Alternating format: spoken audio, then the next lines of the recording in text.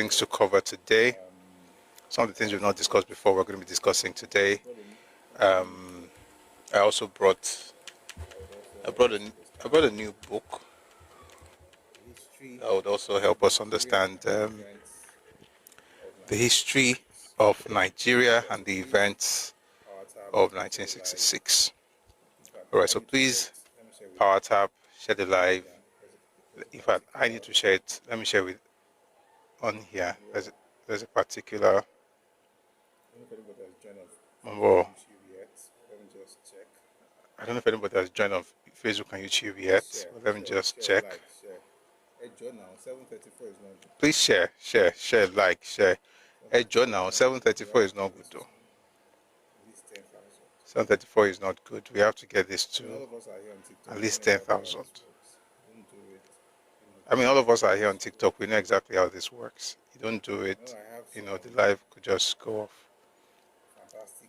I know I have some fantastic power tappers. Apparently some of them are not here right now, but if you are here, please be them. Be that person. Thank you. All right. So because I'm going to believe that while we talk, folks will keep tapping and sharing on TikTok. If you're on Facebook or YouTube, please share the live. All right. Share the live so that your contact will know that we are live. 1 second. I just want to make sure that we are good, and then we can get into this. Hopefully, there will be no.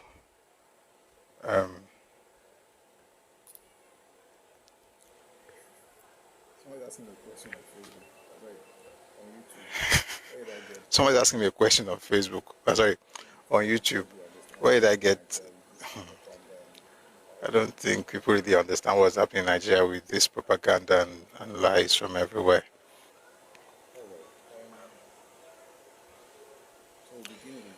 All right. So we begin with some of the news making the rounds in the last 24 to 48 hours. Guys, seriously, we are still on 734. This is not good.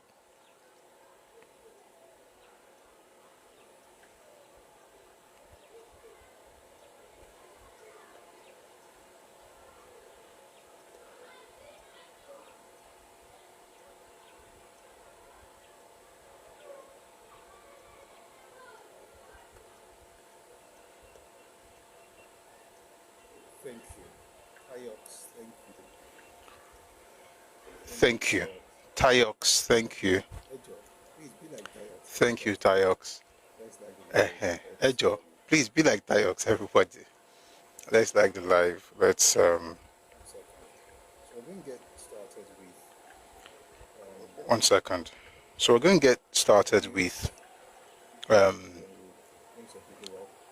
news, and then we'll bring some people up. If you want to be part of the conversation, we'll talk about it for a bit, and then we'll go back to the topic today. So, like I said earlier, I was trying to find another perspective to some of the things we've discussed, and looked through the library, and I picked up a book. I actually found some very interesting things in that book. So I'm going to be sharing from that book as well as the main text, of course. I'm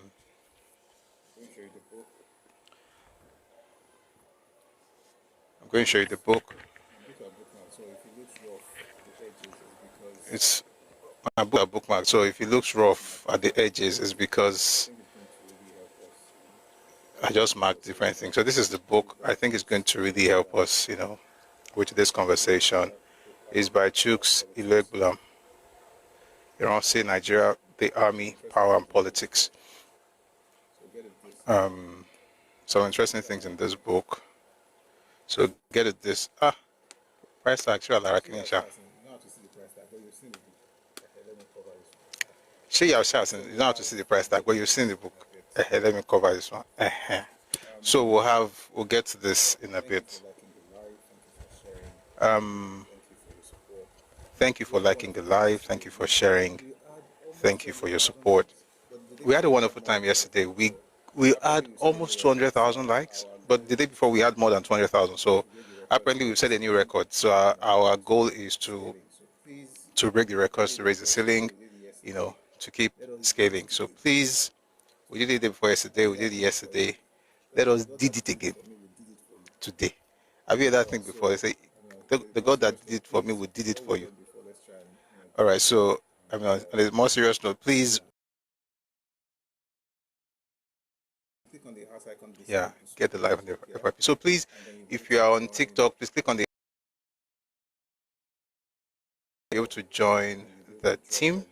If you're already a member of the team, please click on that icon as well, and you'll be able to drop a link. Sorry, a heart me, a gift, something like that. All those things apparently help the live. So please support what we are doing. Thank you very, very much.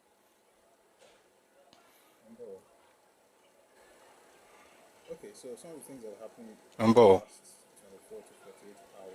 Okay, so some of the things that have happened in the last 24 to 48 hours, I think by far one of the biggest news coming out of Yoruba land is that we now have a new leader new chairman of Afenifere under the leadership of Fashoroti, and the new chairman is now Pa Olufalaye, that Chief Olufalaye. So this is good, right? I mean, something similar happened that led to the factionalization of the organization with the late Chief Ayo Adebanjo pulling out, and it's in his own space that we have people saying that Afenifere is for the whole world because they have no concept of identity. I dare say, this morning I was watching an interview with one of the brightest minds of his generation, Dari Babarisa, and he was talking about, you know how, good evening, Daniel, good to see you. You know how fulfilled you are sometimes when those who know more than you affirm and confirm the things that you say. Like you're like, oh, so apparently I know something. The man was talking about the evolution of Afenifere and how, and I've said this several times, the Afenifere that you had under Pajasi is different from the one that we had in the 50s. The crazy part is that people like what's his surname? Dele Farotimi, is it barrister or Mr. Dele Farotimi? What you see with people like that is they keep telling you that Afenifere is synonymous with Action Group and UPN, as though nothing happened between 83 and 93. Those 10 years, something happened that changed, the nucleus and the idea, the essentially the philosophy of the group. And so you cannot look at Afenifere today and say, oh, it's just for everybody. Why? Because when we had Action Group in 1954, people who were part of Action Group were also part of Afenifere. And then in UPN, we have people like Ikoku and Chief Ajuluchuku who were in UPN. The thing is that right now, Afenifere is Yoruba, is the pan-Yoruba sociocultural group, so to speak. Like it's what stands for us.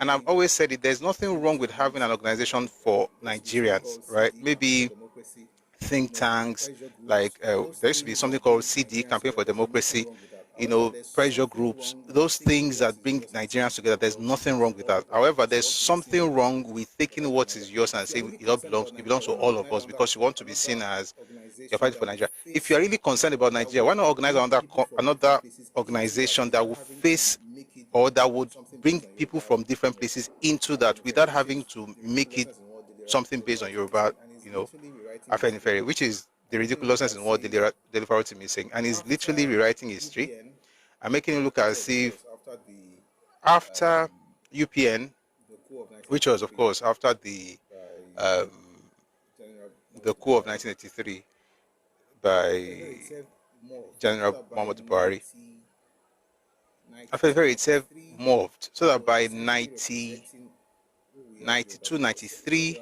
he was essentially representing who we are as Yoruba people, especially around 98. But 93 first, it had taken on the, just exactly what Arewa is to the north and what Ohaneze is to the east. Like, it's important to be able to own what is yours without feeling ashamed about it or thinking that you are a bigot for doing that. It's just ridiculous. But anyway, I'm happy that we have a new chairman of our periphery, and I'm really praying that they would help. What's the word now? Create interest in the heart of Yoruba people generally, and stand as what they're supposed to be or what they were. For instance, during when we started the Fourth Republic, 99. There was a question I heard this morning. Somebody was asking Chief Dairo Barinsa that Afenifere was Alliance for Democracy. So what people do is this: if they want to open it to everybody, they will say it's for, it used to be in UPN, so anybody can join, like what the referral to me is saying. If they want to pigeonhole you, they'll say it's based on a party. But in real terms, or the real thing about Afenifere is that it's neither open to everybody or restricted to a political party. It is something for Yoruba people, regardless of their political affiliations. And so you have people like Madam Bokno Akerele, who left, the AD, but still remained in Afenifere, and people who were still in AD, who were still in Afenifere, and some people who don't even belong to any party, but they're in Afenifere. And that's the mindset, I think, that's what I have as a mindset, because, this is a political party. It's about Yoruba, the Yoruba idea, the Yoruba identity, the Yoruba interest, and things like that. And I'm happy that we have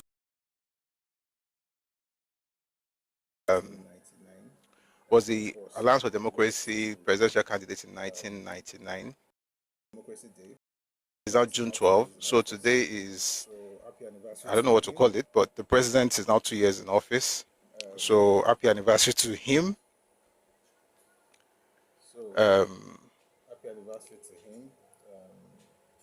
So happy anniversary to him. And I hope that Nigeria keeps, making progress. I will keep having, keep taking giant strides and doing well. All right, so that's that from Afenifere. That's actually quite some good news. Thank you for power tapping. I see we are now at 4K. Thank you very much. Please don't stop. God bless you. All right, so there's also news about talking about President Bola Tinubu, about the fact that he's borrowing $21 billion, and someone had written an article about it, and I thought, it might help us to read it. It's quite long. I'm just going to read the part that I think would help us, just give us an idea about what this whole thing is really about. So it talks about the fact that the president is not about to borrow $21 billion. So it talks about the fact that the president is not about to borrow $21 billion. The MTEF, which is the federal government's medium-term expenditure framework, which I actually downloaded earlier today. You know what? I think I will probably put that in the Telegram channel. But I downloaded it today, but I couldn't get to reading it this morning because I had other things to study. Anyway, it says the federal government's medium-term expenditure framework contains the borrowing plan for both the federal and state government for the next 3 years. In other words, the $21 billion is what the federal government and the 36 states can borrow over the next 3 years. Not that they will borrow, but what they can borrow. They are not even likely to take those loans. It is just a framework for what is possible. For example, while the MTEF provides for extensive, by the way, this is from Reno Mokri, just to put that out there. Tayox, thank you so much. I've been saying, thank you for your consistency. Thank you for liking the live. I really appreciate it. So it says the 21. For example, while the MTEF provides for extensive borrowings in 2025, only $1.23 billion will be borrowed externally, and that $1.23 billion will be borrowed by both the federal and state governments from all geopolitical zones. The MTEF only shows possible borrowing that Nigeria is entitled to based on agreements with our external borrowing partners, which must be in line with both the Fiscal Responsibility Act 2007 and the Debt Management Office Establishment Act 2003.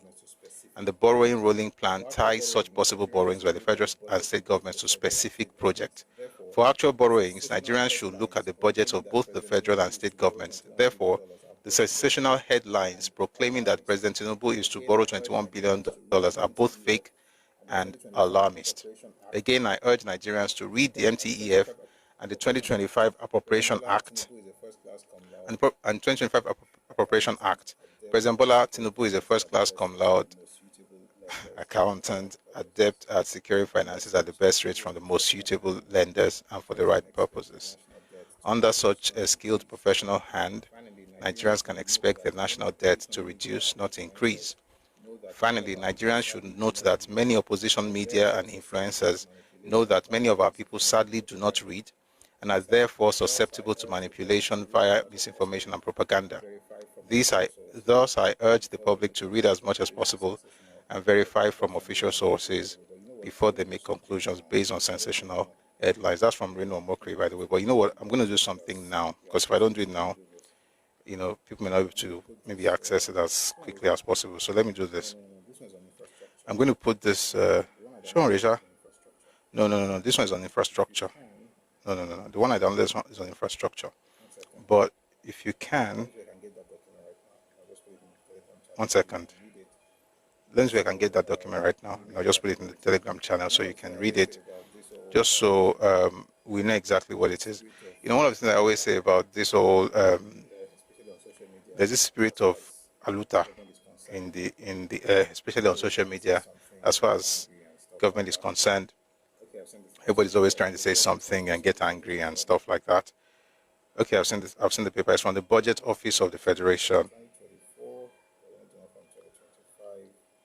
I said the one from 2024, but we need the one from 2025.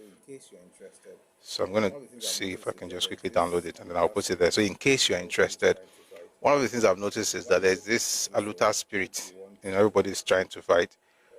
While it's okay to do so, if you want to, want to fight and everything, it's fine. But I think it's also very important to know what you are fighting over. Because I think there's a lot of ignorance about people are just fighting, right? Because it makes sense to fight. So let's do better. Let's try and get information, and that way it helps us. 1 second, please.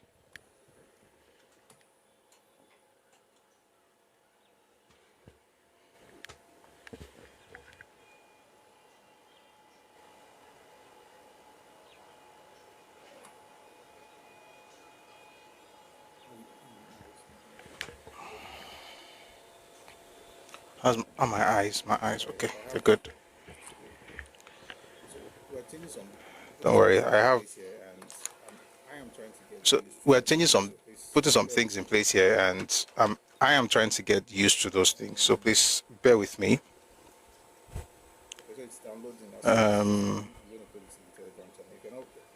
Okay, so it's downloading. As soon as it's done, I'm going to put it in the Telegram channel. If you're not on the Telegram channel already, please. Also, somebody asked yesterday. Join our Telegram channel.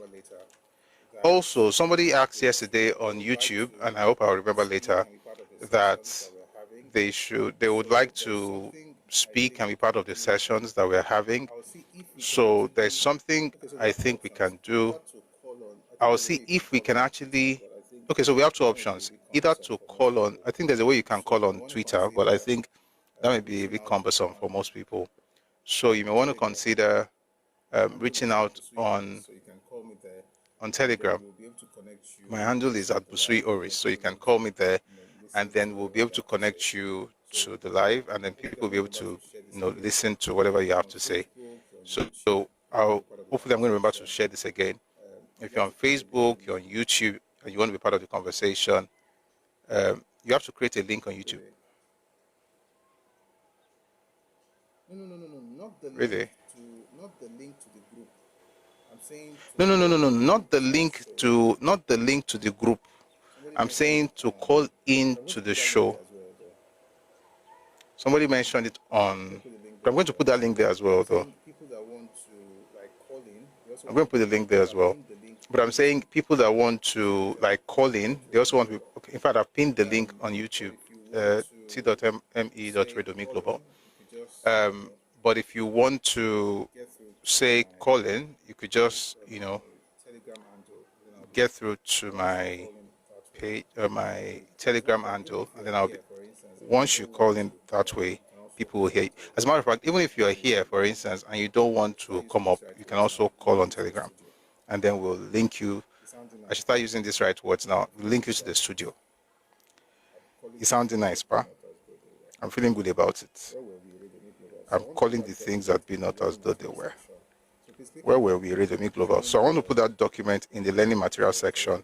So please click on that link, join the Telegram channel, and the link is already there.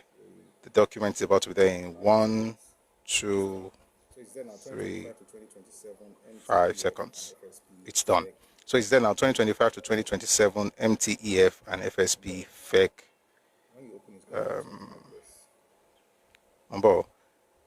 When you open, it's going to look something like this. All right. So I think let's be the generation. Get the materials, we study it, and then we can. So even if you want to, let's say you want to criticize the government, which you have a right to do, you will be doing it from a place of knowledge, not just as a, as a, what do you call them, an agitator. Just want to agitate and fight and be an activist. Get the information first, and even if you want to fight government, at least you will not look like a fool when they tell you, "Have you read this thing?" You're like, I never hear them. So what are you fighting for? Anyway, that's the document. So please check it out. Back to the news. Please don't stop our tapping. Thank you for getting us to 7.4K. Special thanks to Tyox. Good to see you. And good to have others liking as well. But I saw her name come up, and I think she's a lady because of the picture I saw here. Thank you, Jalila Larakwe. Thank you, sir, for liking the live. Daniel the Go-Karter. You guys are angry. All right. So that's that about the medium-term expenditure framework. All right. So that's that about the medium-term expenditure framework. Again, the document is on our Telegram channel now. Please take advantage of that. All right. So let's go from there to Sahara Reporters. Says Abia Government School lies in ruins as community laments despite 120 billion naira education budget. A socio-accountability organization, Monit NG, has raised the alarm over the condition of the Ngodo Central School, Umologu, Umunneochi local government area of Abia State.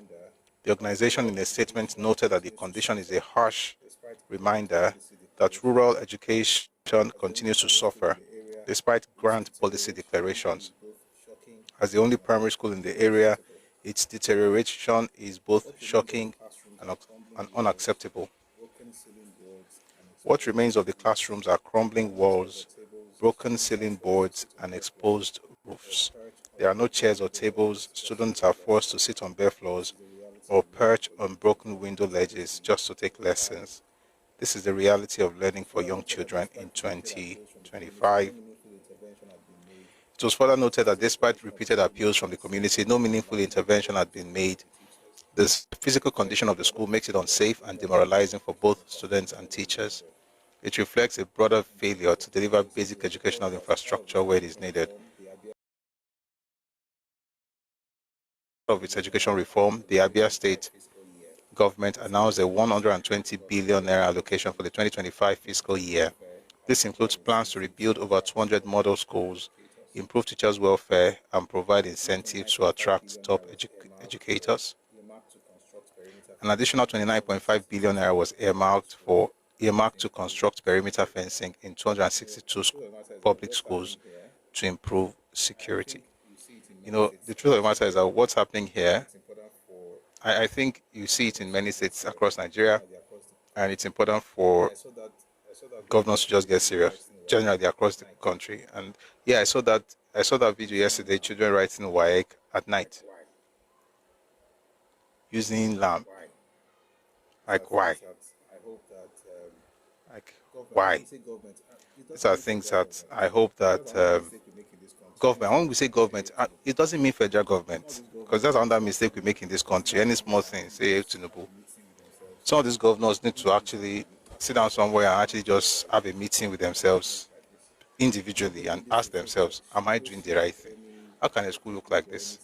I'm not bringing this to throw shade at any ethnic group or any state, but it's just sad that many states in Nigeria have this experience. So I'm hoping that things like this will actually get the attention of such people. Also, if let me just put it out there, if you are interested in maybe supporting schools or something, one of the things we're going to do very soon, once we are properly, we did something last year in December where we gave people stuff, but we're hoping that at some point in our evolution, get to the point where we were able to help schools like this. You could just build a classroom or a block of classrooms, and that will be it from us.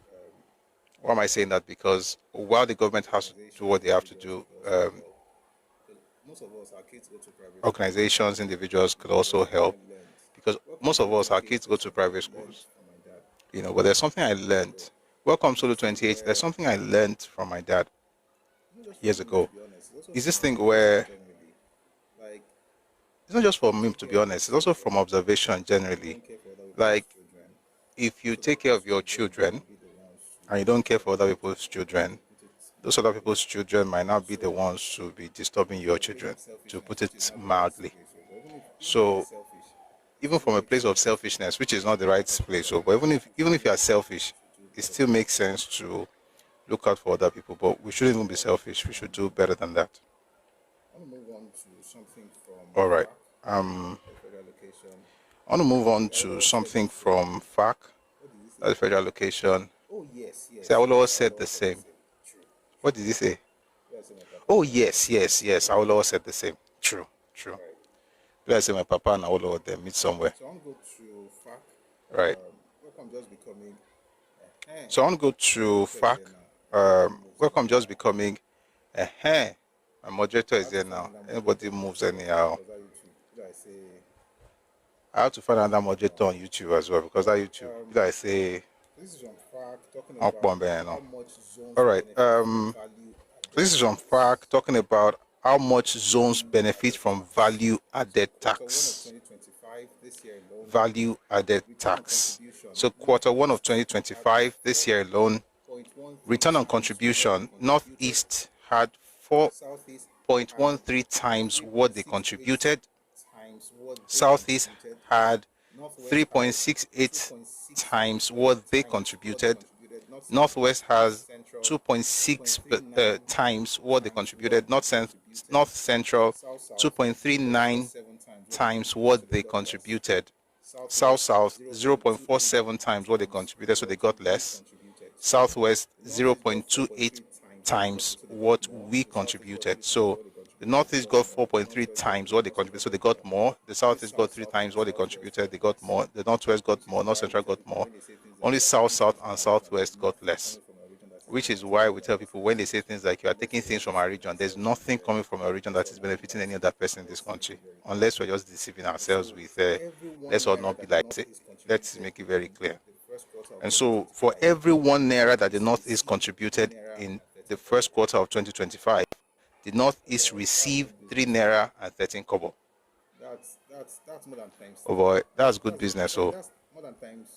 That's more than times 3. That's more than times 3. For every 1 naira that the Northeast contributed to the federal government, whether through, especially through value-added tax, through VAT, they got 3 naira and 13 kobo in return. If the whenever the Southeast contributed 1 naira, the Southeast got 2 naira 68 kobo back. Sorry, this is wrong. That's almost 3 times what they. 4 naira 13 kobo back. Sorry, this is wrong. The Northeast got 4 naira 13 kobo back. I say I'm looking at something wrong. 1 second though. I say I'm looking at something wrong here.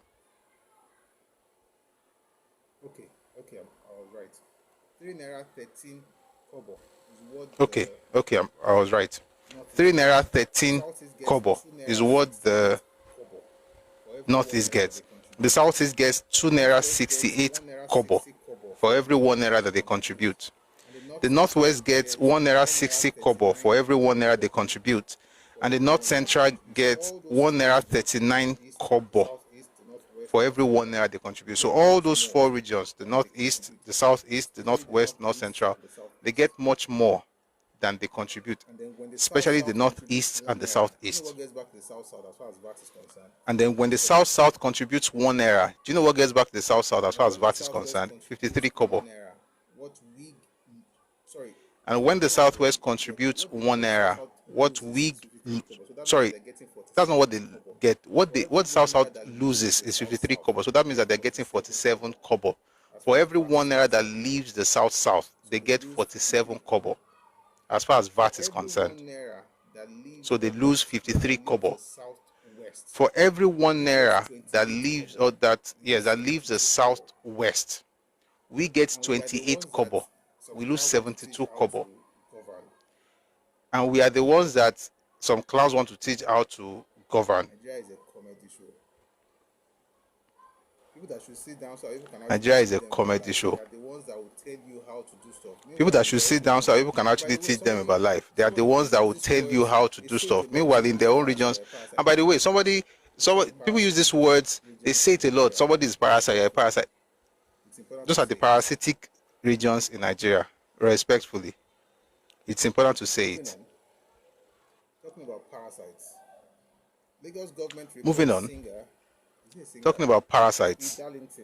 Lagos government reports singer, is he a singer?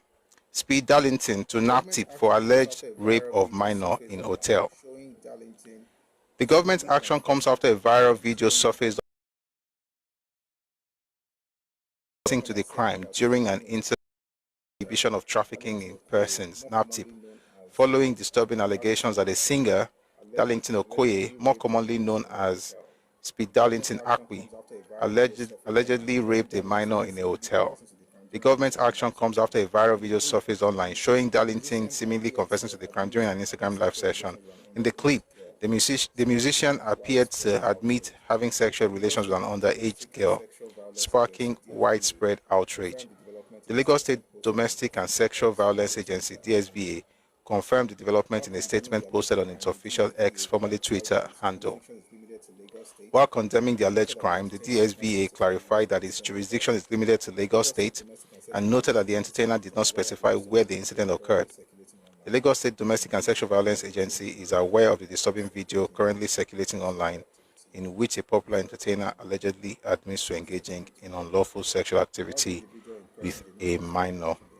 The statement read, while the individual in question did not specify the location of the incident during the Instagram live session, we must clarify that the DSVA's jurisdiction is limited to Lagos. I don't know how that's supposed to be something to be proud of, to the point where you now say it on social media live. May God keep us. Number one, may God help us and so I will not be moving mad and acting like clowns. Number two, may God also give us wisdom to know what to say in public. Anyway, I can't play, the video is everywhere where he's talking about it. But guess what happened? Some people are on this particular page in the comment section writing crazy things. Can be wonderful, crazy stuff. Let me read to you one of the things that you find there. Speed made a wrong content, which we all knows. Let's just leave the mistakes. Which we all know is a joker who like making people laugh. His jokes must be taken so seriously because he is Igbo man. Yes, but some parts of the country, Nigeria, are marrying 8, 9, 10, 11, 12, 13, 14, 15-year-old girl to some state government is not a crime. This country now, wow. Somebody says this is not about tribalism. This man should be prosecuted. Somebody says this is not about tribalism. This man should be prosecuted. And what person says changing your name to Igbo name cannot stop you from being a tribal bigot individual. Why can't you comprehend that it is just a content? All these tribal bigots are on payroll of some individuals whose job is to be attacking Igbo people on X. Are you people not ashamed of yourselves? Speed has apologized for his misuse of word as a content creator. Let that sink into your heads. Fake news. The guy just wanted to trend. Wow. Please play the complete clip. Someone says fake news. The guy just wanted to trend. Please play the complete clip. It's amazing. Yoruba and propaganda. It's amazing. Amazing. It's amazing. It is amazing. All right, let's just move on. I don't want to go back to it because what you see basically is. All right, let's just move on. I don't even want to go back to it because what you see basically is when I come here and I say things like certain parts of the country, it is cultural to not take responsibility. And there's a way I say it, of course. I'm very careful. I don't want to make you look as if I'm attacking anybody, but I'm telling you that from recorded history and even from what's happening today, there is at least one part, a part where it's like a culture to them. They don't take responsibility for anything. It's cultural to look for how Yoruba media enter this thing. Somebody's doing live session. It's his own media company. Live. He talk something bad. It's bad though. You know. This is why you have UGM in some parts of Nigeria. This is why people can just do. There's impunity because there's no sense. There's no wisdom. Everybody can just be a god to themselves. It's amazing. Everybody will be alright, ciao. Because nobody like this and they run life. This is not how to run life. You can't see something wrong with your brother. You can't correct the person. You have to shield. Most of me, also pé ọmọ ajá mọ ọmọ ẹlòmíì ṣe kíní kan. Ó mọ ọmọ ya tiẹ̀ fún lọ́mọ àbí nǹkan bẹ́ẹ̀. Ta ló mọ̀ òwe yẹn? Mr. Tom, good morning. Mr. Tom, good morning. Ọmọ tiẹ̀ fún lọ́mú. Ajá mọ ọmọ tiẹ̀ fún lọ́mú. So you say things against people, but even when your own is doing the worst thing, you must say they are attacking him because he's Igbo. How? Ajá mọ ọmọ tiẹ̀ fún lọ́mú. Nǹkan tó ó ní ọ̀kan tó àwọn wájú ẹ̀kọ́ tó pàjá lọ́mọ ọmọ tiẹ̀ fún lọ́mú. Ó mọ ọmọ kìíní kan ṣe kìíní kan wá ní ó mọ ọmọ tiẹ̀ fún lọ́mú. Owó yẹn gùn jù bẹ́ẹ̀ lọ. Ajá mọ ọmọ tiẹ̀ fún lọ́mú. Ó mọ ti ọ̀yà kí. God bless you. Ó mọ ti ọ̀yà kí mọ́lẹ̀. Thank you. Thank you, our Yoruba lecturers in the comment section. Ajá mọ ọmọ tiẹ̀ fún lọ́mú ṣùgbọ́n ó mọ ti ọ̀yà kí mọ́lẹ̀. Ó mọ ti odù ọ̀yà kí mọ́lẹ̀. Exactly. Just mention something from another place. Everybody is waxing lyrical and writing nonsense. Just say, but nobody's even saying you did something wrong, or you said you did something wrong. And people now say, oh, because you said it, the right thing should be done. Oh, is it because it's Igbo? How? Oh boy, I'm just praying that the next generation of Easterners will be wiser. Because this is not it. All right, let's get back to what we read earlier, saying using one era example. We want to go to the actual figures from the FAC report. The Southeast contributed in the first quarter of 2025. The Southeast contributed 28.37. Excuse me. All right, so let's get into it. The Southeast contributed 28.37 billion in the first quarter of 2025. You know, we're using one naira at that time. It may sound very vague. Let's go into the numbers. The Southeast contributed 28.37 billion naira in the first quarter of this year. And in return, they received 104.5 billion. In other words, they got 368% of what they contributed. 368. The Southeast contributed the least in the first quarter of 2025. You guys should get serious with life. Like, wake up. The reality, just something is not working, fix it. Not to be telling people that you are better than them. You never even reach where you go talk, say you don't do okay, let alone being better than somebody else. The Southeast contributed 28.37 billion naira and received 104.5 billion naira. That's 368% of what is contributed. The Northeast contributed 30.04 billion and received 124.2 billion. That's 345% of what the Northeast contributed. And this is crazy. Wait, though.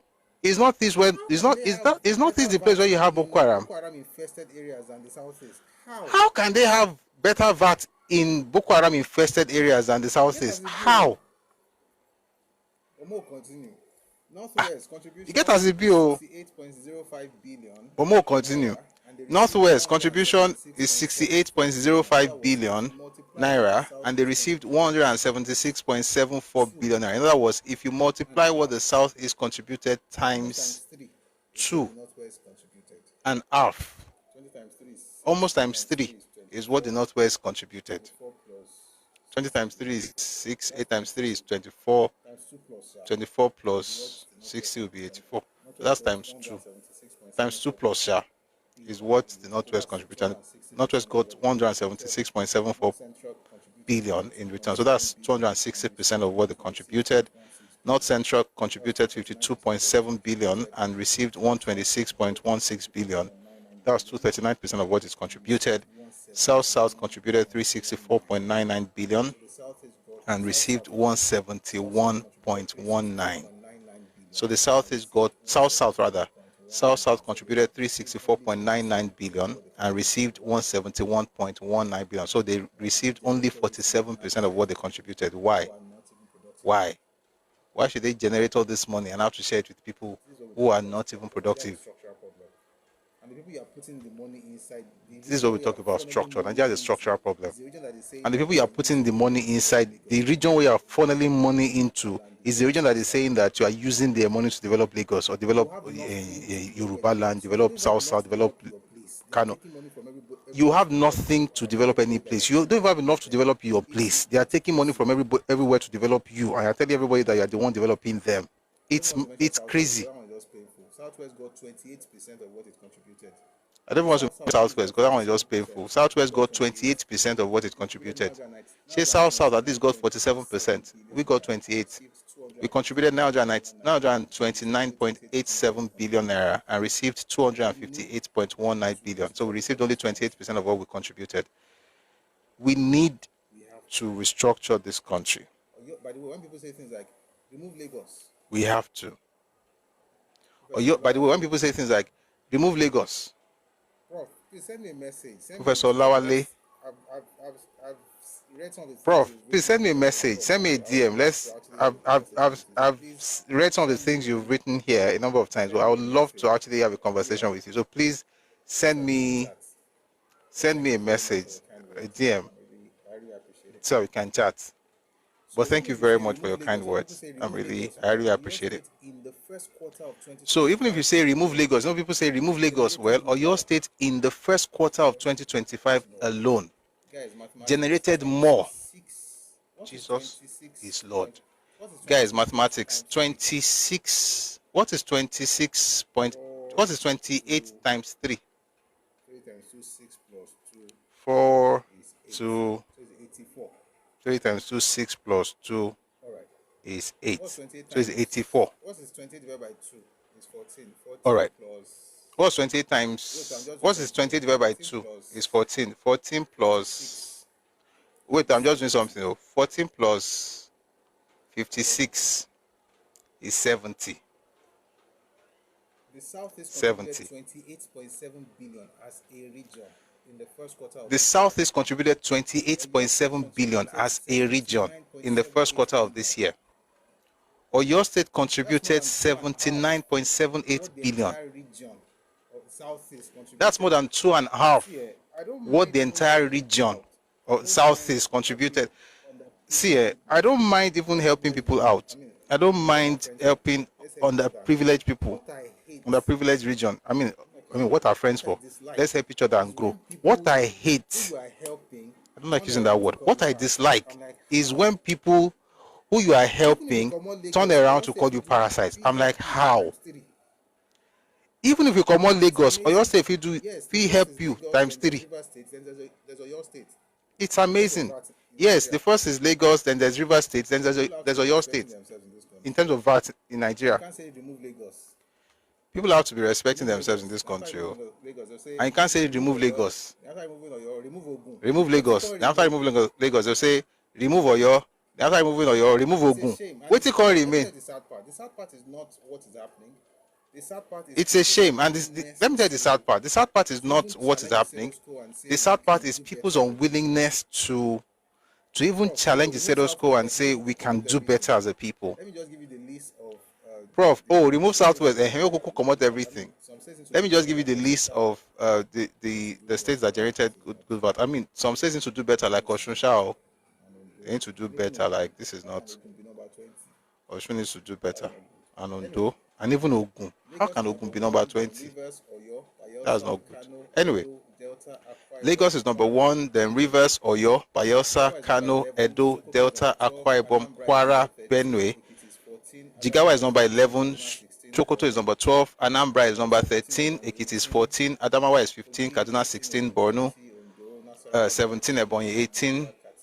Kogi 19. Ogun 20. Ondo, Nasarawa, Bauchi, Niger, Katsina, Osun, Yobe, Plateau, Kebbi, Enugu, Gombe, Zamfara, Abia, Cross River, Imo, Taraba. 3 of the 5 southeastern states are in the lower 10, last 10. We are the one developing the country. Ondo, Osun, Ogun, they need to have a meeting with themselves and make sure that they do better. We've got to. I mean, if they say VAT or even anything as far as their money is concerned in Nigeria, we should have all the 6 states in Western Southwest should be in the top 10. In other words, if you're not number 1, 2, 3, 4, you should be number 10. It cannot be less than 10. So our own people need to do better. But the point is that this would talk a lot. You guys contribute. Pittance. As a matter of fact, what you contribute is not necessary because what you get is multiple of what you're contributing. So there's nothing like you are building Nigeria, developing Oga. All right, I haven't read that. Take several seats. All right, I haven't read that. Let's move on to a few more things and then we'll get to the conversation proper in a bit. I don't want to play this entire thing. I'm just going to play a portion of interview. I don't want to play this entire thing. I'm just going to play a portion of the interview with Tokunbo Wahab because I think we can use this platform to also get more people to hear what happened. I mean, it's not bad news, by the way.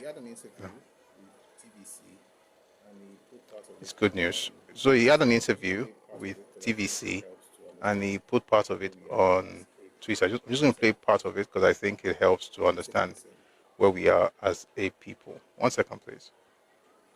Please take a listen.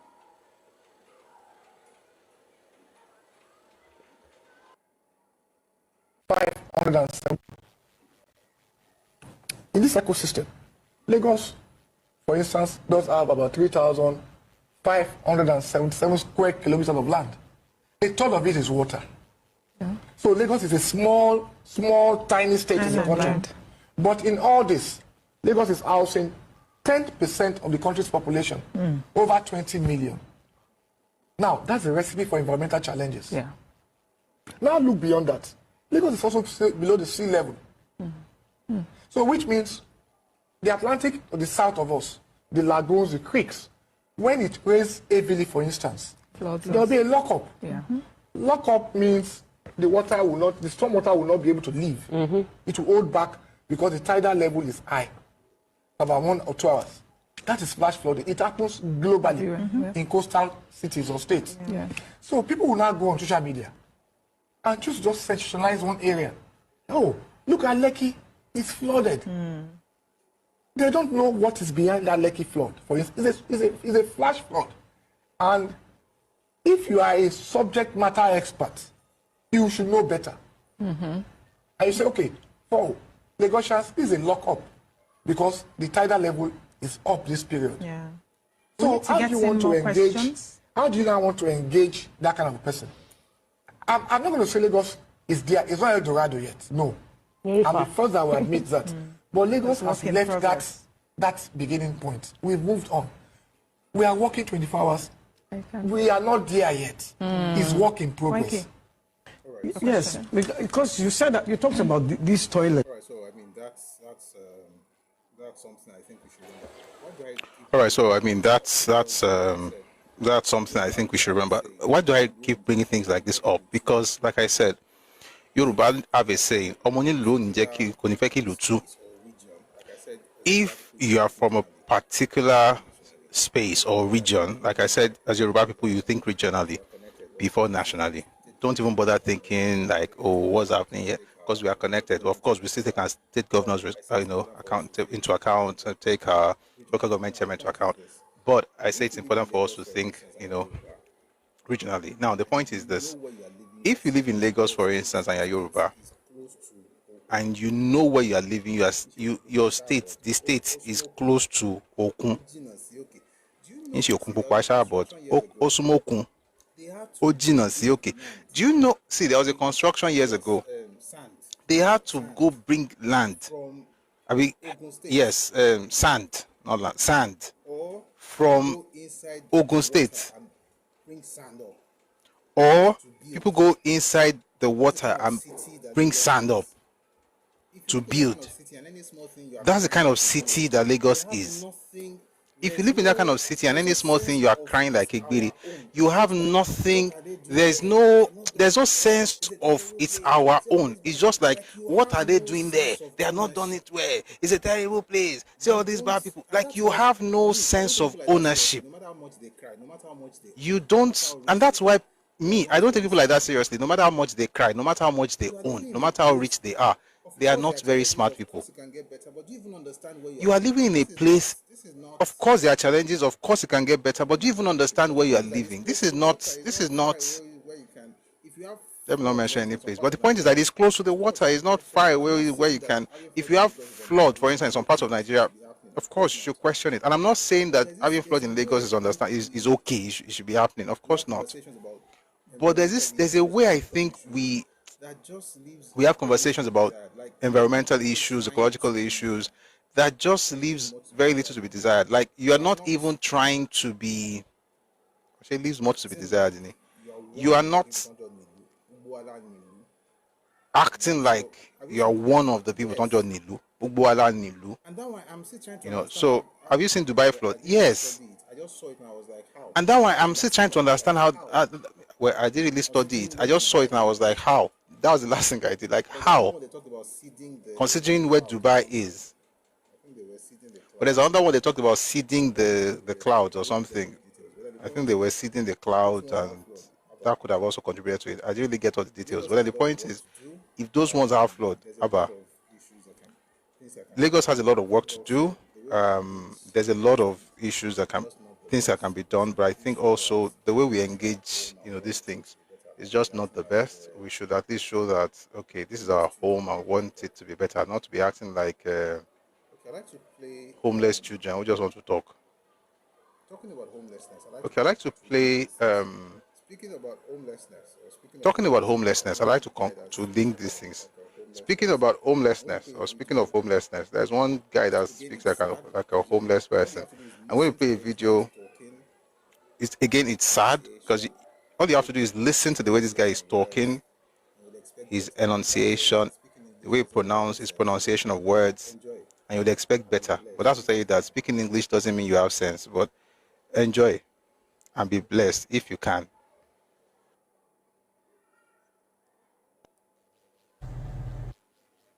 Hausa. Hi everyone, I hope you're all doing great today. So before I proceed with this video, for the sake of my followers who may not come from Nigeria, who may not understand the whole dynamics of Nigerian politics, let me make this clear. In Nigeria, I'm not going to be able to tell you everything, but just a brief backstory to what I'm about to speak on, right? We have many languages and many tribes in Nigeria, but there are three major tribes in Nigeria, three major ones. And they are Igbo, Hausa, and Yoruba. Those are the three major tribes in Nigeria. All right. And if you go down in history, this cannot ever be contested in any way, shape, or form. Igbos are known to be the only tribe in Nigeria that scares the colonial powers to death. The only tribe that has openly and frontally confronted the colonial powers and challenged them. In fact, that actually culminated in the so-called war, Biafra-Nigerian war that we had, in which we lost millions of people. And this same Biafran... So let me take it in piecemeals. Like, this is crazy. There's only so much I can take per time. So let me take it in piecemeals. Like, this is crazy. Man, how? Where? The only group that... How? Guys, Google something. It's called the Anglo-Imagbon War. Anglo-Ijebu War or Imagbon War. It was in 1892. It was the British against the Ijebu people. It was called a war. The one that happened in the South-South, not even in Southeast though. The one that happened in the South-South is called Ekumeku Resistance. And it's not these guys that fought anything. He was promoting his tribe. We are not one. Why can't you mind your business then? You two like it was. Clipper. I think they've clipped your brains, though. You have to go back to the barber that used that clipper. You guys will be lying like fools. They killed millions of people. How many people were in Igbo? Lying like fools. They killed millions of people. How many people were in Igbo land? The most educated and the least educated. You hear him speaking English. I've said it several times. The most educated and the least educated think alike for the most part. They are smart people. Are there people who are not like that? Of course. They are the exception. They are smart people. They are good people. But they are the exception. And you see, we don't have conversations based on exceptions. We have conversations based on the rule. The rule is that certain people just don't think straight. We are the only ones. I'm not sure I can listen to everything. I didn't finish it before. You know what? Let's see if we can listen to a few more things. I'm not sure I can listen to everything. I didn't finish it before I even came here. So let me just make that clear. And I may not finish it, but maybe just a little more, and then we'll move on from here. Right?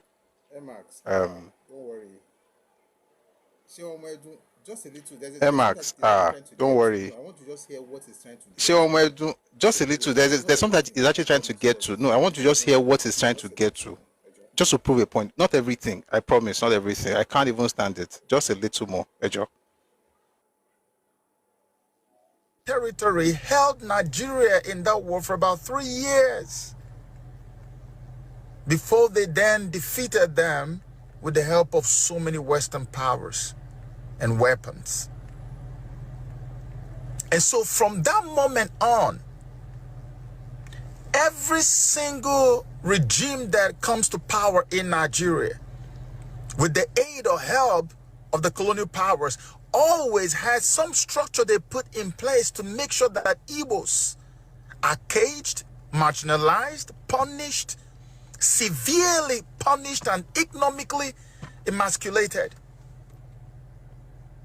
This has gone on for decades. It doesn't matter who is in power. As long as you're in power with the help and you have the anointing of the colonial powers, you must please the powers that be, the colonial powers, by punishing Igbos one way or the other. We've seen it regime after regime. And even despite all of that, Igbos are still prospering and thriving in Nigeria.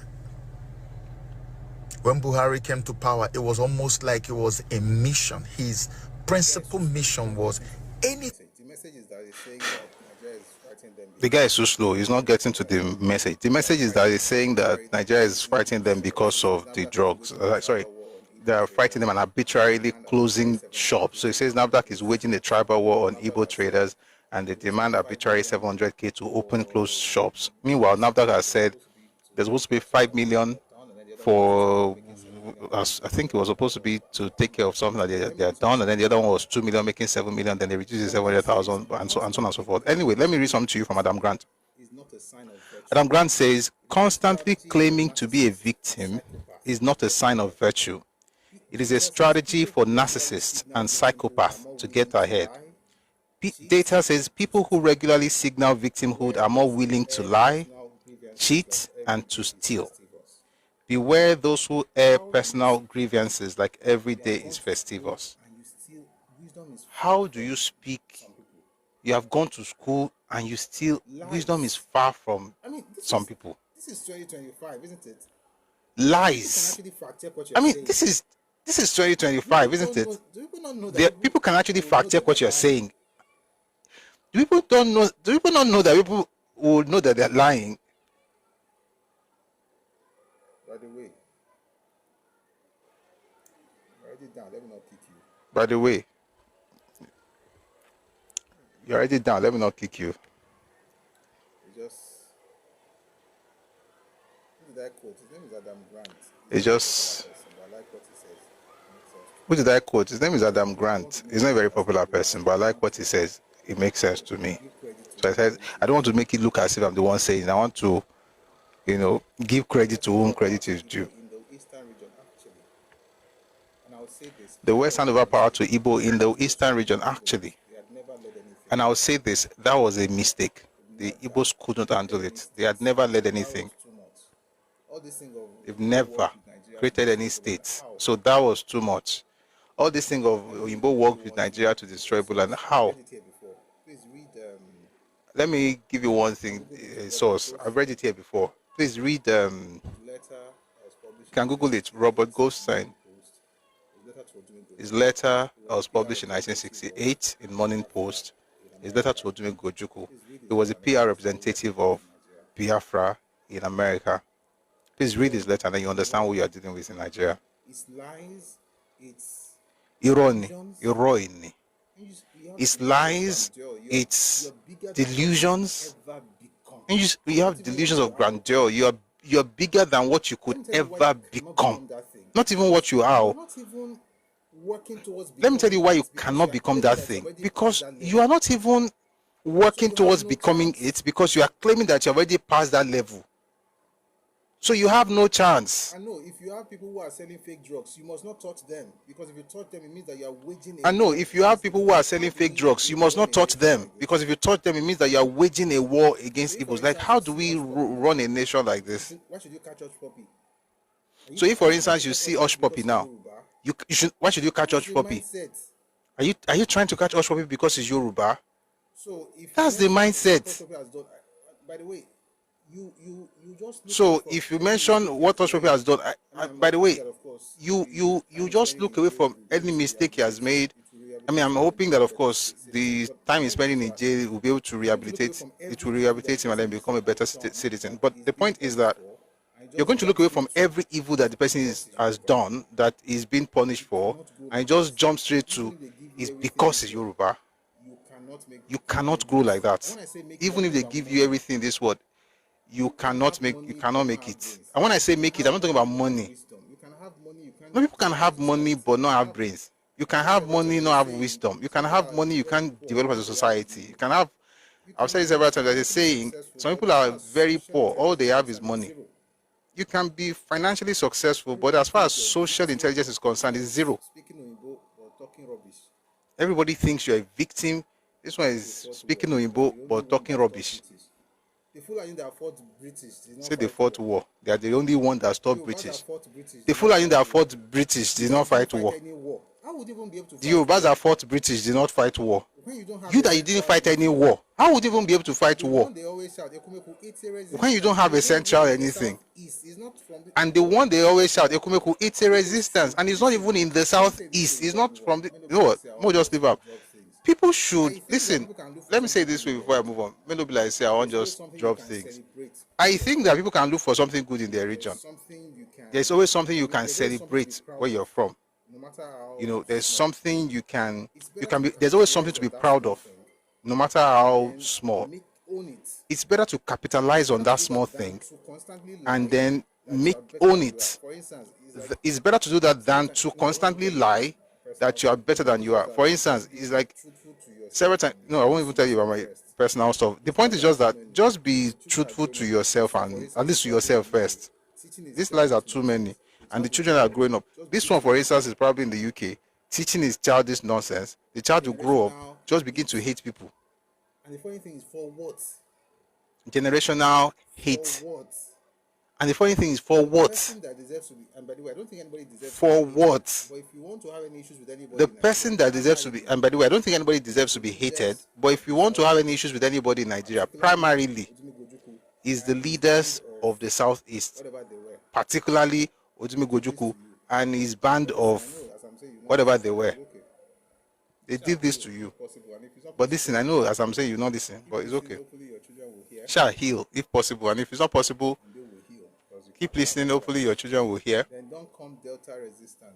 and they will heal, As it because we started, can't continue like this. he did. Then don't come Delta resistant. Azikiwe started it. Absolutely, he did. All right, let's move on from that. He did. Last thing we're going to say today is May 29. All right, let's move on from that. Last thing we're going to say today is May 29.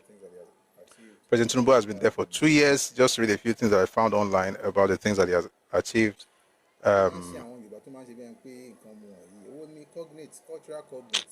Kí ló máa ń ṣe àwọn Yorùbá tó máa ń ṣe bẹ́ẹ̀ pé nǹkan mu wọ̀nyí? Èwo ni cognate, cultural cognate? Tipátipá náà fi ń sọ̀rọ̀ yín di ẹbí ní máa tọ́nà ẹbí kiri. Sorry, somebody wrote something on my YouTube. I just saw it right now on one of the videos. Cognate call. Colgate toothpaste. All right, back to this. President Tinubu has outlined his achievements in a statement reflecting on his 2-year term. So let's just read some of the things that he has achieved according to him. If you don't agree with him, please take it up with him. I'm just reading the news. Over 900,000 beneficiaries of Presidential Loan and Grant Scheme. Azikiwe did not. There are people before him who fought colonial powers.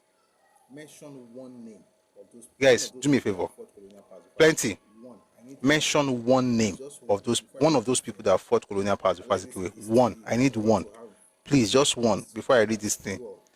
I like this history. We're about to have history class dual. Meanwhile, you know, we're still discussing. We never reach the real topic, so we can do this. So plenty. Name. Give me a name. No, don't go on. No, give me a name. One name. When you guys say these things, nobody usually asks you questions, Abi. And God will bless you as you mention the name. I'm really waiting. Mention the name. You are. And God will bless you as you mention the name. I'm really waiting. Why are you like this? You are. Why Oh God. Are you like this?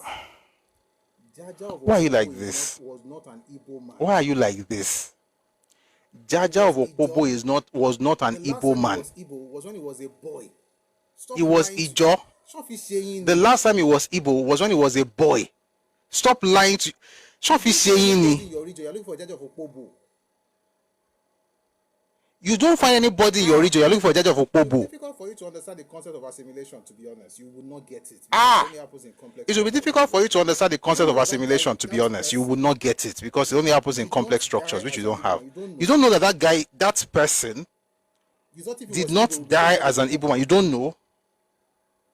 I did not say somebody. You thought if he was Igbo, he would become judge of Opobo. But I say, look, let's sail together. I did not say somebody. I said somebody from the east. My brother Sailor, let's sail together. Let's be on the same ship, I beg. I know people fought the colonizers. I already told you that they fought colonizers in Ijebu, they fought colonizers in the north. I already told you. I'm saying people from the southeast. I'm not saying it's Igbo. Okay, please be listening to the context too. So that stray bullets Aha. will hit you. Please, You will oh, not find one. Otherwise it's because so before that Azikiwe- stray bullets will not go and hit you. no name. You will not find one. Otherwise, it's because before Azikiwe, none. Jaja of Opobo No name. and Ijo man. He was an Igbo boy. Jaja of Opobo was an How Ijo that man. was that he was sold as a slave. He was an Igbo boy who became an Ijo man. And how that happened was that he was sold as a slave. He was sold into, as far as slavery is concerned. And then the community, the society where he was sold into, as far as slavery is concerned, they had this thing for social mobility where regardless of how you got in, you could become anything you wanted to be. It's similar to what we had in Yoruba land as well, where you could, and by the way, there are many examples, for instance, in Yoruba land I could mention that became chiefs or leaders in society. And some of them eventually became like either becoming chiefs in the king's court or becoming big traders in Yoruba land. So what it just had was they had social mobility for you. And although he joined, it was adopted into. Became the leader. They're merchants. Became the leader and eventually, established Opobo. But is he had become assimilated into Ijo culture. He was an Ijo man. He had become assimilated into Ijo culture. He was an Ijo man. Our anthem, Yoruba anthem. Thank you, Obalufon. Omeruman job. Omeruman job. As a matter of fact, if you listen to our anthem, Yoruba anthem, by the way, that anthem was written by Papa himself, Chief Awolowo, and the music was written by Hubert Ogunde, Papa Hubert Ogunde. And there's a line in that song, Basheberu Labomo. Omo Odua Dide, Batiberu Labomo. Shebe lo washa. Something like that. Batiberu Labomo. Like, you don't. This is not to say that, you know, slaves were perfectly treated and they're exactly like freeborns. Of course not. There was a class. If you're a slave, you're a slave. But you could move.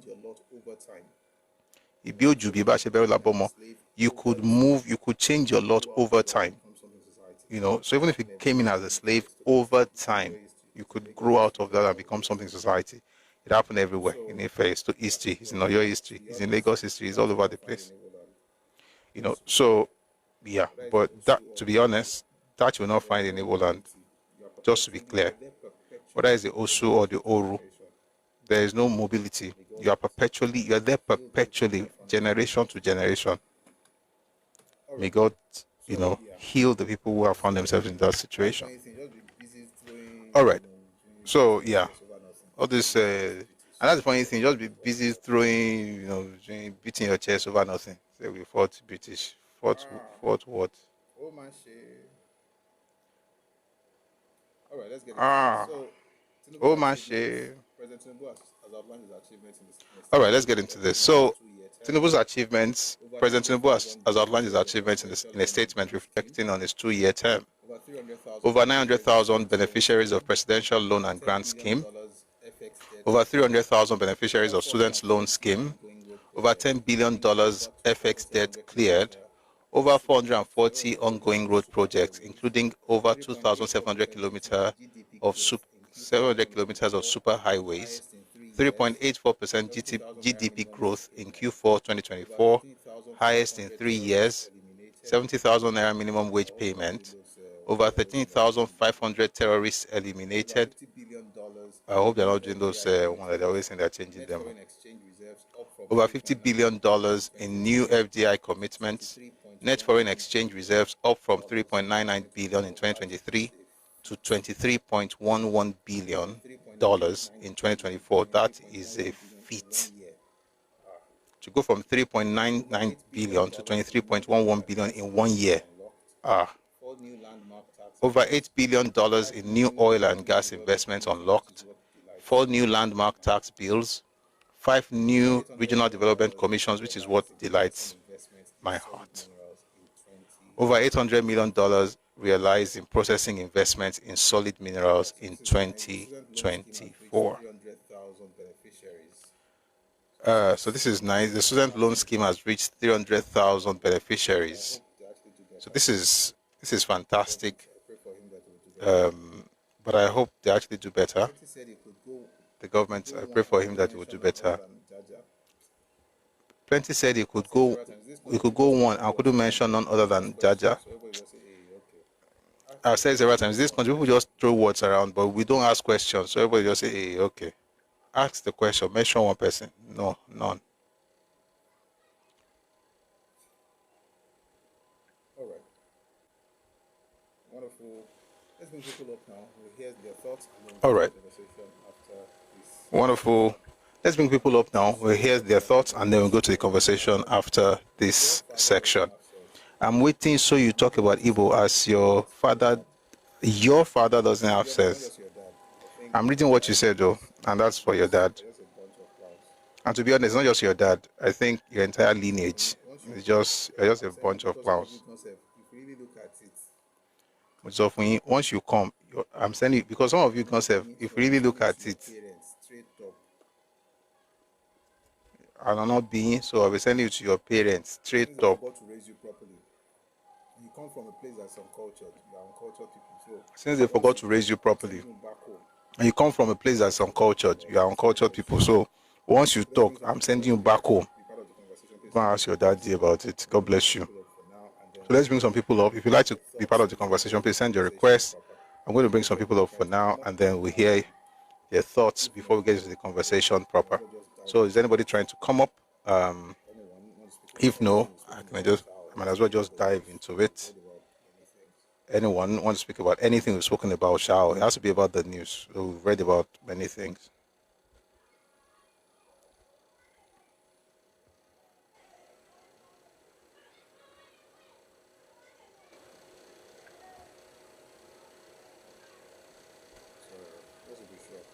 Just be coming. Oh, send request, please.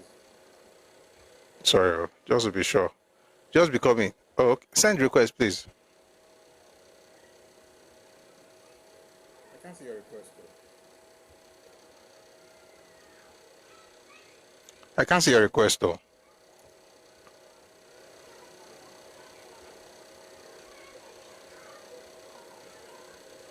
Okay.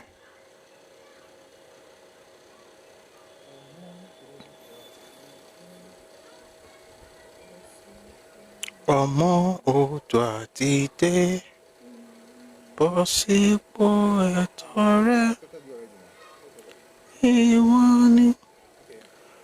I thought I accepted you already now. Okay. Good morning, Abi. Good afternoon. Good to see you. Good afternoon, Lotu. I want to Yes, talk about the fact we need to restructure it because the weight is too much on Southwest. And also, I think Oshun did a little bit better than normal because normally it's Ablisma. It used to be Ablisma. So I think it's improved a little bit, but I'm concerned about Ondo. Ondo actually did just slightly better, but it's not doing enough. I don't know what is happening. And I don't know if Ondo people are here. You need to start telling APC that you need options because your governor, I don't know what he's doing. I don't understand what is going on with Ondo State. You have so much potential. You should be competing right now with Ogun State because you have the coastal line as well. So I don't understand. But anyway, we need to try to find a way to lobby the government. They need to change that structure because the weight is too much on Southwest and it's making some people feel entitled. That it's not enabling us to control our space, control our finances. But from what I've seen online anyway, they said President Tinubu has done at least 60% restructuring. So it still has to do the fiscal federalism and the ethno-linguistic borderline, and then state police, and also decentralizing some of the institutions. So we're praying that God will strengthen him and give him the wisdom and the knowledge and guide him in helping us figure all these things out, because we are the only one, well, aside from all the minority ethnic groups, we are the only one who have not been able to influence how the governance system is properly run since 1966. So I'm hoping we get it right this time. Thank you, Olotu. I really appreciate that. Thanks a lot. Thank you very much for that wonderful submission. I really appreciate that. Thanks a lot. Because we also have to ask ourselves, Yeah, I mean, it makes a lot of sense to have conversations like this because we also have to ask ourselves, is this all we can do or can we do better than this? And I think we can definitely do better than this. So our governors need to get serious, to be honest. I got us to get serious. There's a lot more work to be done. Sorry about that. Our governors need to get serious. There's a lot more work to be done. Infrastructure development. And it's not just on that, just generally, infrastructure development, Developmental projects, generally speaking. you know, welfare of the people, developmental projects, generally speaking. They've got to do better. And Fair. Let me not like to be fair. yeah, As far as that I think from time to time, to be fair, let me not like to be fair, as far as that governor of Ondo State is concerned, they drag him from time to time. I'm just hoping that he gets it and actually does better for the people. somebody up. Okay, we have. Okay. So after, please. let me- Somebody up. Okay, we have. Please. Okay. So after, please let me say it now. If you want to come up now, please come up. After these two people here, we are going into the conversation. So please, just remind us in case your spirit is saying speak. You're not going to come up to say I want to speak to what the person spoke about. Doing well, but I think Ogun State I don't think Ogun State is doing well too. better than they're doing. I think Ogun State is doing well, but I think Ogun State can do a lot better than they're doing. There is no way Ogun State. What number are they? Have? They're not even the first. They're not even the top 10. It's like the Let me for the number. I mean, like Ogun State should be. It's like the manufacturing capital of the nation. Abba. To be fair, Oyo State is also manufacturing a lot. I'll see if I can find the breakdown, but Ogun is. Can I say Yeah. what's wrong with Ogun State? The problem with Ogun State is they need to invite people that are going to create headquarters, or we change the system whereby the VAT are not paid to the headquarters. That is what's happening to Ogun State because they're not getting the VAT. It's going to Lagos. Although I believe that more work needs to be done there as well. But the problem they have is that majority of their VAT goes to Lagos. Well, I mean, they're going to have to find a way around it. Woo companies to open the. Like, you're right. For instance, if you're doing Dangote, most of the. But wait, though. But that's true. That's true. You're right. Ogun State is number 20. How? That's not good. Ekiti has Ogun State even got more than Ogun State. How is that possible? Ekiti has 10.17 billion. Ogun is 7.2. I mean, there's a lot of work to be done. There's a lot of work to be done. But let's have other people speak, and then we'll move on. So let's have Collins. Mr. Collins will go, and then Panther 7. Unless you send your request now, please. Please, after these people, we won't be able to bring anybody up unless you send your request now, please, so that we can. I don't want to be doing, oh, I now say something, I want to say something, and then we're not moving on. So please, if you want to come up, send your request now. All right, let's go, Collins. Good afternoon. Good afternoon, Prof. Sir. I just wanted to react to the video you played about them being marginalized, and they are the only one that have actually been pushing back, even with the British. And they are, sometimes I wonder when these people talks about being marginalized, and in fact, I don't understand. Within 1999, there are these people that, even before 99, they play all this politics with Abacha. They were everywhere. You can just imagine when Babangida was doing his birthday. Look at how the number of Igbos that was there. Even their so-called Messiah he was there. These are the people that really made him. You understand? They've been part of this government during the military. In 1999, we have about 5 or 4 different Senate presidents under Obasanjo regime. Goodluck Jonathan was there. They have been part of the government of Goodluck Jonathan. The only thing I might probably be talking about, I think maybe when they talk about marginalization, they are talking about getting into the presidency. And we have a lot of other ethnic groups in Nigeria who have not actually attained that very that height. I don't know.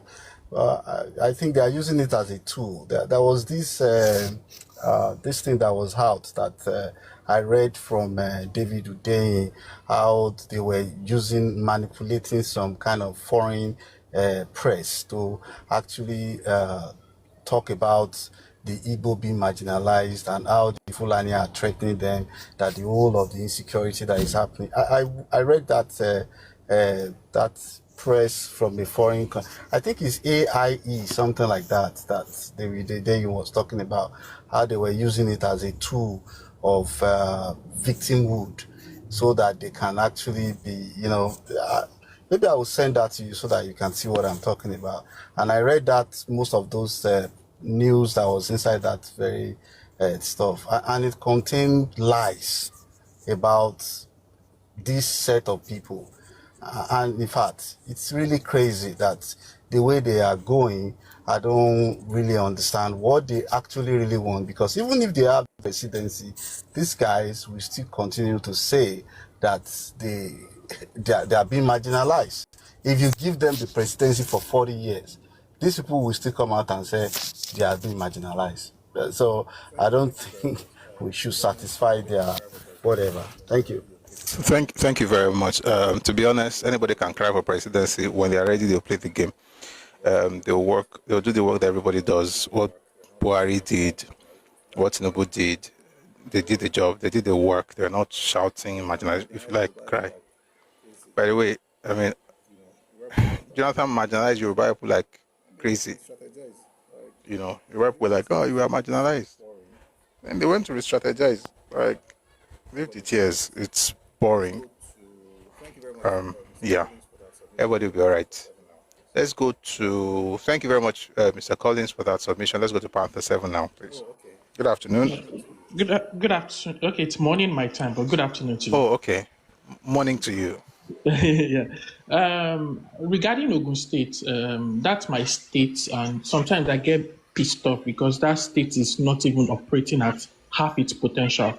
So I was having this discussion with my friend this other day. I think the problem with Ogun State is scalability. So they've signed so many contracts. There's so many, like, I think they've signed contracts with Dangote to build like the largest inland ports in Nigeria. There are so many other deals they've done with other people, with like large manufacturing companies. But the problem is scalability. That doesn't translate to affecting the lives of the common people. So it's like having like this giant infrastructure and like the people of that state are not benefiting from it. So basically what the government needs to do is like, when you have like all these giant companies come in and set up their infrastructure plan, let the locals benefit from it. It could be like having like citizens of Ogun State being employed there, and also the ecosystem around that infrastructure. Like people can benefit from it, building infrastructure, building housing projects, building things that would basically support like the ecosystem of whatever infrastructure they are bringing into the state, so that people from the state can tapping into whatever they are building. So I think the problem with Ogun State, they have so much potential. There's so many giant manufacturing companies there, but that doesn't really affect like the lives of like the local people who live there. And it's kind of frustrating because by all metrics, Ogun State should be even outperforming any other states bar Lagos, but there's so much potential, and I feel like the government needs to wake up. People from Ogun State also need to wake up, and there are different policies that they can implement that would ensure like people from the states actually get to benefit from whatever mega deals they are signing or whatever mega deals they are bringing into the states. Okay, thank you very much. Oh, the host is not around. Panther, Yes. can I quickly interject? Some of the things you said there are not factual. Ogun State is actually doing a lot, but the problem, what I spoke to someone, they told me that Ogun State will offer you a job first because you are indigent. They normally do that, but we don't have a proper human capital development because even the youth, they are not investing in education or involving themselves in things that will help improve them. Like they can't even write CVs. Some people can't write CVs. That's how bad things are. So the government is doing their part, but we also have to do our part, and we have to pressure them about their human capital development. We need to see the data before we can even analyze the problem. And regarding the companies, majority of those companies, their headquarters are in Lagos. So the VAT goes to Lagos. And Ogun State has been trying to sort that out. I hope they do fix that system, or Ogun State attract more companies that will create headquarters in Ogun State itself. Thank you. All right. Thank you very much. So just to balance this, there is something from Dangote a couple of months ago. The President and Chief Executive Officer of Dangote Industries Limited, Alhaji Aliko Dangote, has announced the company's decision to revive the abandoned Olokola Free Trade Zone project in Ogun Waterside local government of Ogun State. The project aims to develop the largest seaport in the country, marking a significant boost to Nigeria's maritime infrastructure. Speaking on Monday, Dangote attributed the decision to return to the Olokola project to the favorable investment policies introduced by Governor Dapo Abiodun. He noted that the company's initial plans to develop the OKFTZ, that's Olokola Free Trade Zone, were halted due to unfavorable conditions under the previous administration. We earlier abandoned our vision of investing in the Olokola Free Trade Zone, but because of Governor Dapo Abiodun's policies and investor-friendly environment, we are back and will work with the government to construct the largest port in the country, Dangote stated. Also, there's something that the Ogun State government is working on. They're working on the largest cotton processing. One second. Let me just read the news. So this was on the 1st of May. Tinubu. So this was on the 1st of May. This news came out on the 1st of May. It says Ogun State Governor Dapo Abiodun has disclosed that the President Bola Tinubu would perform the groundbreaking for the establishment of the biggest cotton and polyester processing factory in the world at the Special Agro-Processing Zone located at the Gateway International Airport, Ikperu, Ilishan area of the state. Speaking while receiving the former Accountant General of the Federation, Mrs. Oluwatoyin Madei, and members of the Ikperu Development Association in his office at Okemosan, Abeokuta, on Wednesday, Governor Abiodun said the factory, which is under the Renewed Hope Cotton Resurgence Initiative, would sit on 400 hectares of land. Can you help me just mute this person? Because I don't think...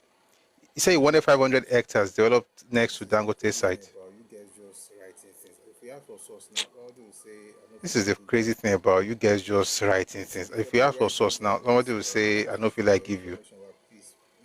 Please, if you're going to write things like this, thank you for your information, but please, be trying to tell us where you found it, so that way, it will be easy.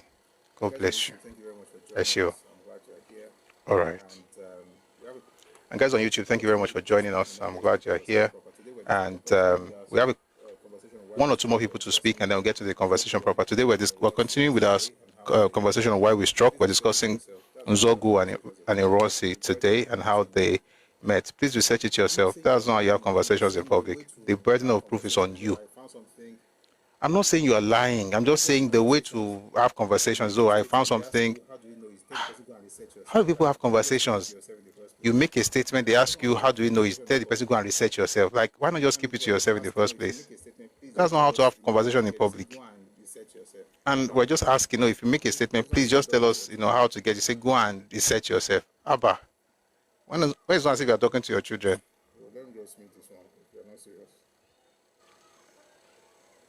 Well, let me just mute this one if you're not serious. You say I should ask. What did I just do? You are waiting for... What else do you want before you know that somebody wants you to say something? How else should I ask? Who do you people even think you are? Say I should ask. How else should I ask? I should prostrate. Apologies, Jerry. Please go on. We asked you for source. You say I should go and research. That I should ask. You dismiss before you ask. Okay. Thank you for your information. Okay, now I've undismissed it. Give us the source. Thank you. Apologies. Please go on. All right. I think you can't unmute. That's because you didn't mute when you came up. Okay. I hope you can unmute. All right. I think you can't unmute. That's because you didn't mute when you came up. Okay. I hope you can unmute now. Good afternoon. Okay. Good afternoon. Good afternoon, Lutu. Good afternoon, Chief. I want to say something about Ogun State because I know Ogun State very, very well. I can say that's the part of Nigeria that can even drop the map offhand. I will tell you the problem of Ogun State. I will not say it's Lagos State, and I will not say because Lagos State ought to be a blessing to Ogun State. I will give you an instance. This is what I'm trying to say. Just calm down, Lutu, then you understand what I'm trying to say. So I'm calm. I thought you were your countenance now. Your countenance. When I said Lagos ought to be a blessing to Ogun State. Yeah, I was thinking about something else. So you are right, though. Okay. I'm actually supporting you. I wasn't Abba. Okay. So, but the problem is this. Let me give you an instance. Let me give you some areas in the boundary where the problem actually started from. Let me say, Bengadania is a fantastic human being, a fantastic governor. He actually opened up Ogun State. But this is where the problem, Bengadania don't actually know Ogun State terrain. That's where the problem. Alagbole, Akute, Lambe,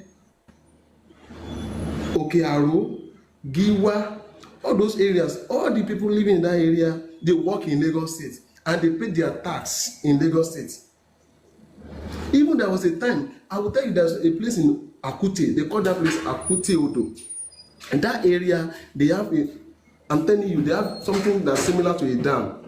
They can use for anything. Lagos State is using that dam. It belongs to Ogun State. Lagos State is using it for as water corporation. What Lagos actually did was just to give the people in Akoti Odo water. Then the rest to Lagos State people. Then on dam where, one dam where. I wouldn't know. I wouldn't know the exact Lagos State if I know for. Up to that, part of the Ijushaga used to be part of Ogun State. But I don't know how Lagos State was able to take it over from Ogun State. Please hold on, please. Please. Okay. Lagos State was created before Ogun State. I understand that. I understand that. I will explain what I'm trying to say. There was a part of Ogun State. Those who know this area, one will be calling this area Elliot going to Ajuwon. Èèyàn lè gbàbẹ̀ lọ sí Òkè Àrò, èèyàn lè gbàbẹ̀ lọ sí kíná kò bí báyìí mo ti gbàgbé kò bí báyìí so mo ti gbàgbé bí báyìí tó jáde lọ sí ibi tí railway wà yìí ibi tí railway Lagos State stop railway sí so ibẹ̀ yẹn gbogbo àwọn tó ń gbé bí all those areas ṣé ìdó gbogbo tax tó wà ní tó yẹ kó Ogun State máa benefit. The population, let me give an instance, let me give a short canal. The population of Alagbole and Akute down to Ajuwon to Lambe is more than the entire population of Abeokuta. You might not believe me, but I'm giving you a fact. Very huge, but they work in Lagos, they pay their tax in Lagos, but they live in Ogun State. And I think the Constitution of Nigeria says you should pay to where you stay. Is that not? You know that I'm not sure, but you know that a lot of people, their taxes are deducted before payment, before they even receive their salary. Yes. I agree with that. So if your company has already deducted your tax and you can't be taxed twice. But you have an address when on your CV when you apply. But unless they're not removing that money, so because I get your point and you're right, but it's a conundrum. I don't know how they're going to work. But today that I know Ogun State very, very well. I know it's more than even my Osho. So that's what the problem I just see. I think our government can help. I want to abandon Lagos State and Lagos State then Exactly. The truth of the matter is that I want to send down stay what they. I'm governor saying even if you actually want to win go to boundary, vote one last song. Go and there's a part of even Ojodu Bega that you don't know that is Ogun State. Ojode Abiodun down to Dero Ishashi, Jade Sakute, all those areas. Àwọn èèyàn mọ̀ pé actually Ogun State ni, wọ́n máa rò pé Lagos ni. Láti bá tí wọ́n bá gba kínní wọlé kò sọ́kọ́, Ojodu Bega kò sọ́kọ́ wọlé, ibi bridge yẹn. So that's a very boss business. They should talk to you because a transportation business. Just talk to you as well. I will know exactly. Very well. That is just the truth. But Ogun State will take advantage of the boundary one. Don't be a general gun. But on 20 sites in bed, they can't go there. Please power tap, share the live. Sorry about the break.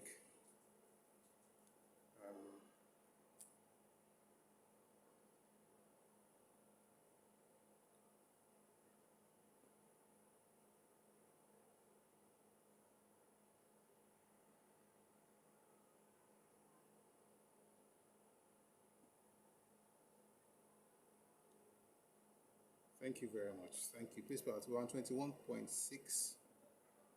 Let's try and get this up, please.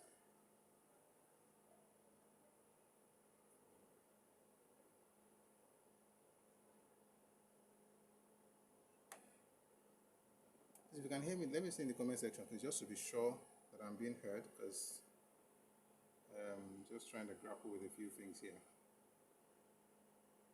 Please, can you hear me?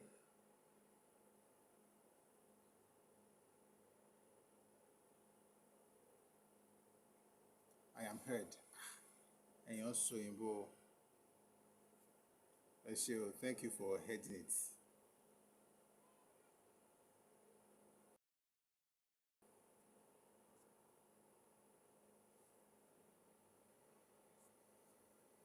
For our people on Facebook and YouTube, just 1 second. We're going to get this sorted in a second.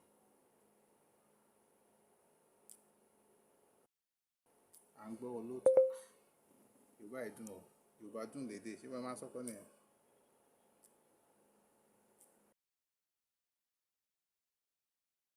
So there is an reset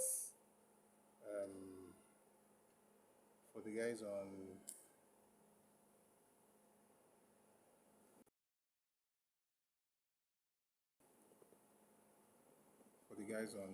YouTube. Oh, sorry, on YouTube and Facebook. So just give me 1 second. I should stop saying 1 second, to be honest. It's always taking more than a second.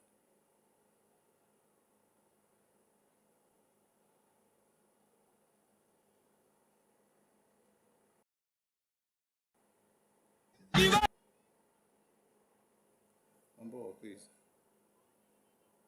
Just want to get them on, and then we'll get back into it. It's going to take me another maybe couple of seconds or minutes max.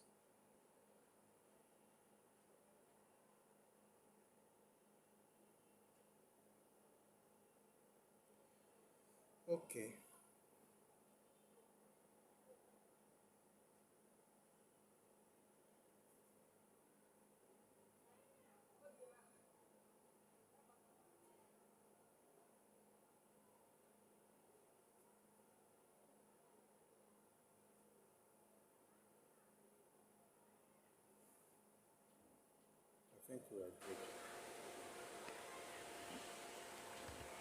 I think we are good.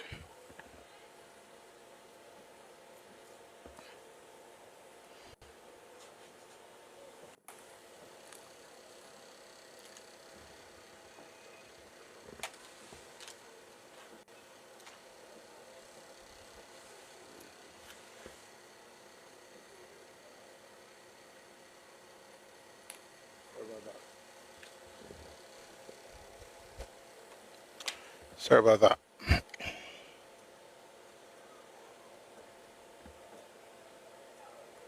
Sorry. Yeah, things like this happen sometimes. Technical issues. Sorry. Yeah, things like this happen sometimes. Technical issues. There's something we have to get done, and very soon we'll get it done. You know, we're growing in, taking our steps. All right. All right. Everybody's well here. Okay, yeah. 24.2. Please let's get this thing to. Hope everybody's okay. We're all here. Okay, yeah. 24.2. Please let's get this thing to. Let's get this to. Where should we get it to now? Let's get it to 50K, please. So please, if you can, kindly power tap, share the live. I think we're back on. Okay, I think we're back on. I think we're back on YouTube as well.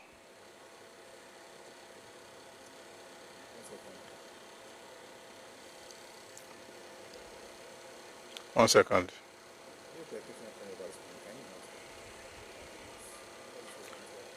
I had a technician come over this morning, can you imagine?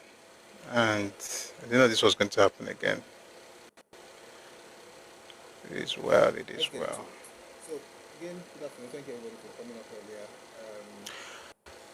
Let's get into it. So, again, good afternoon. Thank you everybody for coming up earlier. And if you were not here, if I was not here when you were speaking and I couldn't, thank you. Sorry about that. But thank you very much. All the people who came up to speak.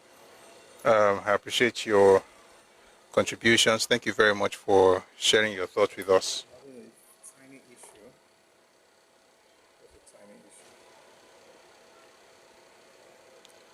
I'm having a tiny issue.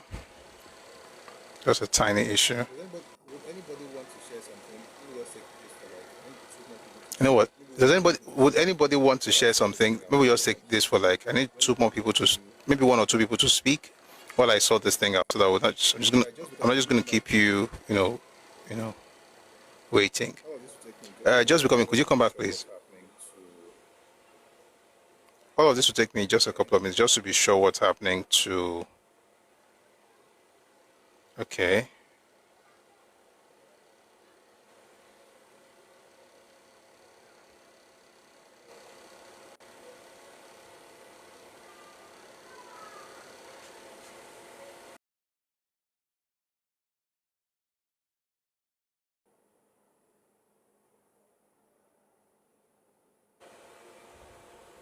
Sorry about that. Resend your request, please, just because I think we're good now. It's perfect now. But I since you, someone is, they will get to the conversation properly. It's good now. Okay. Okay. And with your support. Sorry about that. Resend your All of this is happening because request, please, just because I think we're good now. It's perfect now. But since someone needs to come up, so we have just a couple minutes, they will get to the conversation proper. It's good now. We're good.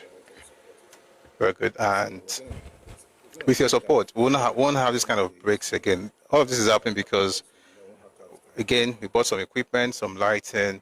It's too powerful for the inverter that I have. So I have to put on generator to support it. So we're gonna upgrade that, the coming days. So that will happen very soon, and then we won't have to have these kind of issues anymore. But I apologize for the break. I can't see anything you sent to Just Becoming. And by the way, you're on private, so I can't invite you up. Anyway, I want to also get on to Sokale. All right.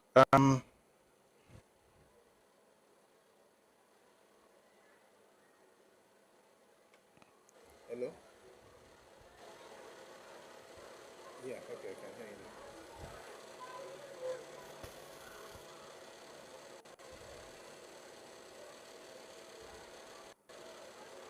No, we're never going to that. No, Hello. just generally, there are other things. Yeah, hi, hello too. Yeah. Okay, I can hear you now. Yeah, regarding the fact, I sent you a message. I don't know if you've seen it. We can't really focus on it because so we can't really. No, we're never going to that. No, just generally. There are other things. Oh, okay. Mongo. Oh, Wait. well, I don't want to say too much because I want people in around to sue me. But I have good news for you regarding àwọn oníṣẹ̀ṣe. So, for instance, now, mo bèrè lọ́wọ́ wọn pé mo Send wọ́n me. invite me sórí- No, wait. Please just send me the message. Social media. Oh, I okay. beg. Okay. Please just send me the Because mo fẹ́ sọ pé wọ́n message. ti ń guide nǹkan wọn ni mo fẹ́ sọ. Mo bọ́ ṣe ń ṣe No, just send me engineering yẹn. anything that has to do with them. Just send me message. Okay. Because Okay. for the ones on social media, I don't like. They don't even understand what they just get angry unnecessarily. So I don't like to even. Yeah, okay. They don't. Yeah. But, So yeah. just send me a message. Okay. Well, regarding the This is about the topic old ROF. ROF is not even what people think it is. No, sir. It's to do with bí àwọn Igbo ṣe ń social engineering ìṣẹ̀ṣe tó ń sọ Please pé just send àwọn me a ní message. Ọbàtálá. Just send me a message. Okay. Just send me a message, please. Thank Okay, you. I will send you that. Okay. Thank you. Because it's just a conversation, so I'll send you what I heard anyway. Yeah, regarding what that guy was saying earlier. No problem. Tó sọ pé àwọn jà or whatever. I mean, if you notice the way we're speaking, he doesn't sound like he's all right. Doesn't sound like he's all right, and that's what I was saying.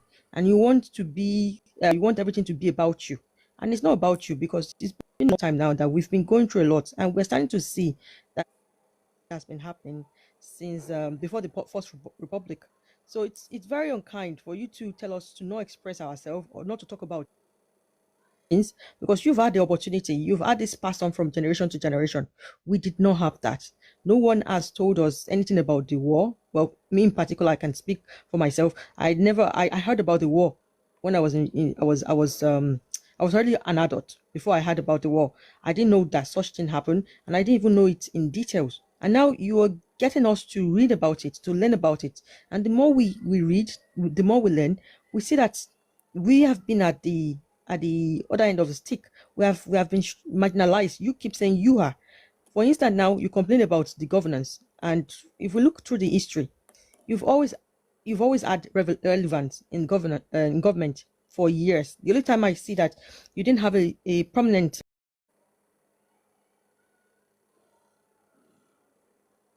Yoruba people weren't giving Buhari came along. I believe that he decided not to apply the SE because they didn't vote for him. So that's a different situation entirely. So to say that you've been marginalized and you've not had any opportunity, it's kind of a slap in the face for Yoruba because some of you are in our markets, which belongs to Yoruba women. Markets in Yoruba land belong to Yoruba women. You have access to this market. you're trading in this space, and you came to our land because of the buying power. Because if you didn't have the market, you didn't have the market niche, you wouldn't be in Yoruba land. And then you say we're spending your money. This rhetoric has been happening for years, since the time of Azikwe. It shouldn't be happening now. Many of you are, this is generations of people that should be more educated, well informed, and be able to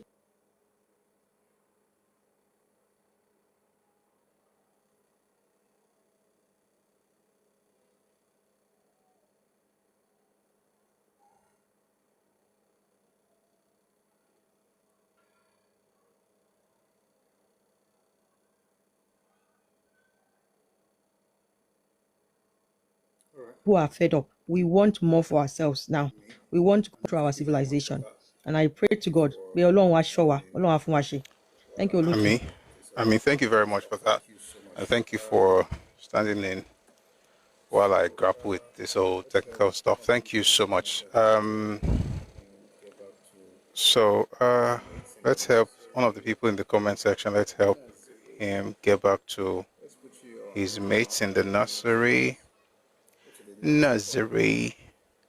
Let's put you on timeout, 5 minutes sparks. Go to the naughty corner. All right.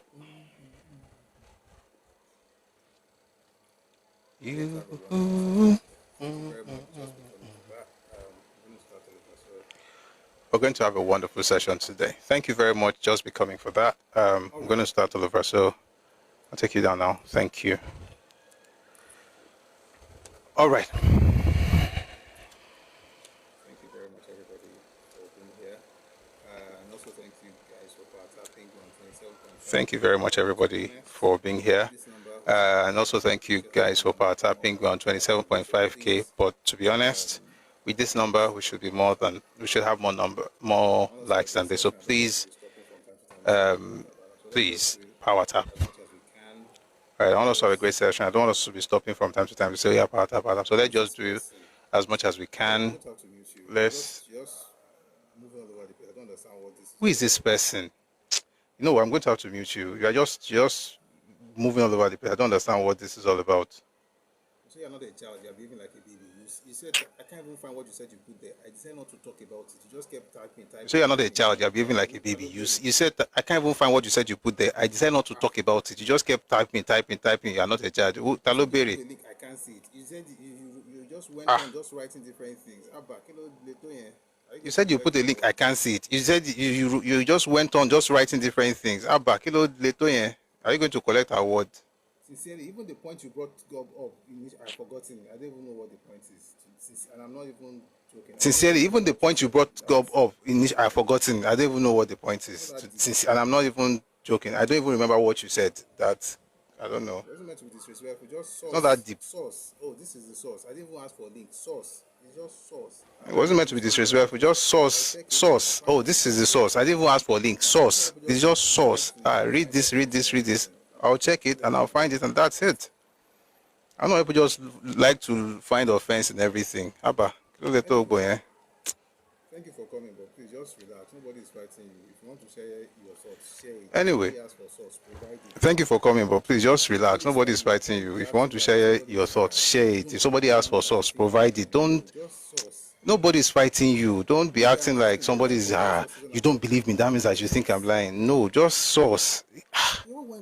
Me that I'm asking, don't I provide sources when I'm talking? Like, it's not. We all went to school now. Don't we ever. What? It's not that deep.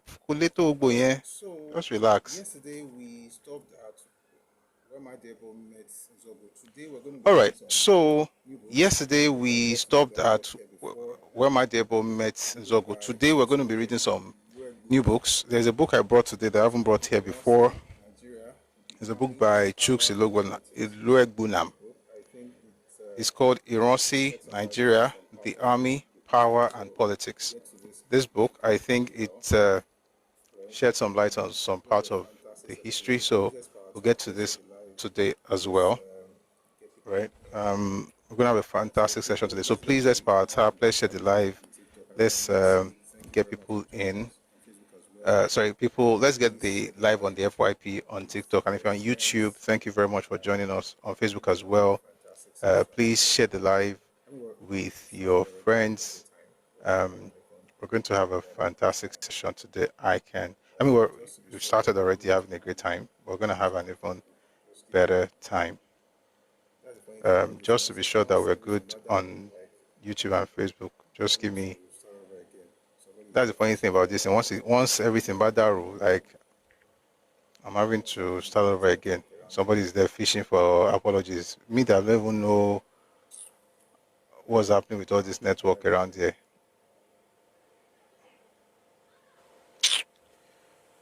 Wow, that live ended.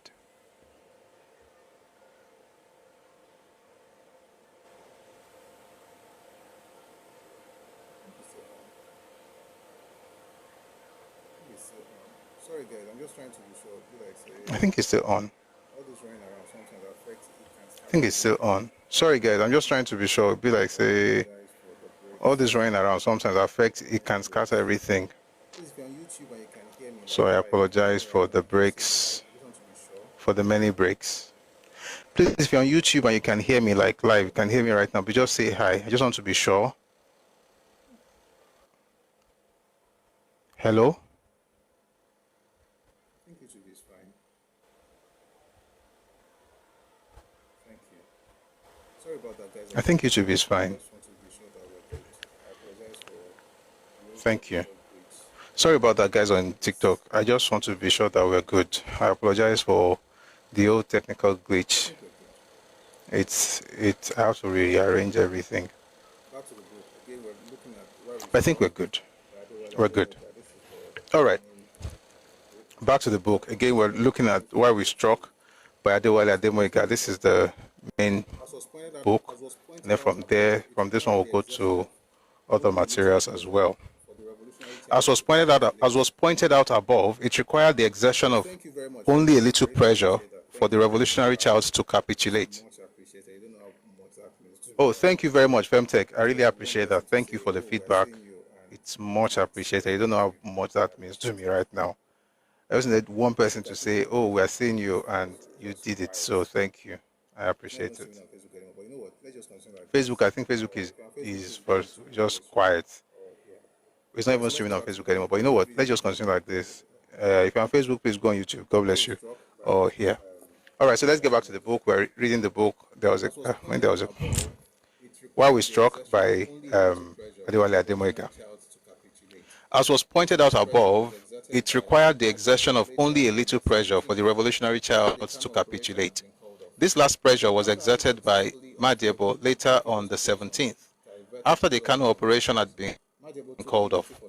After having successfully on three previous occasions diverted Nzeogwu from his course, Madiebo took liberty for license and drove his dagger home. He made Nzeogwu feel that to pursue his revolutionary aims against Ironsi would smell of personal ambition. And he wanted Nzeogwu to believe that such an ambition was not the aim of the revolution. We already talked about all of this yesterday, so I'm not going to read everything. Just remind us of some of the things that we discussed yesterday. Then it talks about always the same army. No difference in principles, no difference in objectives, no difference in methods. He put it to Nzeogwu as if the army was always the same army. No difference in principles, no difference in objectives, no difference in methods. He spoke as if Ironsi was synonymous with Nzeogwu and as if both were interchangeable. He completely ignored the truth that revolution was totally different from reaction and that Nzeogwu was totally different from Ironsi. He ignored the truth that he himself was acting on instructions that were destructive to the person, principles, and the forces that Nzeogwu stood for. He pretended as if he was acting on his own initiative, as if he was acting on the principle of sincerity, and as if he meant well for Nzeogwu and his revolutionary forces. It was a combination of trickery, flattery, deception, and beguilement. Unfortunately for the revolution, while the last and destructive pressure was being exerted, Anuforo and I, both of whom have abated the pressure by preventing Madiebo from influencing Nzeogwu, were only a few miles away, slowly making it towards Kaduna by train. Thank you for power tapping. Please don't stop. Let's keep power tapping. Thank you so much. What happened to us in Lagos had so beaten us hollow that we were rather disoriented by the time that we got to Enugu early on the 16th and heard that Nzeogwu had succeeded in Kaduna, it did not dawn on us that he might need our help and support very badly. It did not occur to us that a lot of initiative was still to be taken by the revolutionary forces, and that such initiative might be lost if we did not make Kaduna in time. Ironsi had already taken control of Enugu and posted Lieutenant Colonel Ejo there early on the 15th. Ejo had already taken over both the government of Eastern Nigeria and the control of all the troops there. That was a lot faster than we had anticipated, and we realized that Ironsi was moving fast to cash in on our success. We knew very little about the extent of Nzeogwu's success. Little did we realize that he was thirsty for our moral, military, and psychological support. Therefore, rather than commandeer a vehicle and make it post-haste to Kaduna, we entered a late afternoon train and inched our way up north, arriving early on the 18th, but too late. By that time, Madiebo, acting on instruction from Ironsi and Gowon, had pressed Nzeogwu into agreeing to hand over power to Ironsi. I want to just stop to just ask a few questions before we get deep into this. Ifajuna leaves Lagos, goes to Enugu, and then from Enugu goes to Ghana. Ifajuna and Okafor, they leave Lagos for Enugu, right? Ifajuna, Okafor, Oji, primary coup plotters. Ifajuna and Okafor leave Lagos for Enugu, and then Ifajuna ran away to Ghana. This other gentleman, Ademoyega and Anoforo, they went to Enugu, but from Enugu, they took a train to Kaduna. From all of the things that we are saying right now, does it not look like the planners themselves did not plan any revolution, that they really wanted a coup that would put the people in power, and as soon as they were done, they left? So what you really see here, from what we've seen, what we've discussed so far, is the fact that this man may have thought that it was, revolutionary and all those things, and yes, it would be right, but the group of the people, they didn't really care about that. The people who planned it originally were not revolutionary, as far as the actions they carried out while executing the coup and immediately afterwards, as far as those show, right? So let's just go back into it. Please let's keep our tapping on 32.3. Let's try and get this into 50K. I know we are busy, you're working, but please, power tapping does help the live a lot, and also gifts as well. But if you can't do anything, please just power tap, and we can get it on the FYP. Thank you very much. I think the whole move around has already affected the live, but I'm sure we can get it back. Thanks a lot. Let's go back into this. Madiebo did not work alone. He found a useful ally in Lieutenant Colonel Wanwo. I'm going to tell you about Wanwo later. Let me just read a little more, then I'll read something to you about Colonel Wanwo. The Nigerian military attaché in London, who was specially flown down to speak to Nzeogwu. Wanwo had been a known friend of Nzeogwu, but he belonged to the old brigade of officers, who grew from the ranks. In short, he was Ironsi's type and did not grasp the principles of the revolution. He made it out as if he came to Nzeogwu as a friend and was speaking in the national interest. He pretended as if he carried a message of truth from Ironsi, when in fact it was merely being used as an instrument of decoy, deceit, bad faith, and revision. He invoked his long-standing friendship with Nzeogwu and won his ear, though not his heart. By the evening of 17th January, Nzeogwu had agreed to hand over power to Ironsi and to follow Wanwo to Lagos. Before he did, he laid down 5 conditions which were to be fulfilled to enable him to cooperate with Ironsi. These were A guarantee of safety for himself, his officers, and all men who took part in the January 15 revolution. B, a guarantee for them of freedom from legal prosecution then or at any later time. C, compensation to be paid to the families of all officers and men who lost their lives during the coup. D, the release of all officers and men who were detained in the South. E, the assurance that the people whom we fought to remove would not be returned to office. These 5 conditions were accepted by Ironsi on the phone and were personally accepted on his behalf by Wanwo, whom he had sent specially for this purpose, and particularly to assure Nzeogwu of his personal safety in Lagos. Kaduna's officers' mess early on the 18th. Nzeogwu was shocked to see us because rumors had it that we had all been killed in Lagos. He briefed us on past events by saying we had a plan to attack the south to destroy the forces of reaction. I jumped for joy and interjected, "Thank heavens, let's go." But we had stepped down, he retorted, and another cold stream ran down my spine. It was the second since the 15th, and my rising hope was lost again. Then Nzeogwu went through the events as they happened. He highlighted his moments of triumph as he overcame the maneuvers of the Sardauna, and so on and so forth. Let's just move to the next page. I'm on page 136 now if you have the book. For the next 2 days, I stayed very warmly with my friend Nzeogwu in the same officers' mess building, which we both shared before I left for Abeokuta in September 1965. This time, there were 4 of us sharing the 2 rooms. While I paired with Anufuro in my former room, Nzeogwu paired with Obasanjo in his own room. Obasanjo had just arrived back in Nigeria on the 17th after a military course in India. He was full of praise and admiration for Nzeogwu and for all the officers and men of the revolution. He believed it was a high-level achievement in spite of our loss to the south, to Ironsi, and our subsequent failure. In spite of our loss of the south to Ironsi and our subsequent failure to take over the government of the Federation. Obasanjo regretted that he was not around to have taken part in the revolution. Certainly, he gave us his unqualified support and hoped with us that things might yet turn in our favor if Nzeogwu was truly given a chance to participate in the military government in Lagos. It is a real shame that the same Obasanjo who expressed his support for the revolution in 1966 had turned around and written damnable things about Nzeogwu, with whom he used to share the same bed, and the January 15 revolution. There are other instances in his book in which Obasanjo maligned and damaged the reputation of his closest friends and associates, but history will never forgive him. Baba Tipino. So I have that book where Obasanjo said those things, but that was on today's topic. The book is called My Command. Please let's keep our tapping. Thank you very much. Welcome, Feishikemi. Good to see you. All right. What Ironsi promised Nzeogwu was that the latter would be co-opted into the military government in Lagos. Let's go on. What Ironsi promised Nzeogwu was that the latter would be co-opted into the military government in Lagos, so that he would have a hand in the... By the way, this today's session, once I'm done with this, I'm going to go to that other book by Iluk Belam. I'm going to read his own book, so I will get into some of those things. Even after all this Igbo scheme, it didn't follow, it was used. It is well. The end of the revolution.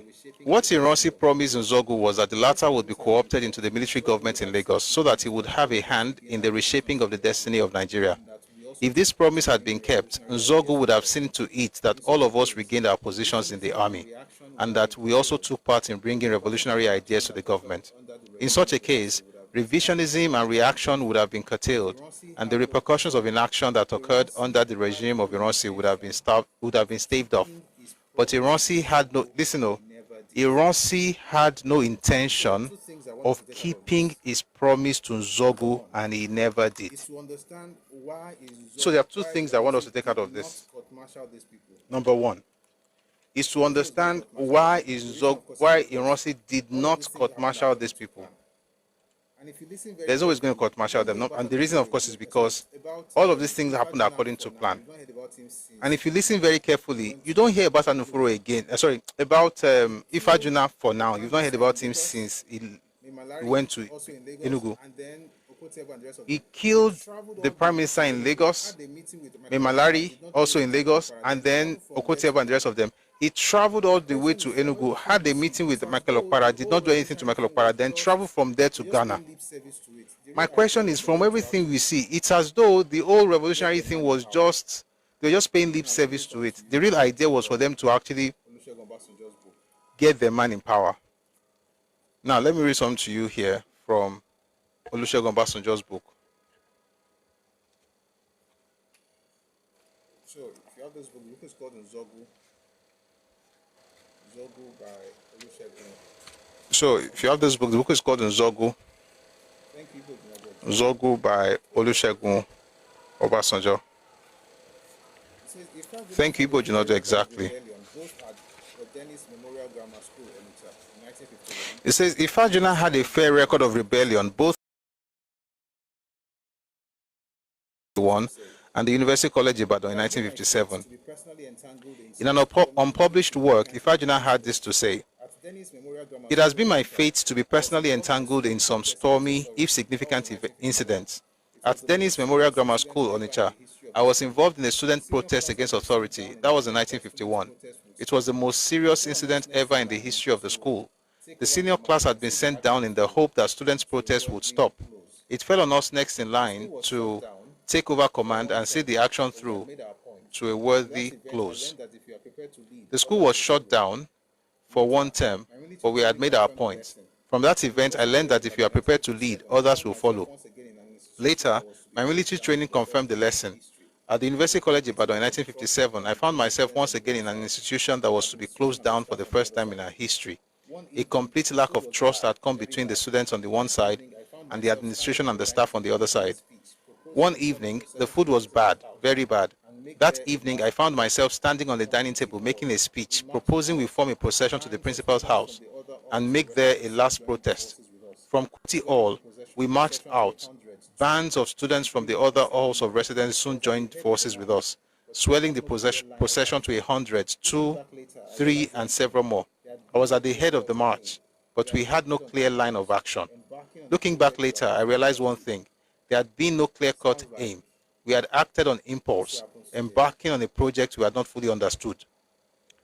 Sounds like what still happens today. Let's go on. It was at Ibadan. Also, I learned my third lesson. One morning, Let's go on. workmen arrived in the campus with It was at Ibadan. what looked like Also, I learned my third lesson. One morning, workmen arrived in the campus sealed off each all with what looked like from the outside and turned burglar grills. In a matter of days, they had sealed off each hall of residence from the outside and turned all into cages. Although they gave the place the look of a zoo, so that students saw themselves as animals on show. They made protests to the authorities. The union executive, of which I was a member, went as a final delegation to the principal, all to no avail. Then the students took a decision. The cages would have to come down faster than they had been put up. But how to do it? Everybody knew what was wanted, but had not or did not know the means and manner of effecting the change desired and demanded by all. Each waited for the other to act, or simply waited in the hope that something would happen, possibly by way of providential intervention. At an appointed hour, I and two others met in a hidden rendezvous. We worked out detailed plans and assembled hammers for the job. The event, which took place a week or so later, according to plan, we called a union meeting. There were speeches, moving speeches, then one of my friends shouted, "Down with the cages." He led the way out to the armor dump. Before long, the cages were all down.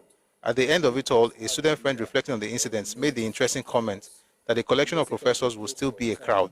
A group must have a leader or remain in chaos. The University College was closed for a term, but we had made our point, and the lesson that emerged for me from this incident was the need for careful planning before understanding any operation. The chance of success can be said to be in proportion to the work put into the planning. That's from Ifajuna. Now we're back to Obasanjo. What was intriguing was the similarity of character between Emmanuel Ifajuna and Chukwuma Nzeogwu, as far as the militancy in school was concerned. But that was as far as it went. Ifajuna could be described as a courageous coward. In all his cases of leading protests at school and college, he deftly escaped being caught and punished as a ringleader. On the other hand, Chukwuma stood out and allowed nobody else to take the blame. He bore the responsibilities of and consequences of leadership. I'm going to read that again slowly, some parts of it. It says here, this is, by the way, this again is Nzeogwu by Olusegun Obasanjo. I read that part so that we understand the antecedents of Emmanuel Ifajuna. Obasanjo says here, what was intriguing was the similarity of character between Emmanuel Ifajuna and Chukwuma Nzeogwu as far as the militancy in school was concerned. But that was as far as it went. Ifajuna could be described as a courageous coward. In all his cases of leading protests at school and college, he deftly escaped being caught and punished as a ringleader. On the other hand, Chukwuma stood out and allowed nobody else to take the blame. He bore the responsibilities and consequences of leadership. What then made Chukwuma single out Ifajuna as a close collaborator in the coup plan? In addition to similarity of experience in leading protests, there was the identity of views on the problems. Just to give us an idea of, just switch from YouTube. Okay, thank you very much. Just give us an idea of how, Ifajuna thought and what his people thought about him.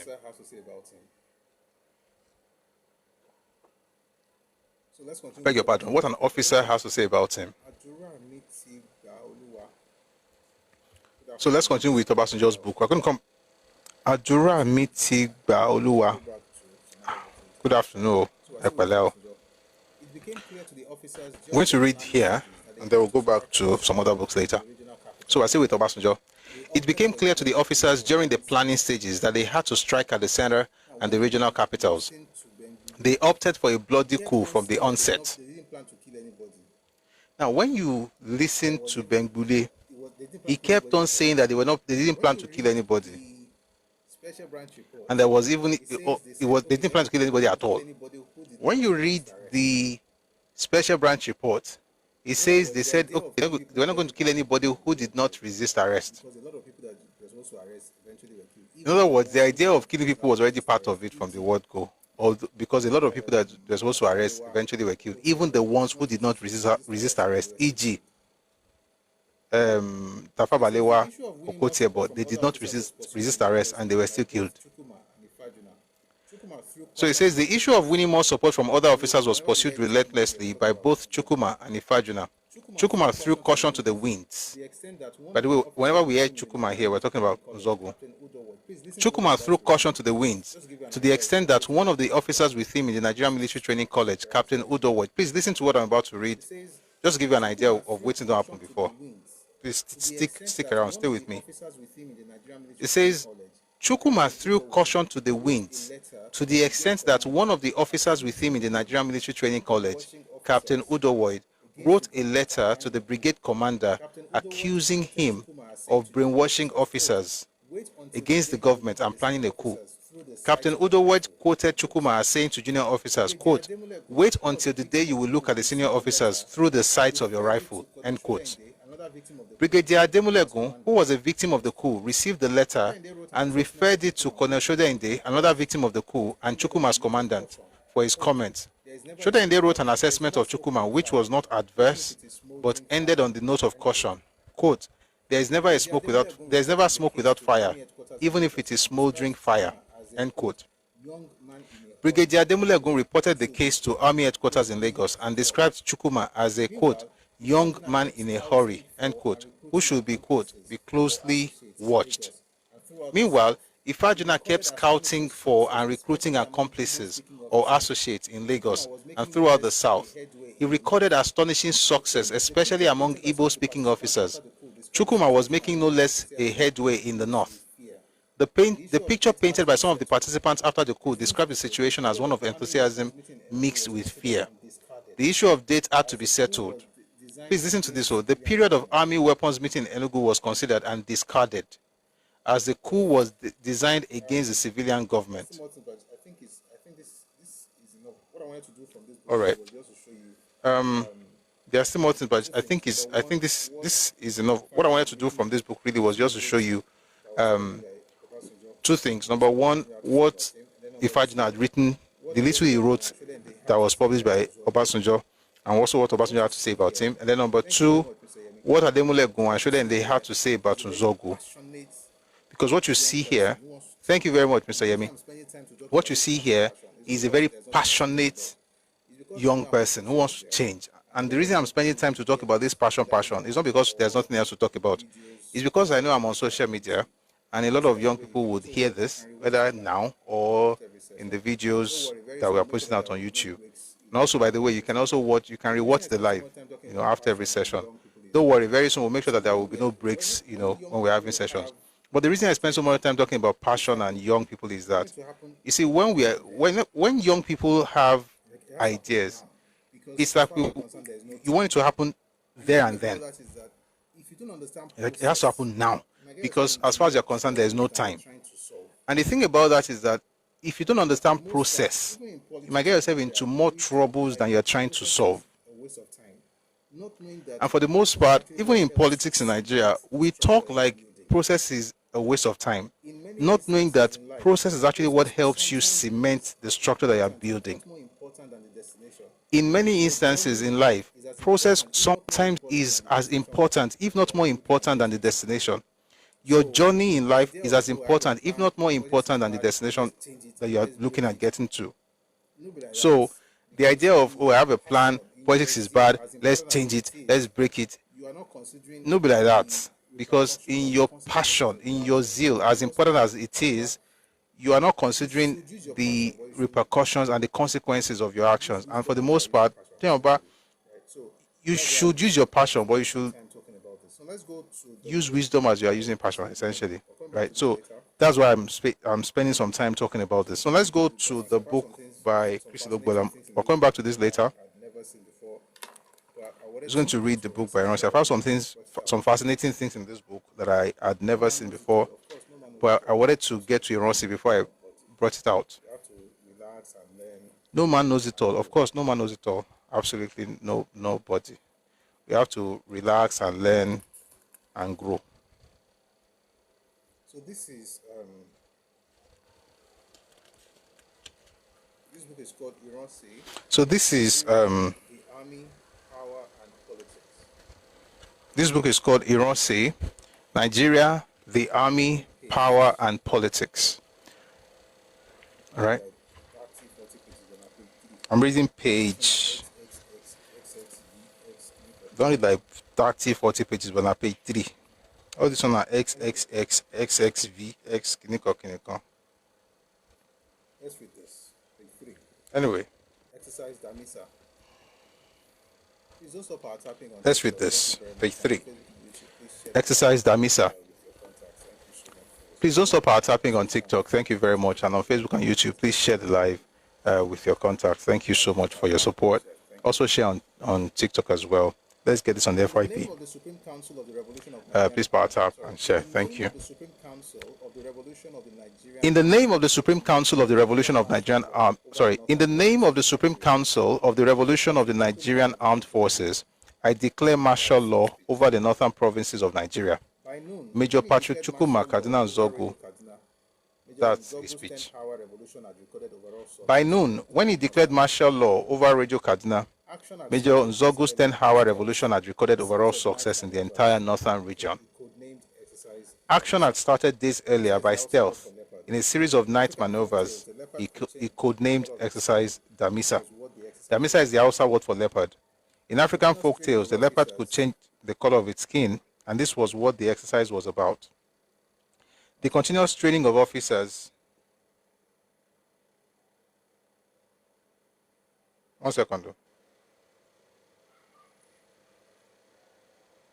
Sorry about that. Just 1 second. Sorry about that. Just 1 second, please.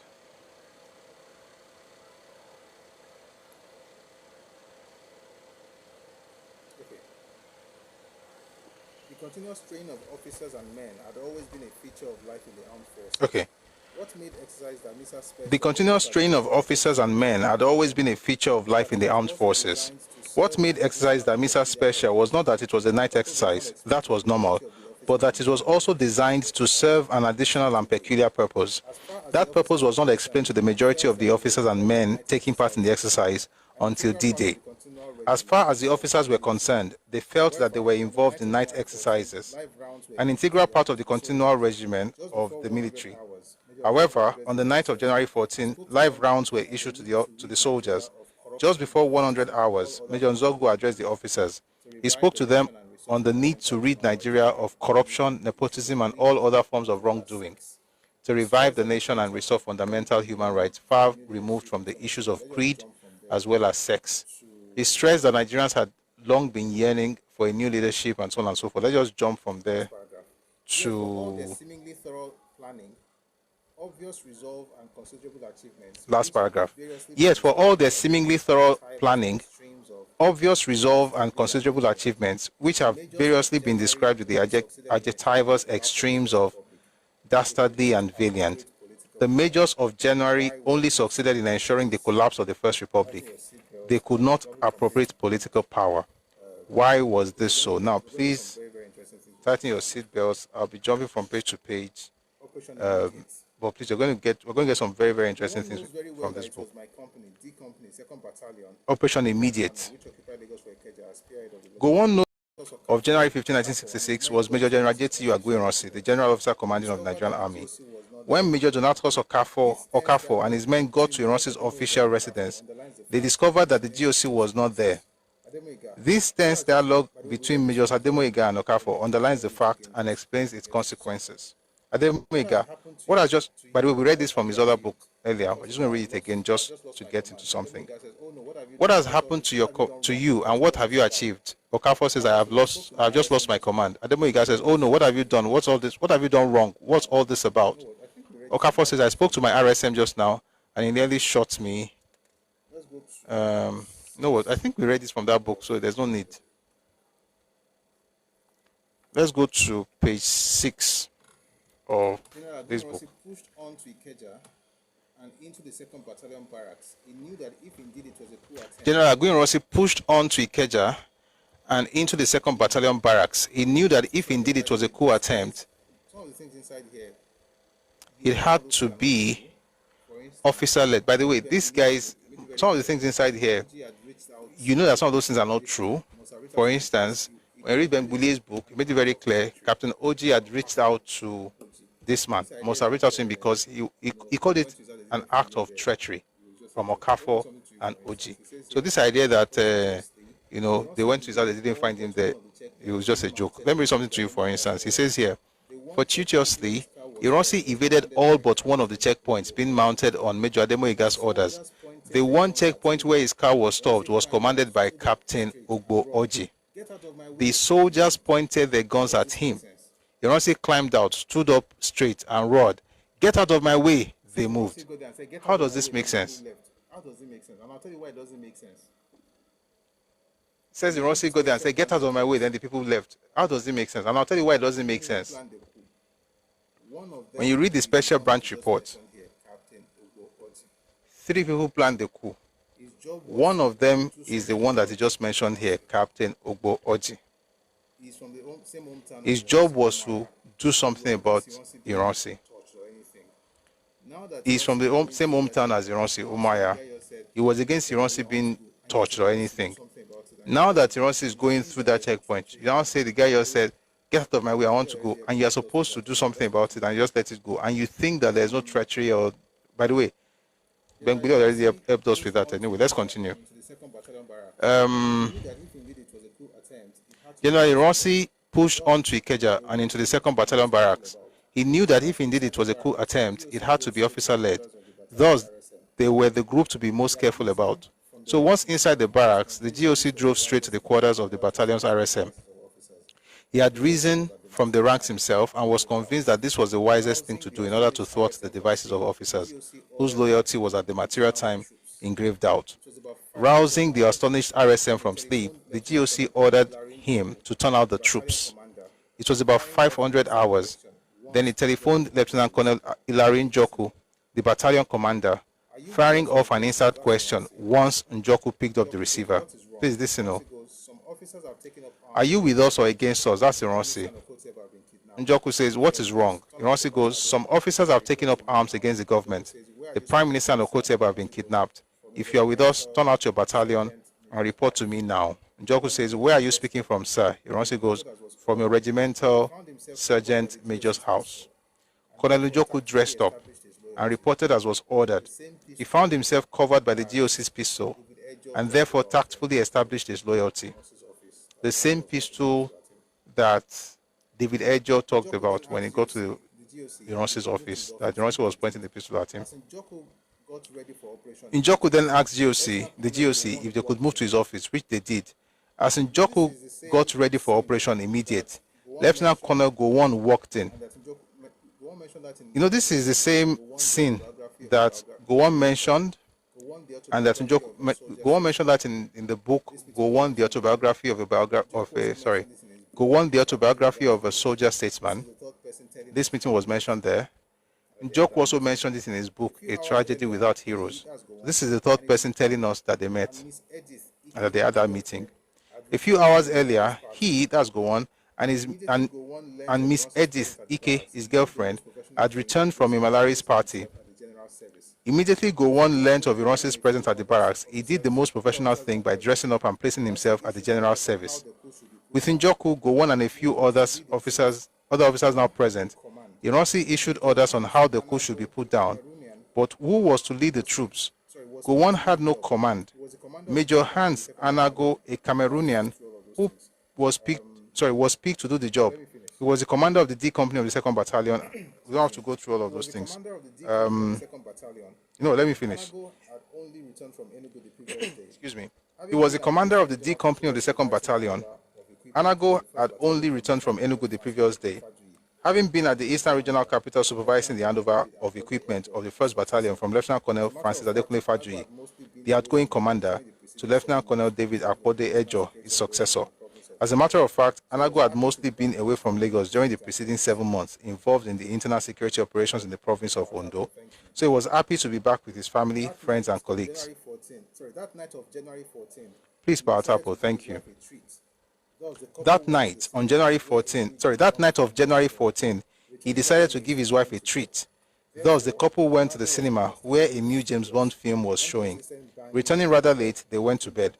Therefore, Anago was understandably furious when persistent banging on his door woke him up early in the morning. At the door, he found a junior officer who said he was wanted instantly at the commanding officer's office, Ironsi. Ironsi, Nzeogwu, and Gowon, and most other officers of the battalion were being primed to operate. When he reported to his bosses, he was briefed on the situation and given the mission to install headquarters in Lagos Island. Hold the radio station, arrest and detain any coup plotters, and wait for further instructions. I'm going to go from there and jump to something else.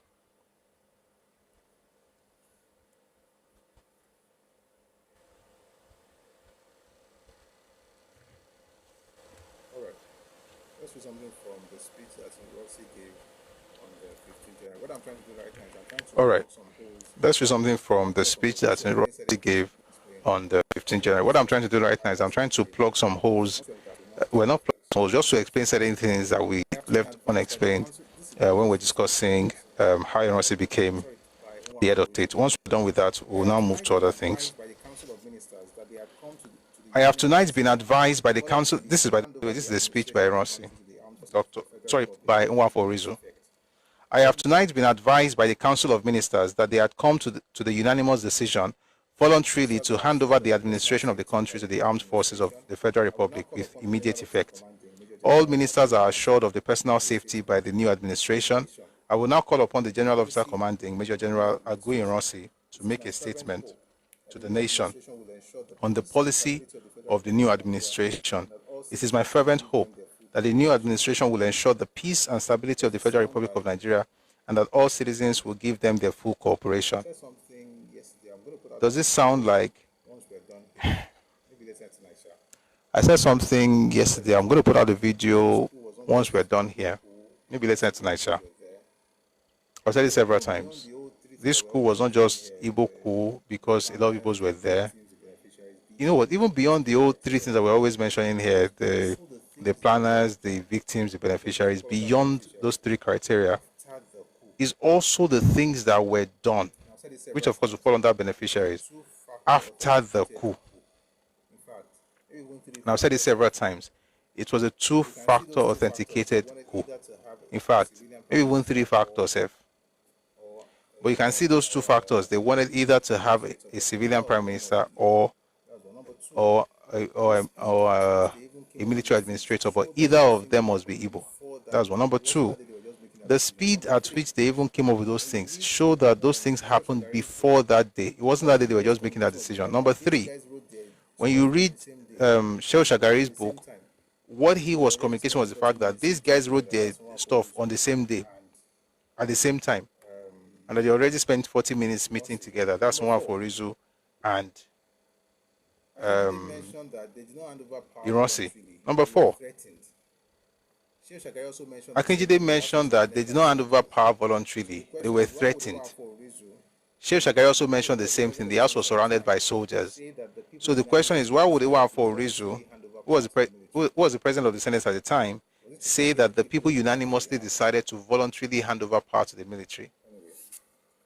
Was it to placate the people or to placate the army? Anyway, just to say that a lot of what you hear about, they went to hand over power, it's all. Let's move on from there and go to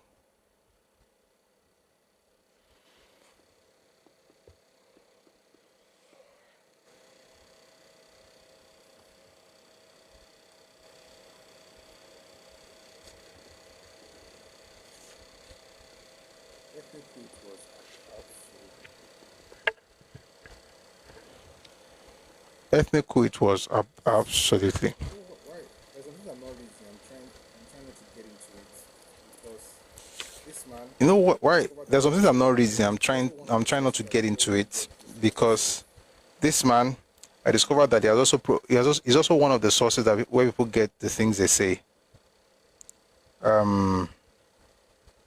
me read to you some of the things that you not see. Some of the questions that they ask you not see. Let me read to you some of the things that Ironsi, some of the questions that they asked Ironsi. So we're going to listen to T.Y. Danjuma and also David Ejo, whose interview we've read here before.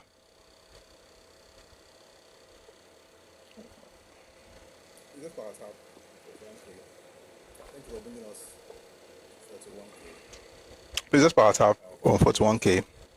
Thank you for bringing us to 41K. But we need to move. We need to have more numbers, please. Yes, the core of the coup was Igbo. Was it an Igbo coup? This is to Danjuma. Danjuma says no. Yes, the core of the coup was Igbo, but they roped in a few others.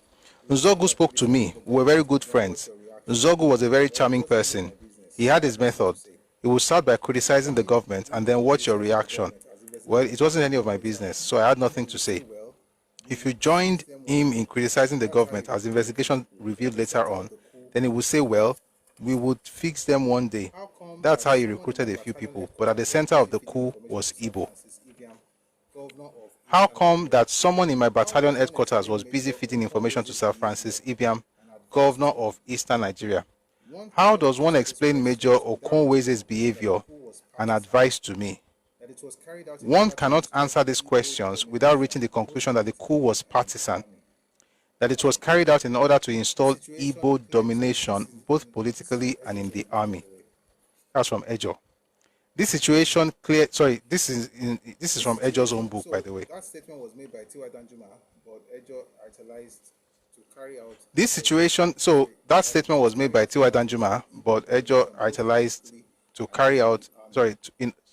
That it was carried out in order to install Igbo domination both politically and in the army. This situation clearly raised a problem for General Ironsi when he became head of state. There were those who wondered whether he knew more than he gave out, whether he was taken into confidence by the coup leaders. The evidence is purely circumstantial and the truth will never be known. Another question, was the 1966 coup tribally motivated? And this is David Ejo. Well, judging from the people killed, one had to draw the deduction. Most of the prominent politicians in the West were killed. The prominent politicians in the North were killed, leaving Eastern and Midwest regions. Then the officers killed were also mainly from those two areas. Okotiebo from Midwest was killed, and myself was later to be killed. So when you look at those patterns, you can say it was Igbo-oriented, although those who actually took part were not only the Igbo. By the way, this writer is also questioning Ejo saying that it was supposed to be killed. Now, I'm not reading Ejo's book. I'm actually reading Chuks Iluegba's book, but I think Ejo's book is titled Reminiscences or something like that. So that's David. I'm just trying to pick different things from people that were there. You can piece everything together on your own. So that's David. I'm just trying to pick different things from people that were there. Then you can piece everything together on your own. Let's read something else here. Again, this book just made it look as if sorry, what's his name? Ironsi knew nothing. Again, when you have read the other books we've read so far, you know that Ironsi was in on everything. Ironsi was 100% in. The way he took over was too smooth to say he didn't know about it. And the things he did to take over was also very interesting. Meanwhile, the person who was there is saying that he left his room and that he could have been killed. This writer is questioning that to say, there is no, that it is unfounded. Maybe if they had killed him, it would have been founded, apparently. Anyway, let's continue. So let's go to the matter of foreknowledge. Who knew about it before it happened? In this matter of foreknowledge... So let's go to the matter of foreknowledge. Who knew about it before it happened? In this matter of foreknowledge, however, it would seem that Ironsi was in distinguished company of at least 5 others from among top politicians. Again, this book is just an apologist work for Ironsi. So, for instance, he mentions that, Sir Ahmadu Bello knew about it, Abubakar Tafawa Balewa knew about it, Akintola knew about it, Ademola Gun knew about it, Malari knew about it. Now, by the way, this is how, sorry guys, I'm going to have to say it, with all due respect, this is how Igbo people argue the coup. You tell them what happened, they'll say that, but this person knew about it. What does it mean to know about it? No, I even feel like I wasted money because there's some parts I read, some parts I have not read. I'm just saying something right now. I think I wasted money buying this book. Because, so let me give an example. When you look at the approach that of Ironsi in that meeting that he described in this book, what you saw was a person who not only knew from January to December coup. Thank you for reminding me that you should be muted. Sorry guys, I don't like distractions. It's good to hear another opinion. We've heard your opinion for... Sorry guys, I don't like distractions. It's good to hear another opinion. We've heard your opinion for 50 years. In fact, for 55 years. So no, I don't want to hear your opinion anymore. Sorry. Even when we didn't want to hear, you made us hear. So you've heard your opinions for 55 years. Even when we didn't want to hear, you made us hear. So going forward, I don't want to hear anything from some part of the country. May God just bless them where then they. And why do I say this? It's not just that Ironsi cannot be exonerated, it's that Ironsi knew everything about what happened. And why do I say these things? Because, like I said, the best way to understand history, especially history like this, is to read from multiple sources. So you get opinions from different people. For instance, you read from Nzeogwu's book. He mentioned in that book that Ironsi twice in the meeting said, but they said they will not kill anybody. Who talks like that? By the way, Nzeogwu is not a Yoruba man. He became the head of Biafran army. What makes the book you are citing credible? Thank you for asking the question. Let me quickly answer you. How are you? Welcome. So let me tell you what makes it credible. Brother, 1 second, let me greet my Oga at the top. How are you? Let me answer that question. No. Number one, I'm coming. All right. Let me answer that question. Just to say that to you first. So number one, I don't quote a book. On this particular just to say that to you first. So this book, I'm not quoting a book. On this particular topic, believe it or not, I've used more than a dozen books. So let me just start by telling you some of the books. This is one. This is Ironsi. And that's why I said it's a lot of work. So let me just start by telling you some of the books. This is one. This is Ironsi. Is written by an Igbo man. This is Ironsi. This is why we struck. Some I will not bring it up because I think they are back inside the library. This is why we struck. This is Nzeogwu. This is Emeka. In there is Tragedy Without. This is Gowon. In there is Tragedy Without Heroes by Nzeogwu. There is Nigeria's Five Majors by Bengbule. There's Nigerian Civil War by John Desenjo. There's Crisis and Conflict, Volume 1, Volume 2 by A.H.M. Kirk-Green. Then we've quoted from Beckon to Serve by Shehu Shagari. There is Fola Yewale's interview and his book, Reluctant Rebel. There is Reminisce by David Ejo and his interview as well. Now, that's about a dozen. Now, let me tell you how this works. When I read something from one, I look out for that incident in others. When I see corroborating data, I'm able to piece those things together to be able to establish the truth of what happened. The point is not that the book I'm reading is better than every other book. I even read from this book as well. There was a country by Tino Achebe and Biafran Story by Frederick Forsyth. I think it's even more than a dozen books for these sessions alone. What you discover is that a person who is lying is not corroborated by any other person. And the reason I cannot believe that person is because he was not even present. For instance, Frederick Forsyth was not there, but he was just writing as if he was right there. But when you read Akinjide's account, for instance, that's another source, Akinjide. When you read Richard Akinjide's account and you read Shehu Shagari's account, they tally. When you read, for instance, that means there's something there. And then you discover that when you read, for instance, Njoku's account, and then you read those two sources, Gowon's account in this book, Gowon, the biography of a soldier statesman, when you compare those two sources, they tally. Meanwhile, everything that tallies from Gowon and Njoku, from Akinjide and Shehu Shagari, you will not find it in a book like this.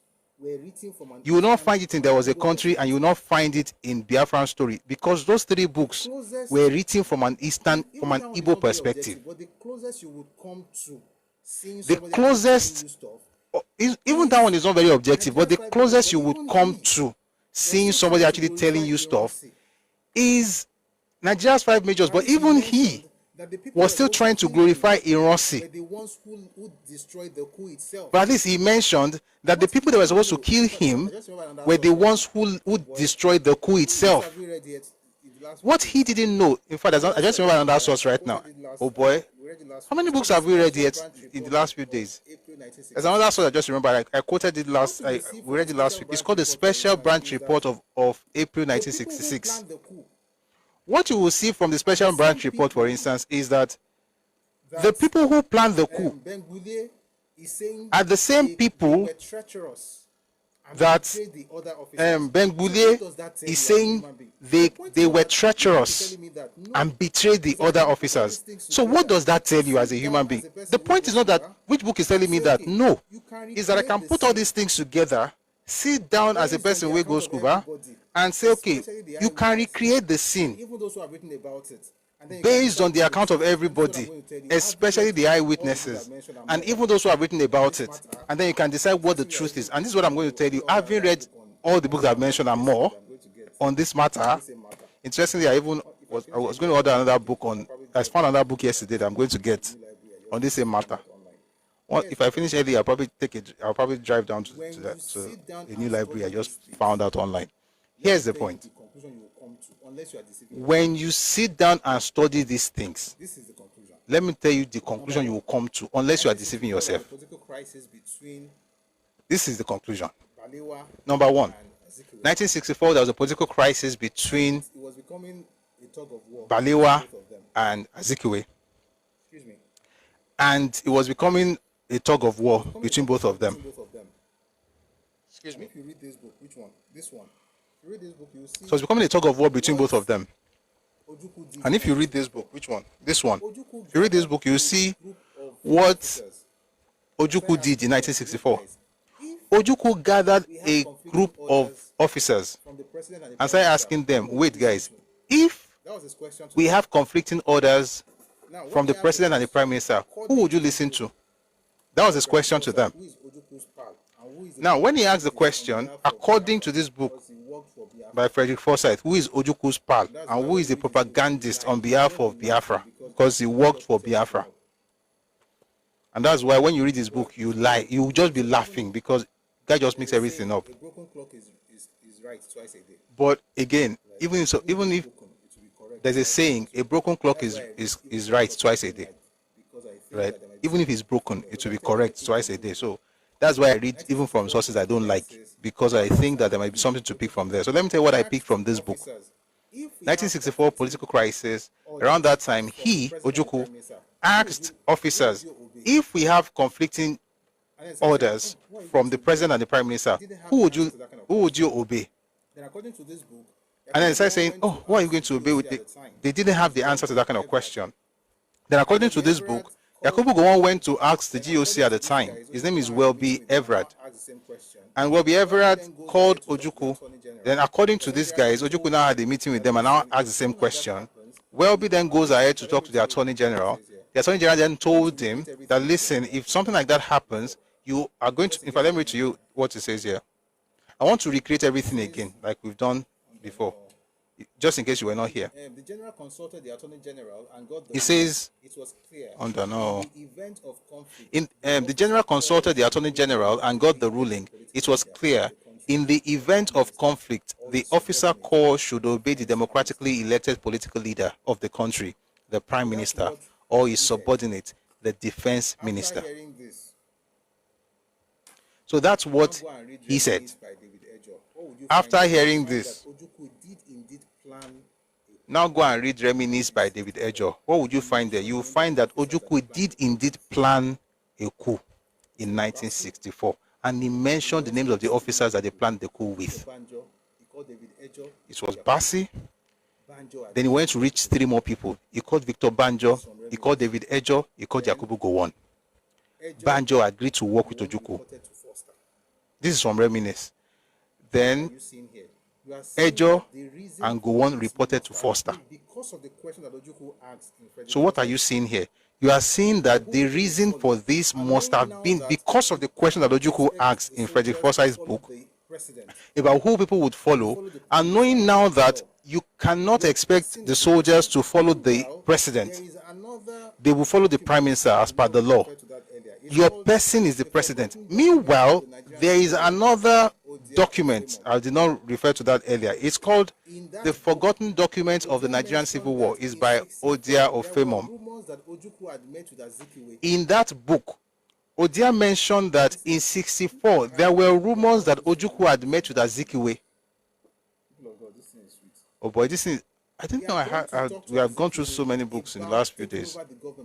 People of God, this thing is sweet. He had gone to talk to Azikiwe about taking over the government, but Azikiwe said no. That was in 1964. And then, by the time David Ejo then spoke to Foster, Foster called all the boys together, all the officers together, and told them, don't do any of this coup and everything. So it would be this is going to be the conclusion on that particular subject matter. Because of Foster's intervention and Azikiwe's refusal to be part of that coup in 1964, Ojukwu then stopped working on it. What I just said right now, you're going to have to read at least 4 or 5 books to even come to terms with that. And then you can now decide, now this is my own decision, having studied like that. As I've studied that one, on that particular matter, you can study on different matters. For instance, the coup of 1966. If you read this book, he says, oh, we started planning it. I was one of the first 3. It was myself, it was Nzeogwu, and Ifajuna. The 3 of us planned the coup. That's what you find from this book. And that's the book. That's the reason most people always shout is, if you talk about the coup, they'll tell you, but there's a day where go and read this book. I mean, I'm just like, what are you talking about? You cannot build a thesis on one source. How? You're going to appear like a fool. They ask you a question about everything, you're just mentioning one book as if it's gospel from heaven. What if his view is wrong? And guess what? His view is wrong. How do I know? Because there's another book called Special Branch Report of 1966. And what would you find there? That the original planners were Ifajuna, Okafor, and Oji. And that the 3 of them brought in Anufuro. Anufuro brought in Nzeogwu. Nzeogwu brought in this man. They started planning the coup in August. They got into the mix in October. And he thinks he was one of the original planners. It was a revolution for him. if you just go with this book alone, just be insulting everybody. It was a revolution. It was not. It was a revolution for him. It was a revolution for Nzeogwu. It was definitely not a revolution for Ifajuna. Which year are you talking about? Please answer my question. Why did Ojukwu squash a coup he allegedly had a hand in planning? You are talking. Which year are you talking about? See, when you are discussing history, one thing you cannot play with or joke with is timeline. So tell me what year Ojukwu foiled the coup. And when you answer that question, you would have answered the question that you want me to answer. Is now under book. The point is that we have to be disciplined enough to study. The point is, the answer to the question from one book is now under book. The point is that we have to be disciplined enough to study these things and then put everything together. Why are you exonerating Emeka Ifajuna? I'm not. I'm not. I just read to you from Olusegun Obasanjo. You know what Obasanjo called Ifajuna? Let me read to you. And I think it's an apt description because the guy was a coward. The guy who caused Wahala and run away. He caused Wahala in Lagos, ran to Enugu. They're supposed to kill the man in Enugu. They didn't kill him. He ran again to Ghana. Let me read to you what Obasanjo thought of Emmanuel Ifajuna. Don't be biased once a member of this class. Okay. Let me read to you what he says. What was intriguing was the similarity of character between Emmanuel Ifajuna and Chukwuma Nzeogwu as far as their militancy in school was concerned. But that was as far as it went. Ifajuna could be described as a courageous coward. In all his cases of leading protests at school and college, he deftly escaped being caught and punished as a ringleader. On the other hand, Chukwuma stood out and allowed nobody else to take the blame. He bore the responsibilities and consequences of leadership. This is what you discover. He caused the Wahala in Lagos, ran to Enugu. From Enugu, he ran to Ghana. As a matter of fact, the people, have you ever had something as a leader? Even if you're a class captain in secondary school, you must have experienced this. You are leading a team. It's your idea. You came up with a plan. You have 3 people, then you grew and grew. You planned the coup. You ran away and left the people that joined the coup to be prosecuting it. By 2:15 p.m. on the 15th of January 1966, Ifajuna was in Enugu. The people he put in charge, they were still in Lagos. At 4:30 p.m., this man was still trying to find his way out of Ijebu. Jebode. That's Ademoyega. Number one, he was not a leader. All coups have an ethnic coloration. No. No. What was the ethnic coloration of the Abacha coup? When you make statements like this, please be thinking about it very well. What was the ethnic coloration of the Abdulsalam Abubakar coup? The one in 98. What was the coloration of that coup? Because you said all coups have ethnic coloration. Good to see you, sir. What was the coloration of IBB's coup? It's a lot good to see you, sir. What was the ethnic coloration of IBB's coup?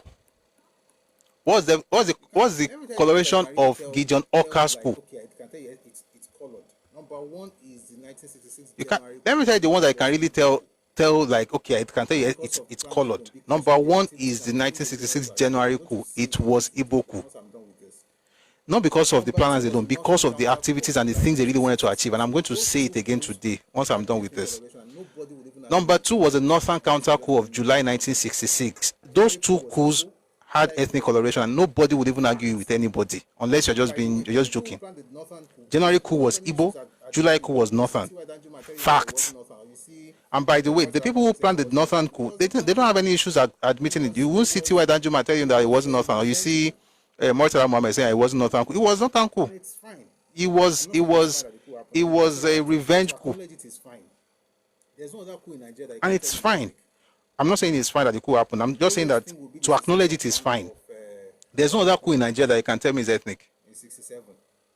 The closest thing would be the secession plan of Adakaboro in 67. And even that was not a coup. So when you say all coups are ethnic, I don't know. All coups are not. Coups can be ethnic, but they're not necessarily ethnic. Gideon Oka's coup was on nepotism. Well, you cannot say it's a middle belt coup, for instance, because of the way it was done. You can't even say it.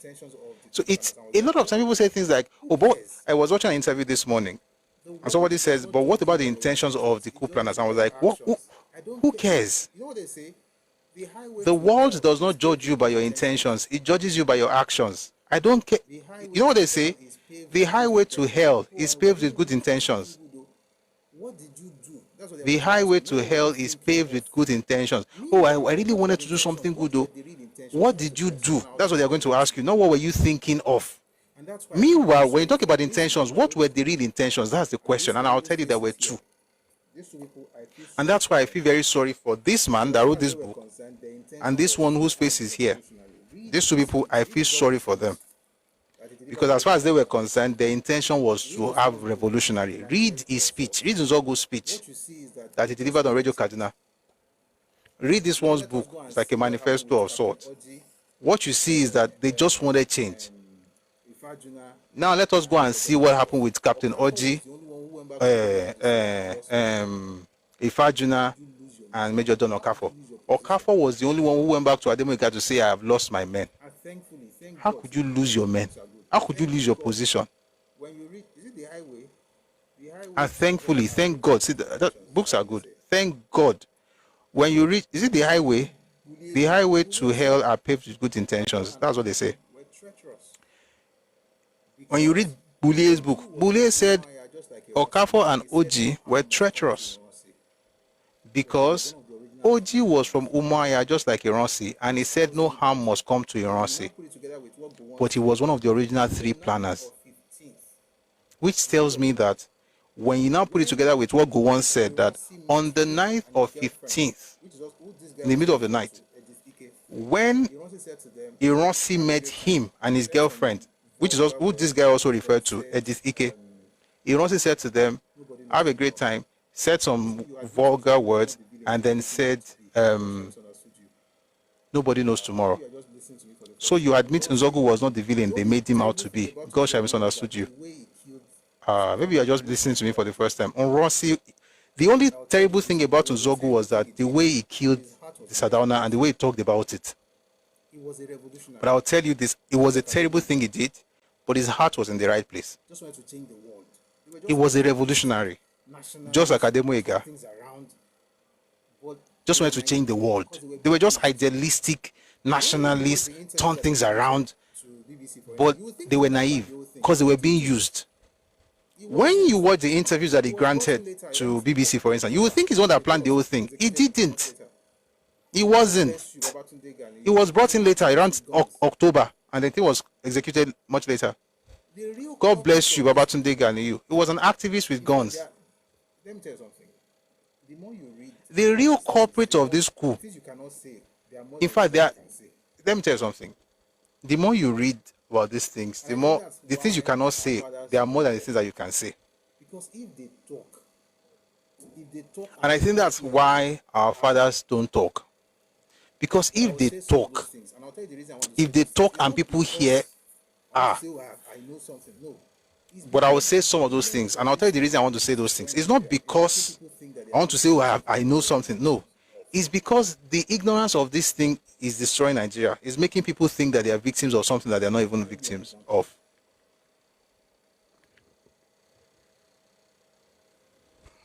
Let me give an example.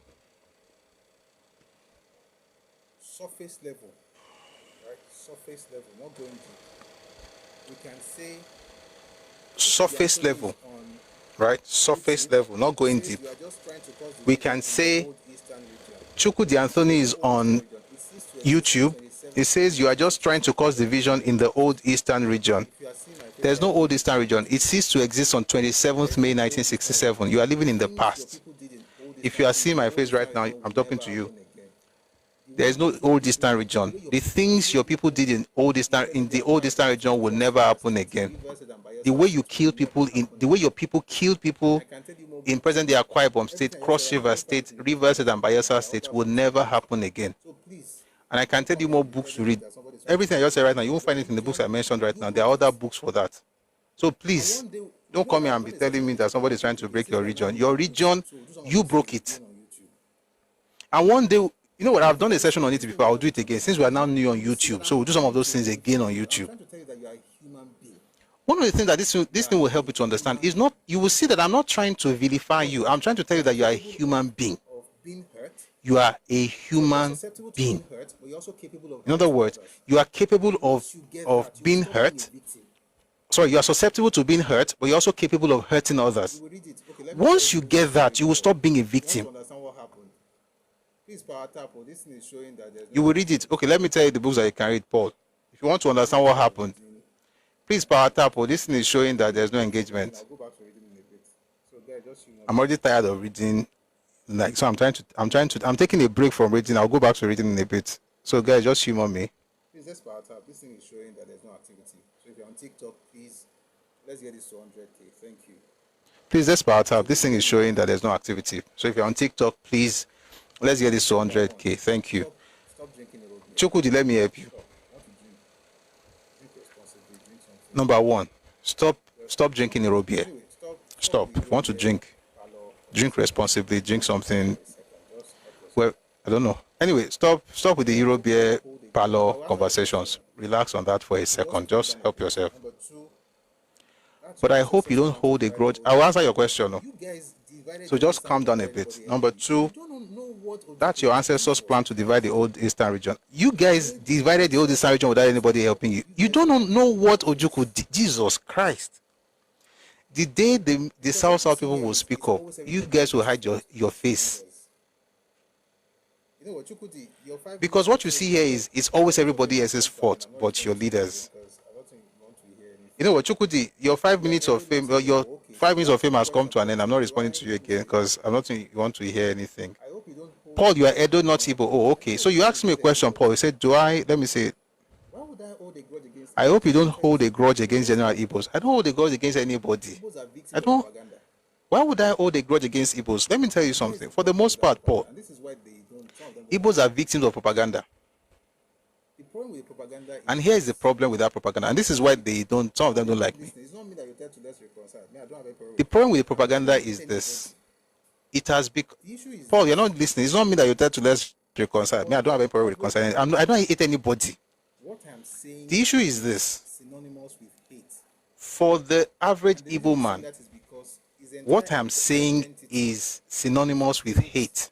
on falsehood, And the reason he's saying that is because his entire identity propaganda. is built on falsehood My earlier message. and propaganda, victimhood based on propaganda. Maybe you should type it again. Are you going to ignore my earlier message? I didn't see it. Solid cool. I can't pronounce your name. Maybe you should type it again. If I see it, I'll respond. People are biased. Understand? Writers But are I think I answered that other one when you said, why is the book? People are biased. Understand? Writers are biased. Achebe was very biased. Achebe's book is one of the worst books on the war. You should have just, faced his fiction, JJ, because Things Fall Apart was very good. But he has 2 books that know But you know what comes. the trouble with Nigeria, there was a country. Those 2 books, nonsense. But you know what comes with propaganda now?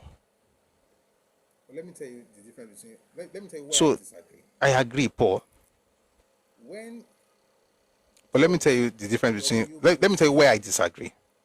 was President When America George W. were Bush trying to invade Iraq, was president of America, that Iraq they were trying to invade Iraq. So they came up with a propaganda say that because they were trying to that Iraq had a weapon of mass destruction. so that the people will support. Why did they say that? Because they were trying to get the people's buy-in so that the people will support them. So everybody uses propaganda. But here's the point. In Iraq. When people then woke up and discovered that there was no WMD in Iraq, everybody said Bush administration lied, and then they moved on. You are still saying it must be What is happening in the Southeast is this. Even after you have discovered that there's no WMD, you are still saying it must be there. lost whatever it is we have. You know why? Because that's the only thing you are left with, having lost whatever it is we are prosecuting. The people hold on to the lies because it gives them a sense of identity. It's a fact. That's the problem. It's not that there's no war in this world without propaganda. It's a fact. But when you grow up, let me give you one crazy example. I say this book, sir, will just chat. When you grow up and you discover, let me give you an example. Robert Goldstein, I mentioned him earlier. I'll give you two examples. One is from 1968. It was a PR Robert Goldstein. I mentioned him earlier. for Biafra in Robert Goldstein wrote a letter in 1968. It was a PR representative for Biafra in the United States. His letter is online. You can find it. You don't have to buy a book to even find his letter. It's online. He mentioned what Ojukwu was doing with his people. He mentioned that Ojukwu was not allowing food to enter the eastern region. He mentioned that even at that time, the federal government had given him money for the eastern region. He had to return that money. It was about £200,000. He mentioned that when they were trying to bring food into the space, Ojukwu said he didn't want food from in the land corridor, that it has to come as airdrop. If you really know my heart, Ojukwu was my heart is actually not, see, if you really know my heart sincerely, it's about, my heart is actually, I'm on the side of the Igbo people. They just don't know it. Who caused you hurt? Who caused you pain? Who let people die and took pictures and put it in life? The person who caused you hurt, who caused you pain, who let people die and took pictures and put it in Life magazine, who do you think that person was? What book can I read this thing from? What book is that though? They knew they were going to lose. I'll look for that book. He mentioned that they knew they were going to lose, but they were trying to get the word opinion on their side. And so he ensured that food was not getting to the people. So the people who died of starvation died not because of Nigeria primarily, was because of Ojukwu himself. And if you think I'm lying, you know what? May not be like say I just talk. Let me read something to you. My heart is a day will come, because I think if you know my heart is a day will come when the Igbo man will stand and speak to a Nigerian, and he speaks as a Nigerian, not as a Biafran, because Biafra does not exist. And he will not say Nigeria is a zoo. He will speak as a citizen. A day will come when an Igbo man will talk as a Nigerian, and he will not say Nigeria is a zoo. He will speak as a citizen. He will speak like he has some rights, because he does, like me. But he will not consider himself to be special or better than anybody in Nigeria. This sense of I'm better than you is a product of inferiority complex. They just don't know it. Most Igbos don't give AF about Biafra. It's true. It's true. Shortful. Most Igbos don't give AF about Biafra. It's true. It's true. When majority of your people support Kano, it's not your other savior. You are deceiving yourself. This is the problem. You are deluded. You are deluded. You have delusions of grandeur, and then you also have victim mentality. You mix those two. You are deluded. You have delusions of grandeur, and then you also have victim mentality. You mix those two things together. The way you mix it, I've said it several times. The first person who mixed those two things together in Nigeria was Azikiwe. We have the books. And how he did it, like I always say, I respect him for that, because I don't know how he did it. Perfected it. And how he did it, like I always say, I respect him for that, because I don't know how he did it. He perfected it. Read this speech. Let me recommend this thing. Read his 1949 speech at Aba, at the Igbo Federal Union Congress. Read his speech. In that speech, he said the God of Africa. He produced that speech. He printed that speech in. This was in September 1949, in West African Pilot. He said the God of Africa has specially created the Igbo race. No, let me say that. The God of Africa has specially created the Igbo nation to lead the children of Africa from the bondage of the ages. That shows you superiority, ba? That same speech, he mentioned that they are being victimized and marginalized, and they are the most hated group in Nigeria. It's in that same speech. How did he merge those two things together to give people a sense of identity, sense of superiority, and still tell them that they are victims? And they still believe it today. That speech was from 1949. What do you hear today? I have more money than you, I'm better than you. It's about that superiority. But I'm marginalized, I'm a victim, you hate me. That's the victim mentality. And they mix the two. Since you asked, let me read something to you from. Since we are on this thing, although this is not today's topic, but since you asked, let me read something to you from This is from Morning Post, Lagos, August 17, 1968. If you guys know what really happened to your people, you hold somebody responsible, and that person, you know who that person is. But here's the problem. The problem is If you guys know what really happened to your people, you hold somebody responsible, and that person, you know who that person is. But here's the problem. The problem is that if you know this thing and you still choose not to hold that person responsible, and you're always crying and talking to me and blackmailing me, I'm not going to take it. you can't spend an entire lifetime. If that's what makes you think I hate you, so be it. You not do it to my generation. Your children will not take it to my own. You can't spend an entire lifetime doing it to my father's generation. You not do it to my generation. Your children will not take it to my own children's generation. No. Hello, I see somebody on Twitch. Hi, good to see you. That ain't gonna happen. I'm good. Hello, I see somebody on Twitch. Hi, good to see you. This is quite interesting. So I'm good. Switch to this streaming stuff. So we are on different platforms. This is quite interesting. Let me talk to you from. So I decided to add Twitch to this streaming stuff. So we are on different platforms. Let me talk to you from Morning Post. This is open letter of resignation to Odumegwu from Robert S. Goldstein, public relations representative of Biafra in the United States, published in the Morning Post, Lagos, August 17, 1968. I've read this thing several times, so I'm not going to read from the beginning. I'm just going to jump to the part where it says, you know what? I have to read the beginning so it gives us context. In November of 1967, what's my Twitch channel name? It's Busui Oriso. Very impressive. You told me of the woes of your literary. In November of 1967, when we met in Umuahia, you and your cabinet were very impressive. You told me of the woes of your little republic, that thousands of people were dying, and more were prepared to die for freedom's sake. You and your cabinet told me you believed world opinion would help your cause if you could get your story across. You expressed the opinion that very few, if any, people in the United States knew of the plight of the Biafrans. You asked me to tell the world that Britain had teamed up with Russia in a conspiracy with the federal government of Nigeria to murder every Igbo in Biafra. I remember where I found that document. I remember. Sorry, I have to write it down so I won't forget again. It's from the forgotten document, where I talked about the fact that the Indian world opinion, forgotten. Where's my notes? Sorry, guys. I'm trying to. I don't want to forget. The forgotten documents.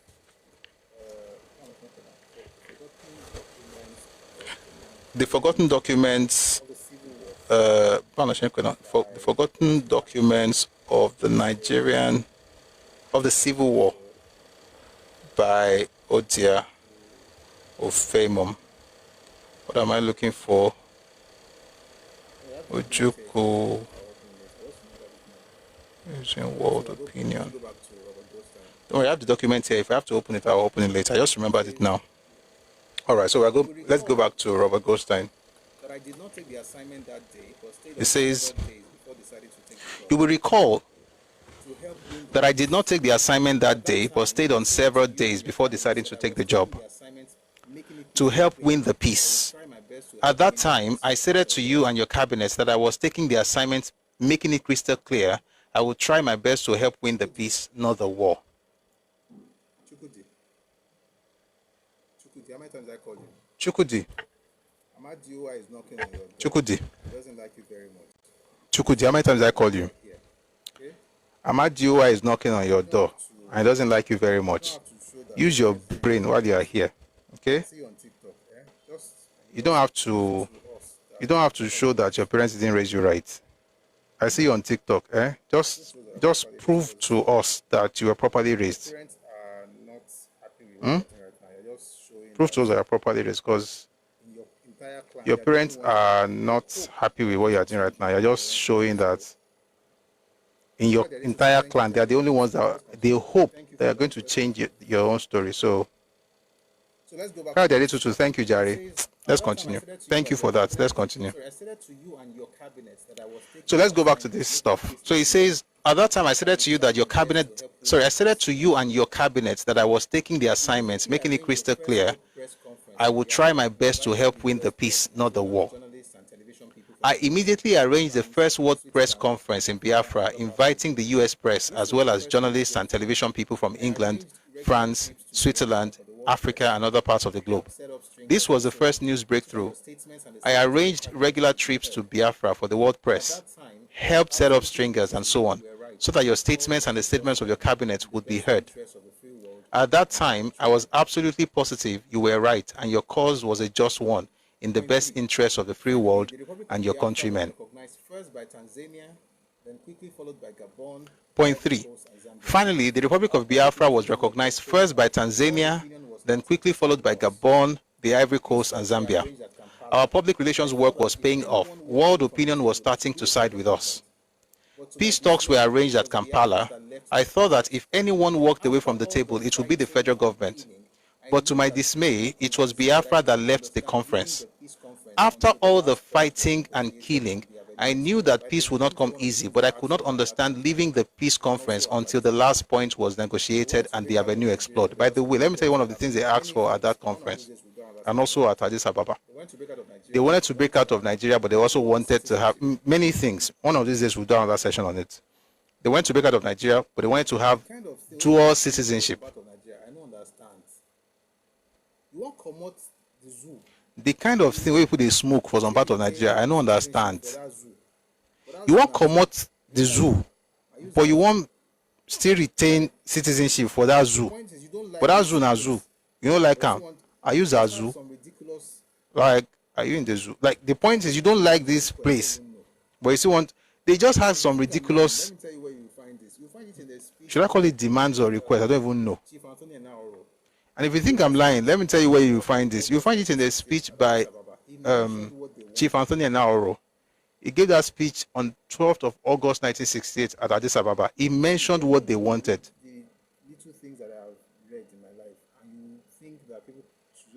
See, there's no way you read the little things that I have read in my life and you think that people should just come around and gaslight you and you just allow it.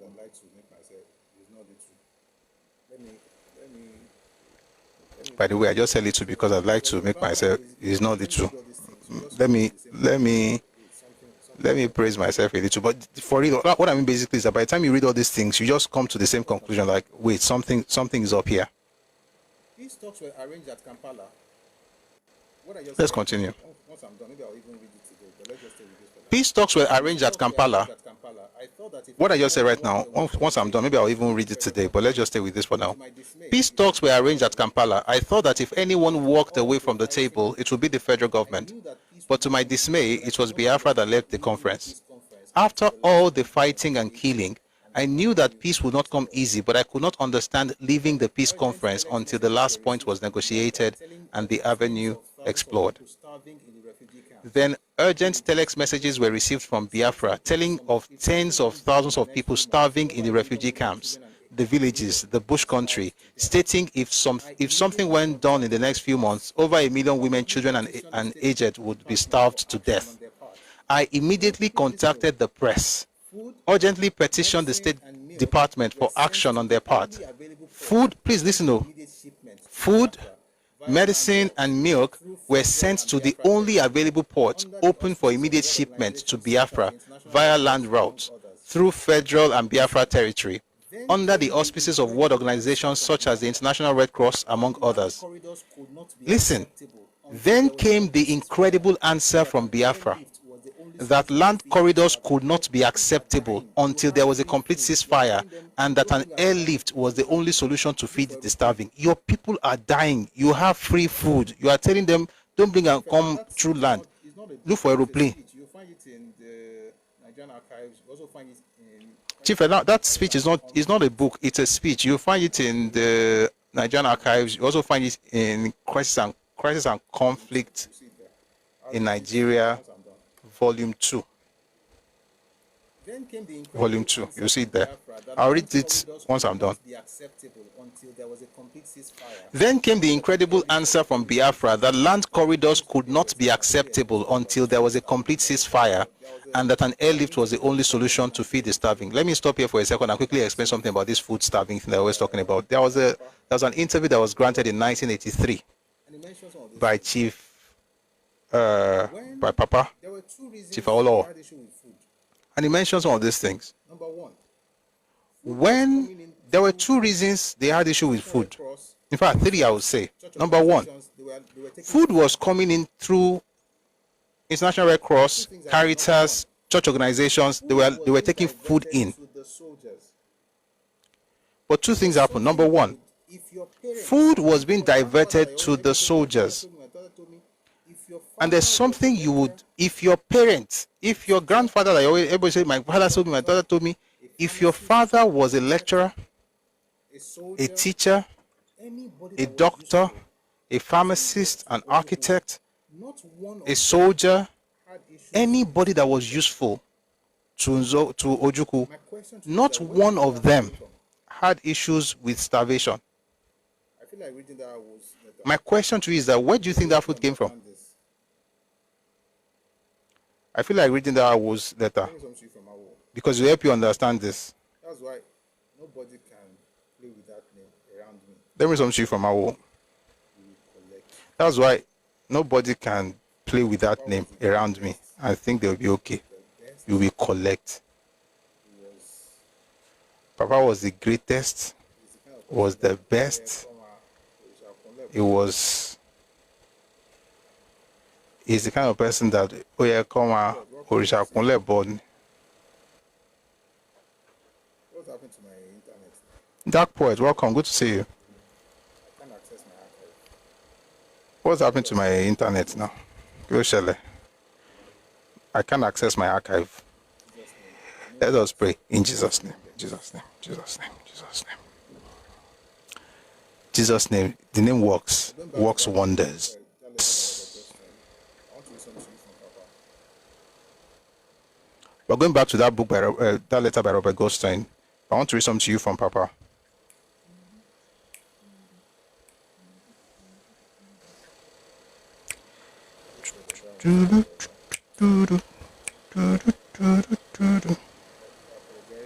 Kí ló ṣẹlẹ̀ báyìí sí nítorí Ọlọ́run? I apologize. There's a little issue here. Okay, we're good. This was again, it was 1983. Listen to this. This was again, it was in 1983. Just give me 1 second. I'm almost there. Trying to scroll down. Just give me 1 second. I'm almost there. Trying to scroll down. Sorry, you know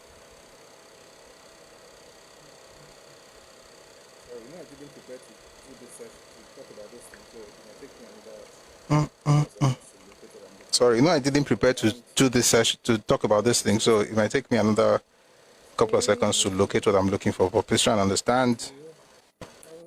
We're all on the same side. Stay with me. You're all I need. Please stay with me, eh? Just give me one more. Just a moment. Couldn't get there.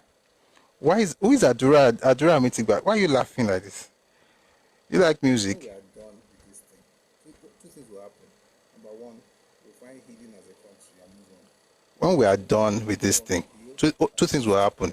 Number one, we'll find healing as a country and move on. Number two, if people don't want to heal, at least the rest of us, nobody will blackmail us with anything again in this life. And nobody will blackmail our children. If that is done, I would have succeeded. At least on this matter. I'm accused of starving the Igbos. I did nothing. Okay, of the I sort. found it. You know, shortly after the liberation of these places, I'm accused of starving the Igbos. I did nothing of the sort. You know, shortly after the liberation of these places, Calabar, Enugu, and, by the way, this is Papa, which I don't want to say Calabar, Enugu, and Port Harcourt, I decided to pay a visit. There are certain things which I knew, which you don't know, which I don't want to say here now. When I write my reminiscences in the future, I will do so. By the way, if you ever find any book by Awolowo, if you find that book, just buy it. Don't check the content, just buy.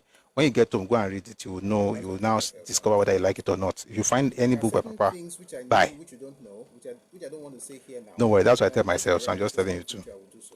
There are certain things which I knew, which you don't know, which I don't want to say here now. When I write my reminiscences in the future, I will do so. Some of the soldiers were not truthful with us. They didn't tell us correct stories and so on. I wanted to be there and see things for myself. Bear in mind that Gowon himself did not go there at that time. It was after the war was over that himself up. He donned himself up in various military dresses, Air Force dress, Army dress, and so on, and went to the war-torn areas. But I went. And some people tried to frighten me out of my goal by saying that Adekunle was my enemy and was going to see to it that I never returned from the place. So I went. But when I went, what did I see? I saw the Kwashoko victims. If you see a Kwashoko victim, you never like war to be waged. Terrible sight in Enugu, in Port Harcourt. Not many in Calabar, but mainly in Enugu and Port Harcourt. Then I inquired what happened to the food we were sending to the civilians. Listen. Please listen. This is the man they always try to vilify. It says, what happened to the food that we were sending through? The federal government was sending food through. By the way, let me quickly say something. Nobody owes anybody food during war. We are fighting. It's a war. You must have had a plan for feeding your people before you went to war. It's a war. We are not here for fellowship. But even then, the federal government of Nigeria was still sending food to the Igbos. Why? Because they said they were Nigerians. But what happened was that, listen, I was going to tell you earlier, but I don't want to tell you. They were sending food through Red Cross and Caritas. But what happened was that, listen, I was going to tell you earlier, but I don't want to tell you. I won't make you hear from Papa. But what happened was that the vehicles carrying the food... We were sending food through the Red Cross and Caritas to them. But what happened was that the vehicles carrying the food were always ambushed by the rebel soldiers. That's what I discovered. And the food would then be taken to the soldiers to feed them. And so they were able to continue to fight. And I said that was a very dangerous policy. We didn't intend the food for soldiers. But who will go behind the line to stop the soldiers from ambushing the vehicles that were carrying the food? And as long as soldiers were fed, the war will continue, and we will continue to suffer. And those who didn't go to the place to see things as I did, you remember that all the big guns, all the soldiers in Biafra army looked good. They looked all well fed after the war. It is only the mass of the people that suffered kwashoko. You won't hear of a single lawyer, a single doctor, a single architect who suffered from kwashoko. None of their children either. So they waylaid the foods, they ambushed the vehicles and took the foods to their friends and to their collaborators and to their children, and the masses were suffering. So I decided to stop sending the food there. In the process, the civilians would suffer, but the soldiers will suffer most. You're not angry with the person who took your family members to war without thinking of how to feed them. You're not angry with him. You're angry with the other. Number one, you're not angry with the person who took your family members to war without thinking of how to feed them. You're not angry with him.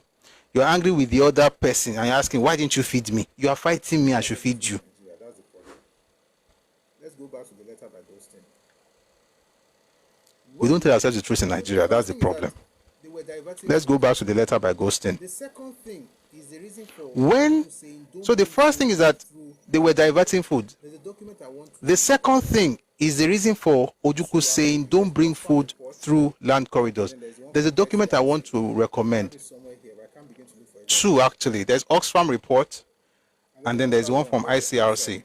I have it somewhere here, but I can't begin to look for it right now. And then there's another one. There's the answered, the debate of the House of Commons. They mentioned some of these things.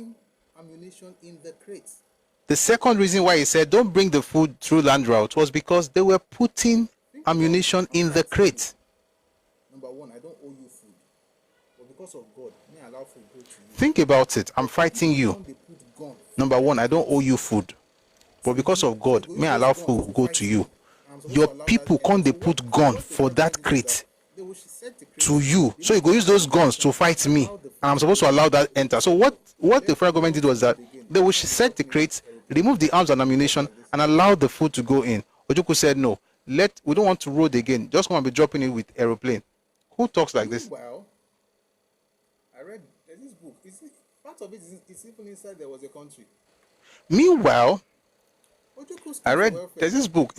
Part of it is even inside there was a country.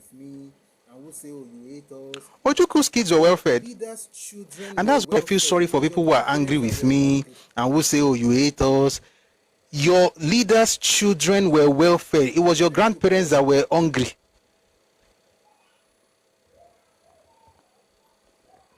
Thank you, Paul. Thank you, Paul. They had chocolate. Let me tell you the craziest one. I was reading this thing. I was like, thank you, Paul. The kids had toys and chocolate. I was like, they had chocolate. Let me tell you the craziest one. I was reading this thing. I was like, how? The kids had toys and chocolate. I was like, how could they have toys during the war? Do you know what it means to have toys? How did my leader's children have When other people's children don't have food. chocolates and snacks? Have you ever asked yourself, how did my leader's children have toys Parents cannot eat and chocolates and snacks? and you think the problem is from outside. You're not looking inwards. But your own parents cannot eat and they're having kwashoko. There's something called voice of And you think the problem is from outside. people like You're not looking inwards. And the reason you're not looking inwards is because of one thing. There's something called Voice of Biafra. It was manned by people like Chukwumerije, Uche Chukwumerije, Okokon Ndem, and of course, you know Achebe. surrender in 1967. Did you see any of them that look Have you seen the image when these people came to surrender in 1967? Did you see any of them that looked unfed? after growing up? You still decide to hold on to the lies that came from Voice of Biafra, which is, I mean, your new If after growing up, you still decide to hold on to the lies that came from Voice of Biafra, which is, I mean, the new Kini is now Radio Biafra. If you hold on to it, listen, you can do that. It's your right. especially the elites in the academy. But I don't have to believe your nonsense. There's a book by Kesarawewa. It's called On a Dark. Somebody wrote, especially the elites in the academy, the elites. elites you mentioned right There's a now, book we're planning by how to Ken Saro-Wiwa. It's called On a Darkling Plane. Do you know that this same elites you mentioned right now in Osuka, we're planning on how to bomb bomb University of Ibadan? caught them trying to bomb And as a matter of fact, Lagos. And some people they caught people trying to bomb University of Ibadan, just as they caught them trying to bomb some parts of Lagos. And some people actually bombed Federal Palace Hotel in 60 Palace Hotel. They bombed they bombed Federal Palace Hotel. They bombed Ore Bridge. Igbo engineers in Nepal, in Kaduna, were going to that war. But let's get back to this letter. it says here, Casino Cinema. Yeah, no, Alagomeji, thank you. the letter he wrote in 1966. Let's go back to this. It says here, then came the incredible, this is, by the way, this is Robert Goldstein, the letter he wrote in 1968, August, that is no longer working for Biafra. How old am I? Old enough to be your dad. Last drunk. Many of you are not properly raised. So somebody on TikTok, you think we are mates. How old am I? Go and ask your dad how old he is. Because many of you are not properly raised. See somebody on TikTok, you think we are mates. How old am I? Go and ask your dad how old he is. Then came the incredible Back to this. the land corridors. Then came the incredible answer, by the way, again, is from Robert Goldstein. Then came the incredible answer from Biafra that land corridors could not be acceptable until there was a complete ceasefire, and that an airlift was the only solution to feed the starving. You, that's Ojuku, you then appeared before the various heads of state and representatives of the OAU at Niamey in Niger. I fully expected you to at least accept the word help that was offered your starving throngs. However, you delayed, hoping, listen to this, hoping to use these unfortunates with world sympathy on their side as a tool to further your ambition to achieve war concessions at the upcoming peace talks in Addis Ababa. Thus, innocent victims continue to perish needlessly of starvation, the most agonizing death that can befall any living creature. I'm not angry with you. I'm angry with your ignorance. That's what your Lord and Savior did. You think I'm angry with you? I'm not angry with you. I'm angry with your ignorance. Incredible to me. I am not convinced that I have been used by you and your cabinet to help in military adventures of your origin. This was incredible to me. I am not convinced that I have been used by you and your cabinet to help in military adventures of your origin, using your starving hordes as hostages to negotiate a victory. If at some later date, following the issuance of this letter, you do concede to allow a mercy land corridor, would you expect me to agree to espouse before the world press the incredible delay of your decision? What explanation could I honestly give for the needless prolongation of this horror? I pray this communication may in some small way influence you to move affirmatively, allowing the Mercy Land Corridor to be born. It is inconceivable to me that you would stop the feeding of thousands of your countrymen under auspices of world organizations such as the International Red Cross, World Council of Churches, and many more, via a land corridor, which is the only practical way to bring in food to help at this time. It is inconceivable to me that men of good faith would try to twist world opinion in such a manner as to deceive people into believing that the starvation and hunger that is consuming Biafra is a plot of Britain, Nigeria, and others to commit genocide. I cannot in all conscience serve you any longer, nor can I be a party to suppressing the fact that your starving thousands have the food, medicine, and milk available to them. It can and is ready to be delivered through international organizations to you. Only your constant refusal has stopped its delivery. Tendering my resignation, and I'm returning to Mr. Collins Obi of the African Continental Bank all the fees. I am this date tendering my resignation, and I'm returning to Mr. Collins Obi of the African Continental Bank all the fees you have given me. Letter of credit number 354, 400,000 US dollars. I have sent your representative in New York a bond in the amount of 800,000 pounds that I was holding in your behalf. Listen to this last bit I'm about to read. I have also this date sent the bond of 200,000 pounds issued by the Central Bank of Nigeria back to them for disposal. In the midst of the war, Nigeria was still sending money to this man for Biafra. He returned 200,000 pounds to Nigeria. I am not convinced that one Nigeria is the only solution to peace. I also call upon you, Mr. Ojukwu, to allow your starving people to be fed. Their well-being is of deep concern to me as well as other right-thinking people of the world. You're acting in the utmost haste. You're acting in the utmost haste in this matter is, in my opinion, the first step toward any lasting peace in your country. Robert S. Goldstein. Was what happened. This letter is this was what happened. August 17, 1960. This letter is in the public space. Was published in Morning Post, August 17, 1968. Ojukwu got his men. Let me give you one crazy part. Okokon in them went. But guess what Ojukwu did? Ojukwu got his men. Let me give you one crazy part. Okokon in them went on Radio Biafra or Voice of Biafra, whatever they called it at the time, to tell the people that the food that Awolowo was sending to them was poisoned. Guess what? He was eating that food. But it was, what's the word now? What's this word I'm looking for? Okokon in them was not even Igbo. But it was, what's the word now? What's this word I'm looking for? Just saying all kinds of things. His zeal. He was trying to make up for his identity by just saying all kinds of things. And I've mentioned it several times. Those people, they perfected the work of propagandization, if there's any word like that. So, and I'm not surprised. And people say, oh, I don't hate you. Just like you don't know your enemy. And that's why you think I'm the one. So when we talk, and people say, oh, I don't hate you. Just like you don't know your enemy. And that's why you think I'm the one who hates you. I don't hate you. If I tell you what Ojukwu did in my own part of the country, 8 months before the declaration of Biafra, if you know what Ojukwu in September of 1966, a full 8 months before the declaration of Biafra, if you know what Ojukwu did in Southwest, you will know that or you go and study what he did. What he did in Ikorokwo. What he did in Enyang division. What he did in different parts of Akwa Ibom. See, these things are available. Just look into them. That's the one by him. So if you are angry, God help you and give you healing. That's the one by him. So if you are angry, may God help you and give you healing. But in fact, there's one more document I want to read before we move away from this thing. Just one more thing. This one is answered from House of Commons. This one is answered from House of Commons. These things are in the public space. House of Commons, of course, is in the US.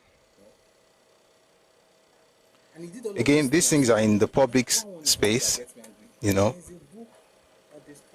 And he did all of these things and say ran away. That one is the one that gets me angry. There's a book that describes the way he ran.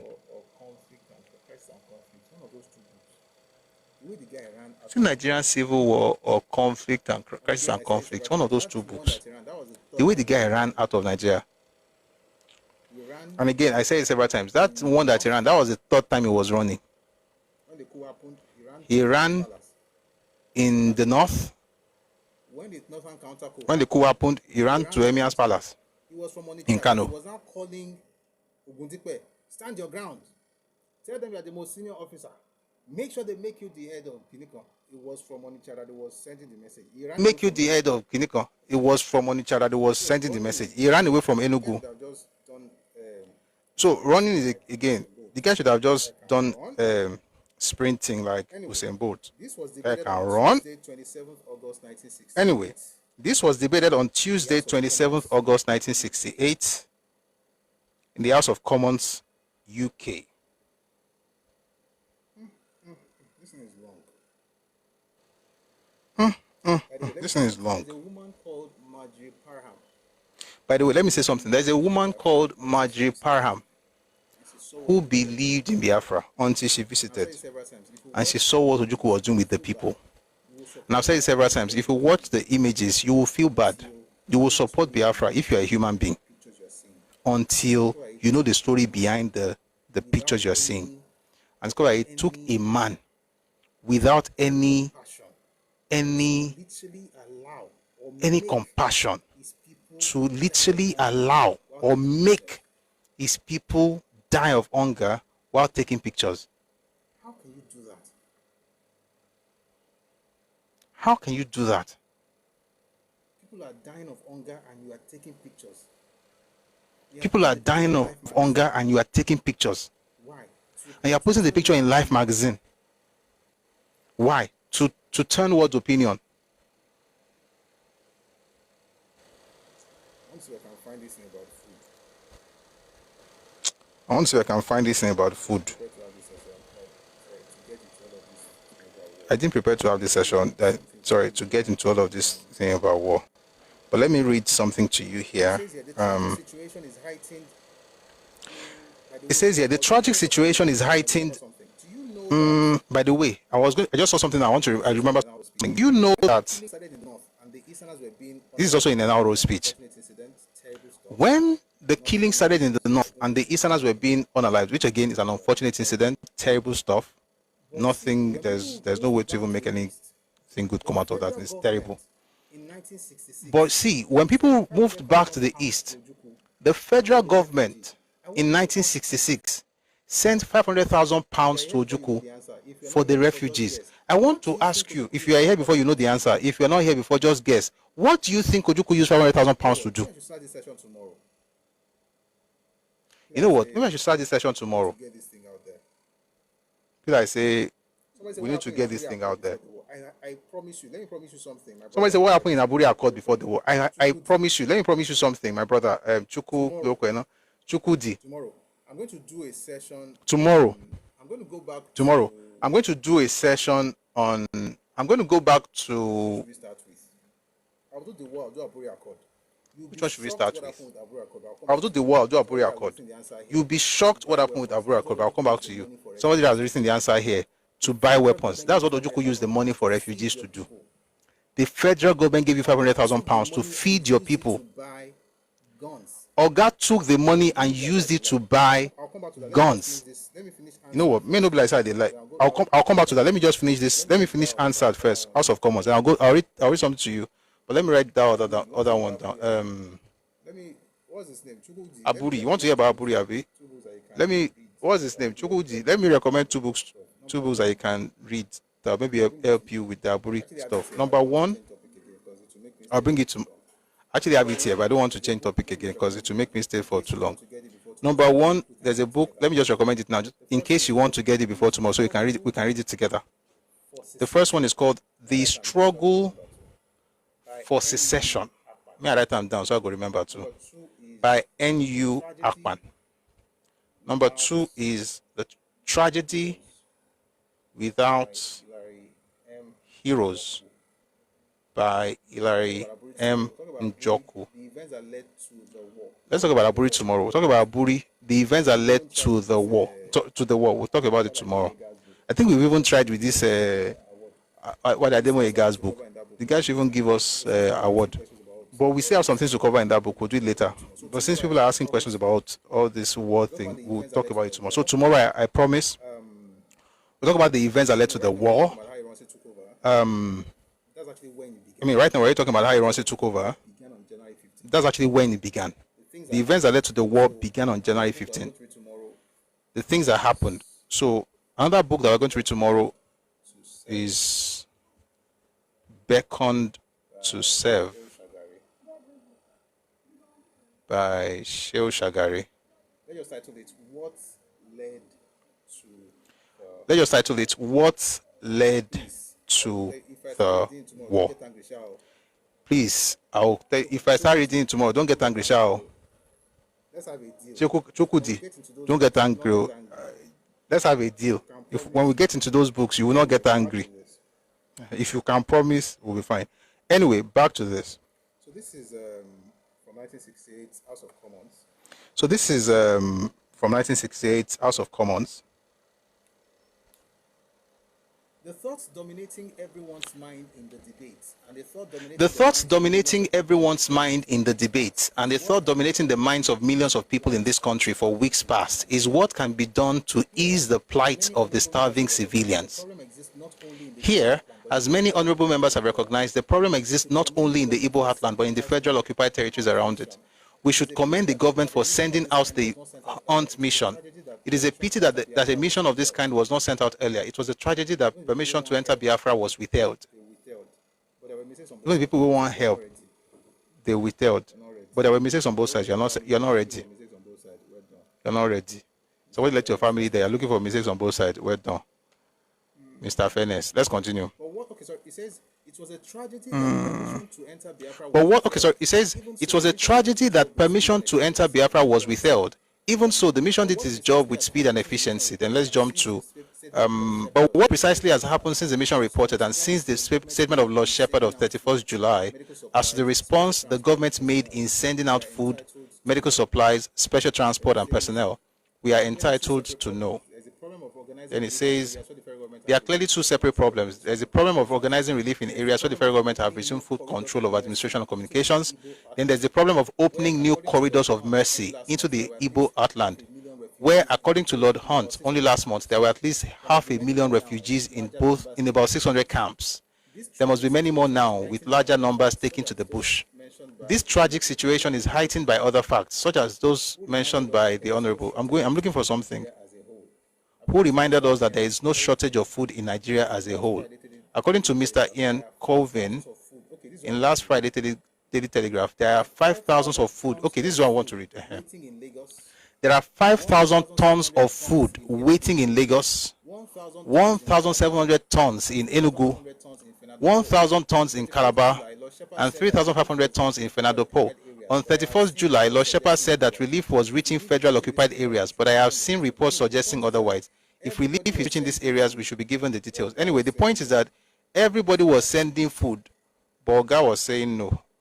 There's a part I'm looking for. See, this is what happens when you don't prepare for stuff. People just ask questions, so you need to quickly... See, this is what happens when you don't prepare for stuff. People just ask questions, so you need to quickly find it on the fly. 1 second.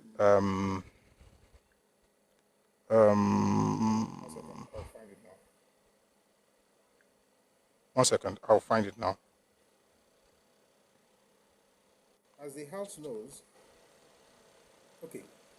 as the House knows, basically about simultaneous says the formula is basically about simultaneous use of land and air mercy corridors into Biafra. As the House knows, the government have always believed that while land corridors were the only way to provide long-term aid in the necessary volume. This is not what I'm looking for. Guys, I'll look for it another time. I'll share it with you because it's long. But let me tell you what I'm reading. I'm reading the answer of House of Commons.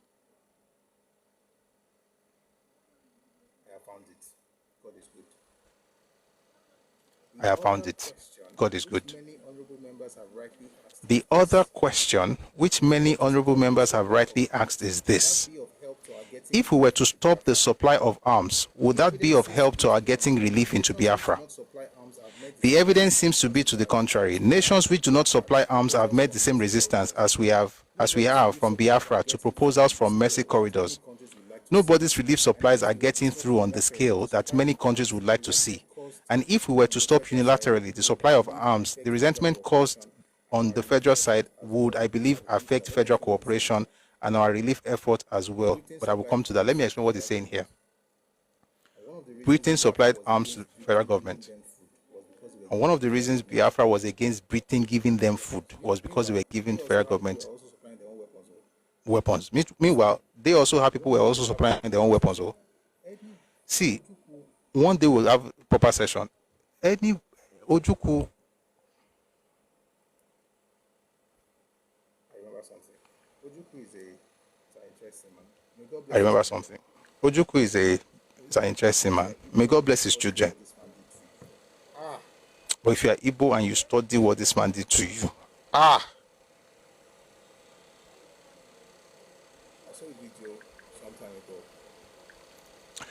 saw a video some time ago. Let me ask you a question, younger people. Igbo elders. Let me ask you a question, younger people. If you are Igbo, you are young. Let me ask you a question. Have you ever asked yourself, why did Ojukwu try to become a senator in 1981 and the people did not vote for him? Have you ever asked yourself, why did Ojukwu try to become the president of Nigeria in the Fourth Republic and his own people did not vote for him? Why? Since he's Eze Guruguru, why did they not vote? Have you thought about it? Since he's Eze Guruguru, why did they not vote? Have you thought about it? Ask that question. If you find the answer, please let us know. If you find the answer, please let us know.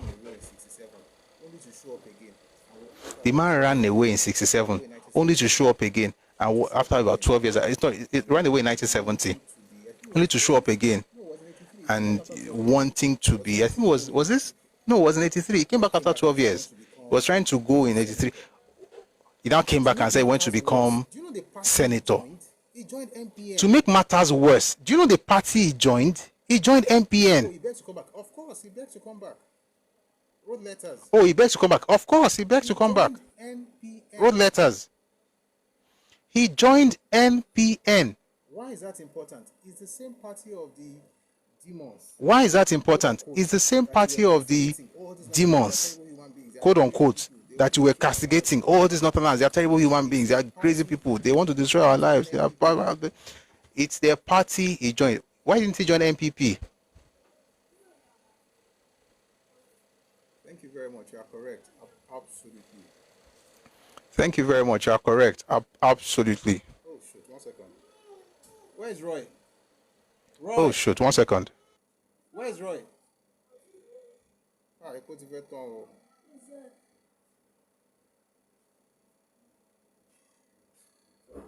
1 second. I have to change the light source. It might take me a few seconds to come back.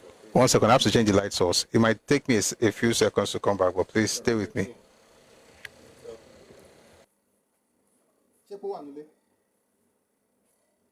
Sorry.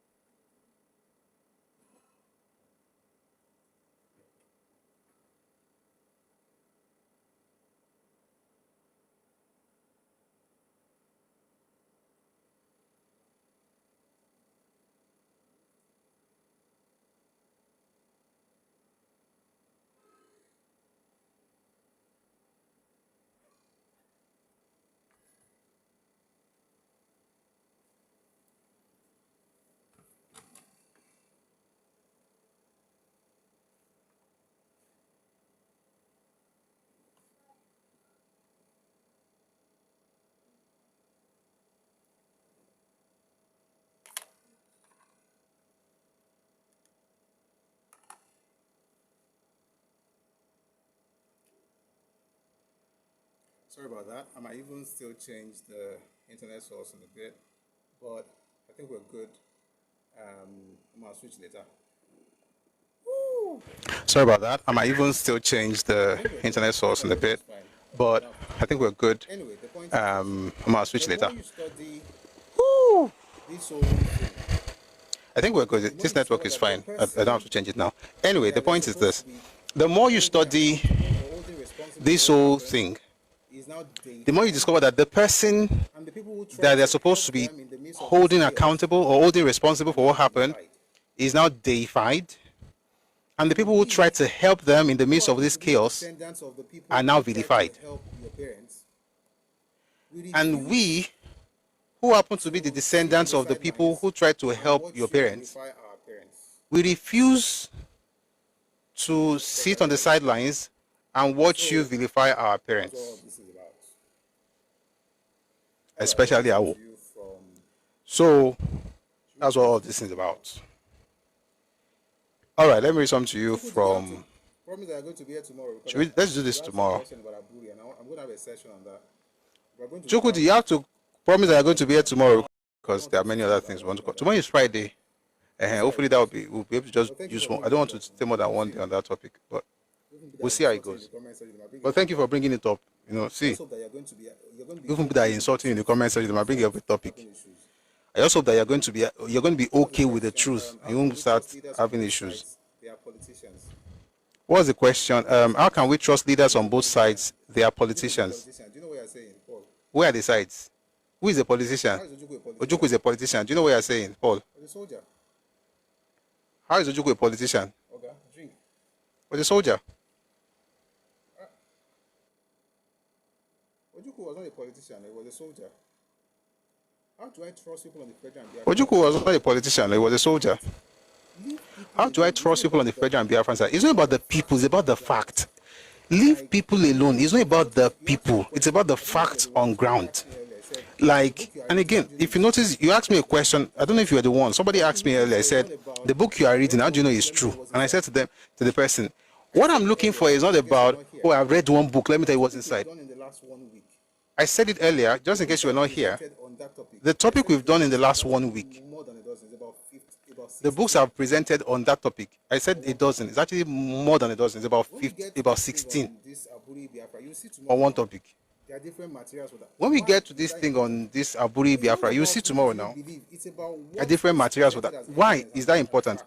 It's not about who do you believe. It's about what is presented as evidence and facts. You went to school and you have the ability to exercise critical thinking. Put everything together, you find, okay, I think my network is beginning to mess up. Right? And that is your you will find what the truth is. It's not to say right? And that is your job as an educated person. It's not to say who is telling the truth, who is saying the truth. It's not about who is telling. Anybody can lie. This man's book, which one? But the question is, believe it or not, this man's book, which one? This one. This man's book, Frederick Forsyth. I have 2 of his books. Because how do I know it's a lie? So my problem is not with him. Because I read other books. So my problem is not with him. It's with what he's presenting. And when I search what he's presenting and I see that he's taking me for a ride, I know when to move on. And I know when to say, you know what? No, I'm not believing this. But does that mean that the book is totally useless? No. You know why? Let me tell you something. It was in this book, whose author I know to be a propagandist, that I found a missing link in understanding what really happened in 1964. Was from this book. But I don't even like the way, right? I don't like the fact that, number one, Igbos cannot be wrong, Ojukwu cannot be wrong, is like an obedient. This guy is like Onyibo obedient. Nobody can be wrong from the East. Meanwhile, what he's saying is actually confirming that they are wrong, but he's saying that they are not wrong. This book is in the same category as There Was a Country by Chinua Achebe, a propaganda Fulham. But guess what? There's something you can also find inside Chinua Achebe's book. I can't say, oh, it's Igbo. I will not read Igbo books. They are bad people. I don't like it. They are lying. No. So your question is should not really be about how you know who is lying. Let me give you an example. Just to answer this question. I'm not even going back to any topic again. We'll continue tomorrow. But let me just answer that question. This example, Chukwudi is on YouTube just insulting me. Let me give an example. This example, Chukwudi is on YouTube just insulting me. But he might still insult me, but it's fine. Someone said, from every nonsense there is sense. Yes, a broken clock is right twice a day. Let me say this. In January of 1967. Ojukwu gave a speech at Aburi in January of 1967, and he mentioned that 30,000 of his people were killed in Kaduna. And they used the word pogrom, which I don't use anymore, because it wasn't a pogrom. To be a pogrom, it has to be. It must have been state sanctioned. The state did not sanction it. But we'll talk more about it tomorrow. It was a riot. It was a terrible thing. And by the way, as it was happening in the north, it also happened in the east. You just don't tell you how many people were killed by Igbos who were northerners. Nobody talks about it because Igbos are saints. We are deceiving ourselves. We'll talk about it tomorrow, hopefully. In fact, we'll talk about it. We have to. It's part of that journey. Guys, the faintest pencil is sharper than the brightest mind. I have to write something down. So, if we are going to look at what led to the war, we have to begin with the. We have to go back to the ambition, Ojukwu's ambition. That's the real thing that led to the war. Number one, Ojukwu ambition. Number two, the coup and the killings of. No, guys, just do me a favor. As I'm thinking about it right now, because I may not have the time. So, what led to the war? By the way, if you are here, just take this as introduction to tomorrow's session. What led to the war? Number one, Ojukwu's ambition. There's a book, Ojukwu's Rebellion. There's a book by Nebo Graham Douglas that will explain that one to us. Number two is the killings during the coup. Number three is the taunting of the Igbos.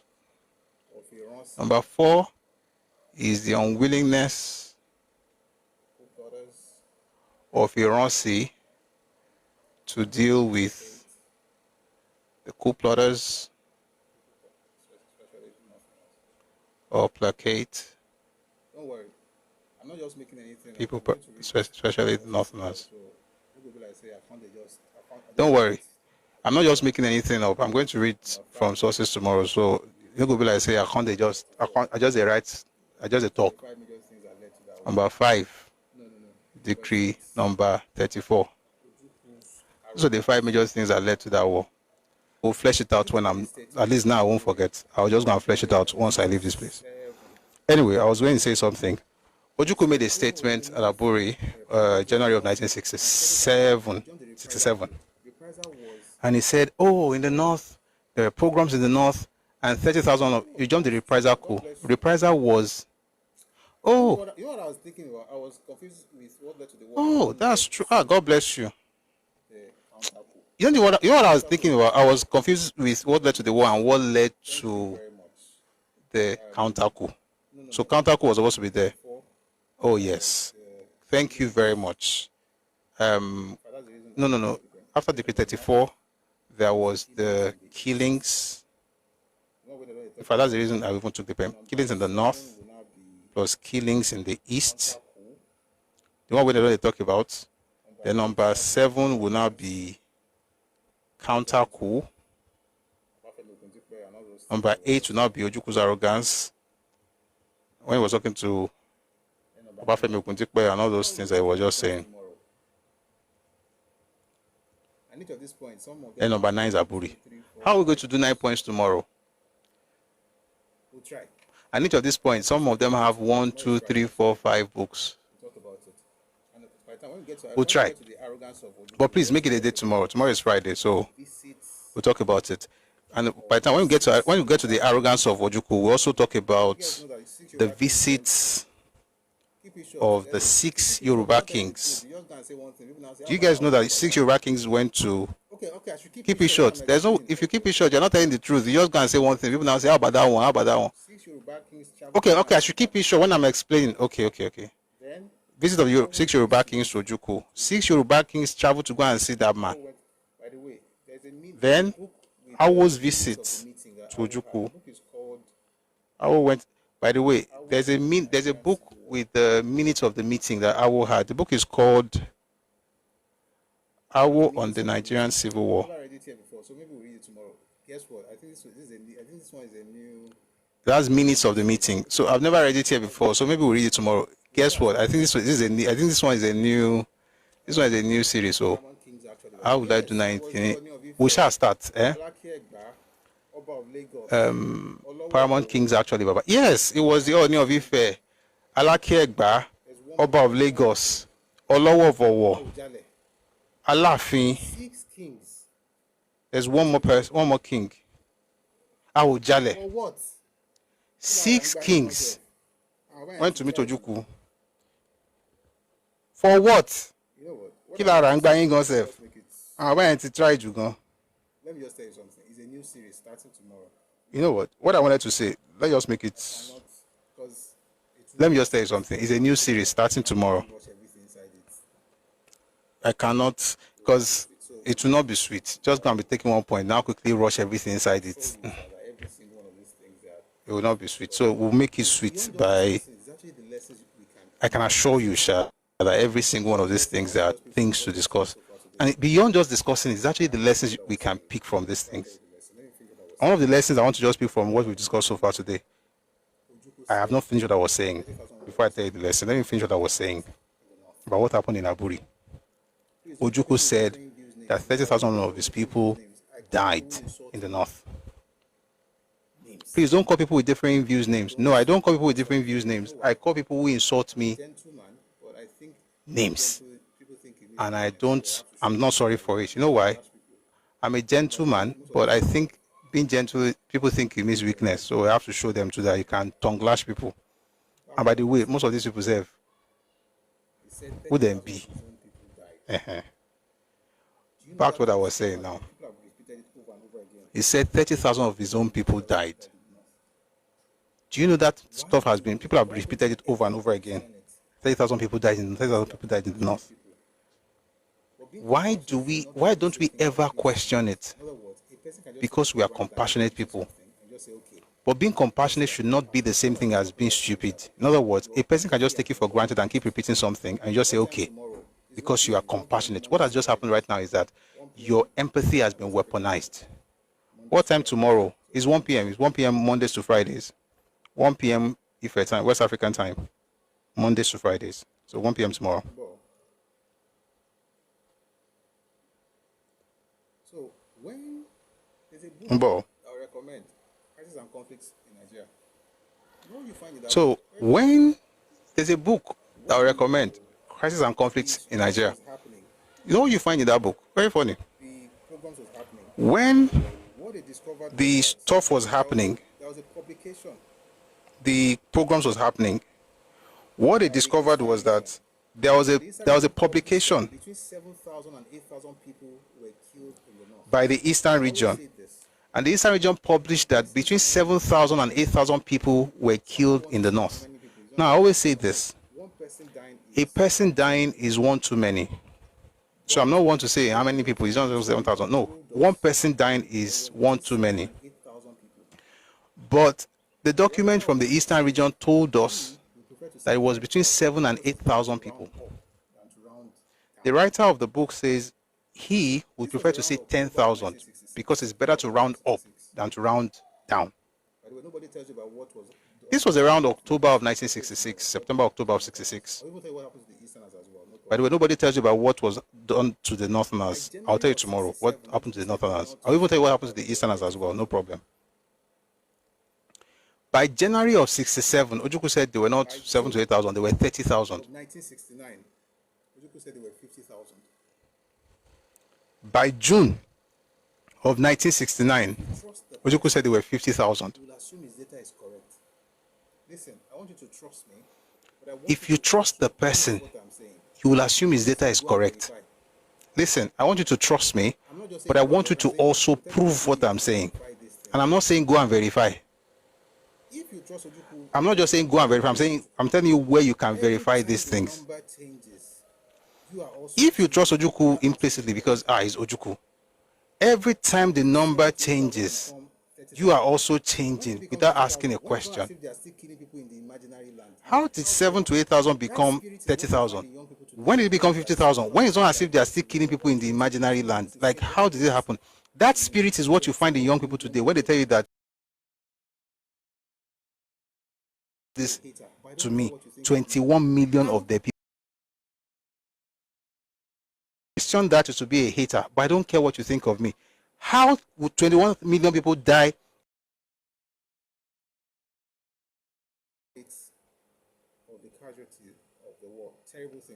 I said this yesterday. The most generous estimates of the casualties of the war, terrible thing, by the way. One dying is one too many, but most stick to seriousness when we're talking numbers. The most generous estimate says 1 million people from Nigeria, Biafra, Eastern minorities, Midwest, everybody together, soldiers, civilians that died, everybody, at most 1 million. The more conservative numbers said 300,000 people, everything together. But you hear the numbers. Why do you think those numbers are being pushed up like that? Because, David, you know, I've told you several times, your father needs work. Let me just mute you. You guys, this crying that you're crying, you have two options in your life. Let me just mute you. You guys, this crying that you're crying, you have two options in your life. Either you learn these things, and then you evolve like human beings do, or you spend the rest of your life crying. Because nobody is going to buy your tears, your sub stories again. She called it the danger of a single story. It was your sister who gave a speech, a TED talk, and she called it the danger of a single story. Brilliant speech. The danger of a single. It's your sister that get that talk now. Brilliant speech. So if you don't like it, change. If you don't want to change, cry. But either of the two, I'm not going to stop. Like I always say, I owe you respect, but I also owe the world the truth. I owe my children the truth. Anyway, let's bring some people up. I don't blame you. You are just softly deceiving. Your own time is okay. Anyway, let's bring some people up.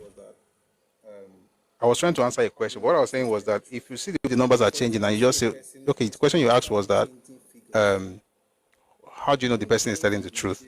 So if, for instance, you see a person who is constantly changing figures, I don't care if he's Nigerian or Igbo or Yoruba or Hausa. I don't care what part of Nigeria they're from. If the figures constantly change, I know there's something is up. Tell me where to check. What's your source? Don't just say, oh, I believe. Go and verify. No. Tell me where to check. What's your source? How do I verify what you're saying? The burden of proof is on the person making the claim. I can't tell you something right now. You ask me, and I say, go and verify. That's nonsense. The burden of proof is on me. I'm the one making all these things I'm talking about right now. Imagine you now ask me, oh yeah, show us the source, and I'll tell you, go and Google it. Number one, it just means that all the years I spent in school, waste. All the lectures and courses and certificates, nonsense. Because if I don't learn from school, say I suppose present those things. So when you now see all those sources and scholars, this person is constantly changing, you begin to ask questions. Another very good example is when you study Azikiwe. You know when people say things like stay in one place, when you stand up one fire, you may know where and go reach. Azikiwe never stayed in one place. On policy matters and like this.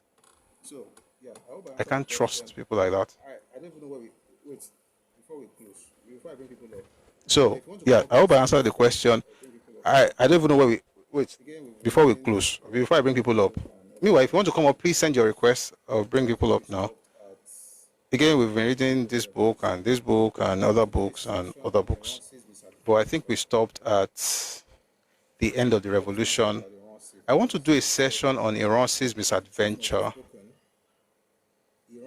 And what this man said about Ironsi, for instance, he said, if the truth must be spoken, Ironsi had implicit faith in his own type of Nigerians, the non-revolutionary and the reactionary type of Easterners and Midwest Igbos. I told you this school was an Igbo school. You guys are saying I'm lying. And you guys say, go and read Ademwega. This is Ademwega. See, I haven't marked more painted, man. Shall I read that? More painted. The glare of the light is not allowing you to see my painting. I'm a painter of books. Anyway, it's there, Sha. Says the guy packed the whole place full of Midwest Igbos and Easterners. Therefore, as soon as he had taken over the reins of power, he promoted more than a dozen and a half of them, from major to lieutenant colonel, and gave them all the senior and sensitive positions in the Army and Air Force. You read this book, would you believe that this guy in this book was explaining away what Ademoyega just said? 4 months after the coup, 120%. Increase in the number of colonels and majors and above that were Igbos in the Nigerian army. 120% increase. You read this one, I'll tell you that it's merit. It's a lie. It was written by Chuks Ilogbulam. So no surprises there.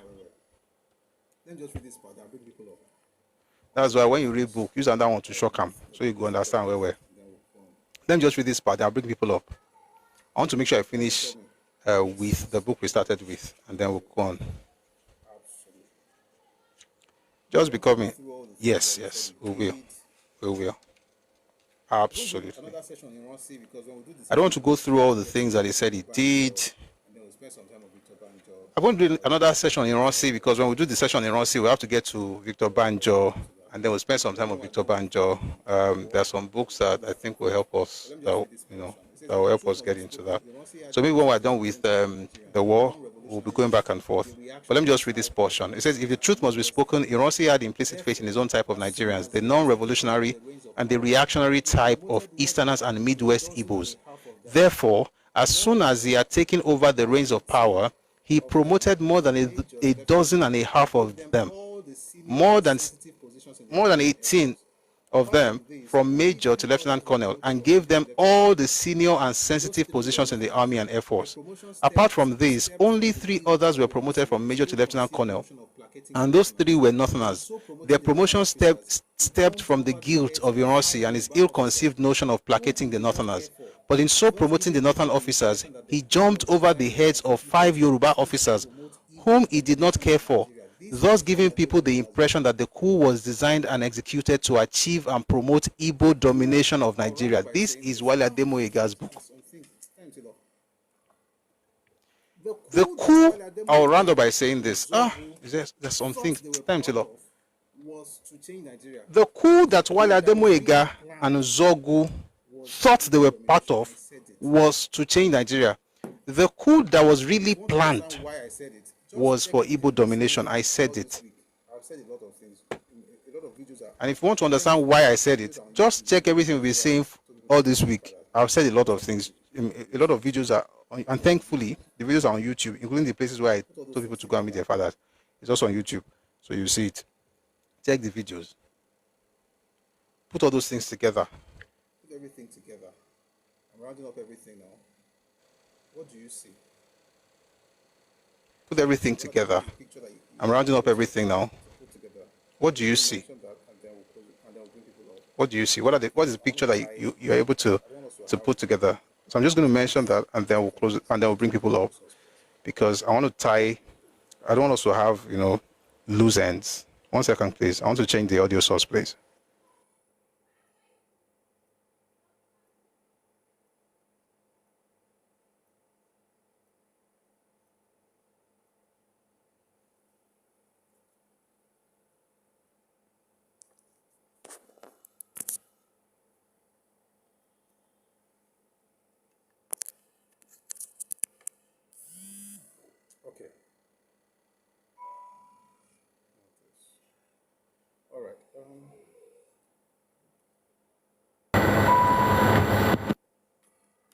All right.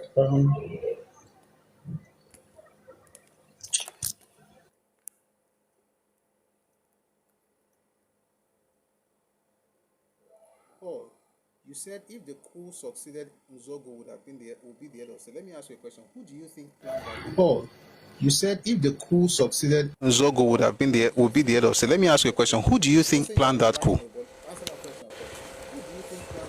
Paul, who do you think planned the coup? I'm not saying you are lying, no, but answer that question first. Who do you think planned the coup? Paul, please, if you can make it fast, it will really help us, because I think it's a nice point you brought up. No, that's not my question. J-Man said the coup succeeded. How will be this? Its aims and objectives. Please let me ask him what The coup succeeded. It achieved its. J-Man said it achieved its aims and objectives. Please let me ask him what is the aim and objective? What were the aims and objectives? If you are not here since, let me tell you the aim and objectives of the coup, and we'll tie everything together. Number one, if you are not here since, this is going to be an opportunity to put everything together. Number one, 1964, there was a constitutional crisis in Nigeria. Constitutional crisis between primarily Balewa and Azikiwe. And it caused a lot of brouhaha. They didn't know what to do. Somewhere along the line, Ojukwu began to wonder what would happen if Azikiwe, the president, and Tafawa Balewa, the prime minister, gave conflicting orders. What should the soldiers do? So he got together some officers. You find that in this book by Frederick Forsyth. The book is called Emeka. All right. And so they had a meeting. Then he spoke to them. What should we do if you have conflicting, orders? According to this book, Yakubu Gowon, took the matter to the GOC at the time, General Officer Commanding, who was Welby Everard, and told him, what's up? Now, who would you listen to? Welby went to meet the Attorney General, and he was told that, listen, if you have conflicting orders, you must listen to the highest elected political officer or office holder, who is the Prime Minister. It's either him or the Defense Minister. And I've said it several times. I think that was when the seed to change everything really started, because that was the year that Ojukwu planned the coup. And when he planned the coup, he tried to invite certain people in. You see details of that in Reminisce by David Ejo. He said that he wanted himself, Bassi, wanted Victor Banjo, David Ejo, and Yakubu Gowon to be part of the coup. Banjo joined them. Yakubu Gowon and David Ejo went to report to General Foster.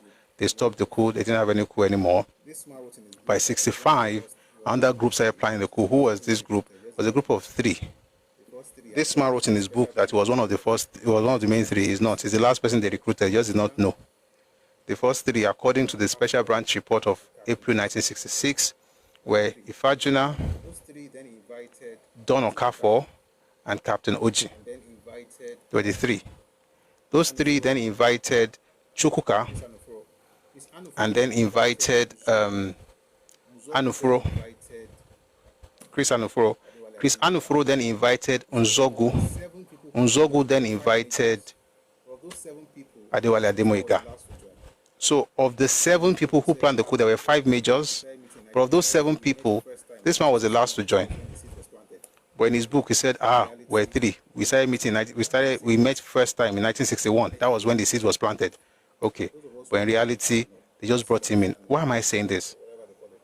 I think for those of us who are very, zealous or zealous or whatever they call it, or you are passionate, you want change, and you're Yoruba especially, look before you leap. Or you are like Nzeogwu. These were 28, 29-year-old young men, passionate. They used Nzeogwu, and they used Adewale Ademoyiga. Nzeogwu was the most successful of all the coup plotters, and he was not even the original planner. He was just the one who coordinated the North. The person in charge of the South was Ifajuna. But at the end of the day, they discovered that the coup was very, very tribal. And the first person that I heard who said he was tribal was Nzeogwu himself. He granted an interview in 1967 with Denis Ejindu, and he said it. They asked him, is the coup tribal, or was the coup tribal? He said in the North, no. In the South, yes. Then he mentioned that Lagos was not properly done. Nothing happened in the Midwest. Nothing happened in the East. That's Nzeogwu. And I'll take Nzeogwu over any emotional person shouting, it is not Igbo, it is Igbo. But that's not even the only reason it's Igbo. And by the way, it's not because the planners were mostly Igbo. That's not the point. while Ojukwu had stopped doing what he was doing, Ifajina put people together and they came up with a list of people they were going to honor alive. Incredulously or incredibly, whichever one you want to use. The president at the time conveniently left Nigeria and said he was going on a boat cruise. He traveled with his doctor and his aide-de-camp. They got too tired, they had to leave him there. Have you ever heard in this life that aide-de-camp, your PA, would leave you in a foreign land and go back home? Does that happen? Well, it happened in 66, 65 to 66. Ezekiel was in the Caribbean. Eventually, he moved to England, just biding time, because he knew what's up. He was betrayed. No, he was not betrayed. Nobody betrayed anybody. Listen, listen, listen. It was planned work. Ezekiel knew what was going to happen. Then he left the country. Ezekiel knew what was going to happen. Now, to be honest, there was political crisis. Then he left the country, was conveniently away where everything was burning. It was outside. Now, to be honest, there was political crisis in Nigeria, especially in the West. To be honest, that crisis did not even begin in 65. It began in 62. As a matter of fact, it began in 59, when Papa decided to go to Lagos. It became really crazy in 62, because that was the time where the fisticuffs started. Right? And of course, leading to the Coca inquiry and Justice Showemimo now sentencing Papa to prison in 1963. 65 was when Wetie was happening. But you see, the coup started before Wetie. The coup planning was in August of 1965.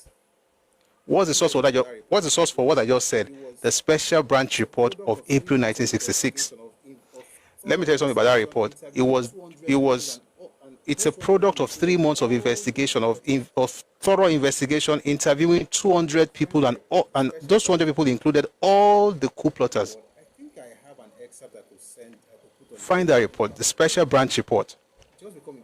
You know what? I think I have an excerpt I could put on the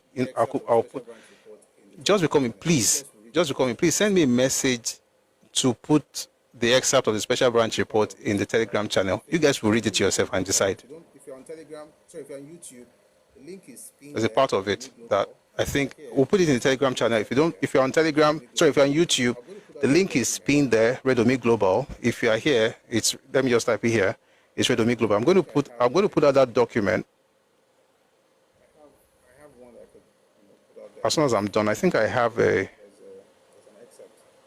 I have one that I could put out there apart from the one in the book. There's an excerpt. They started planning in August. People like Nzeogwu came in around September. September, October. That was how they got into the mix. But here's the point. When the coup plotters started, firing and everything, they unalived people from different places. 2 of the 3 plotters, 2 of them were said to be treacherous.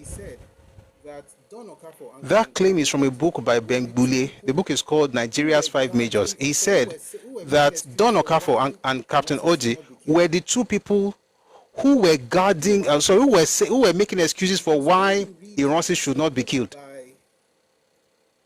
And do you know why I believe him? Because when you read the book by Hilary Njoku, it's called A Tragedy Without Heroes. Hilary mentioned the people that Ironsi said they must bring to him. And since I'm mentioning that, I might as well just open it and quickly read it. I think it's better if I read so that you know that I'm not just making things up. Tragedy Without Heroes. Where is it? It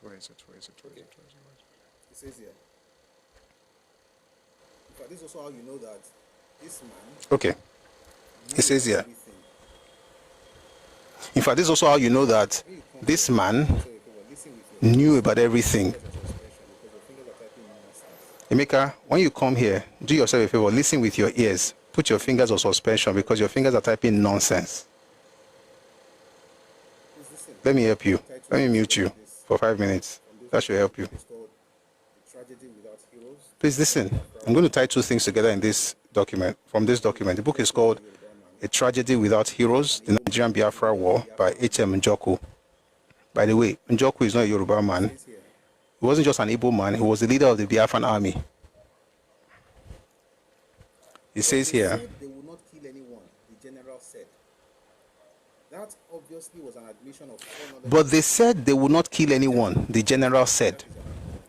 That obviously was an admission of foreknowledge of the coup. Jack looked at me. Jack is Yakubu Gowon. Jack looked at me. None of us said a word. From this day forward, I was to lose Jack's confidence. From all indications, he thereafter bore the impression or notion that I knew about the coup beforehand.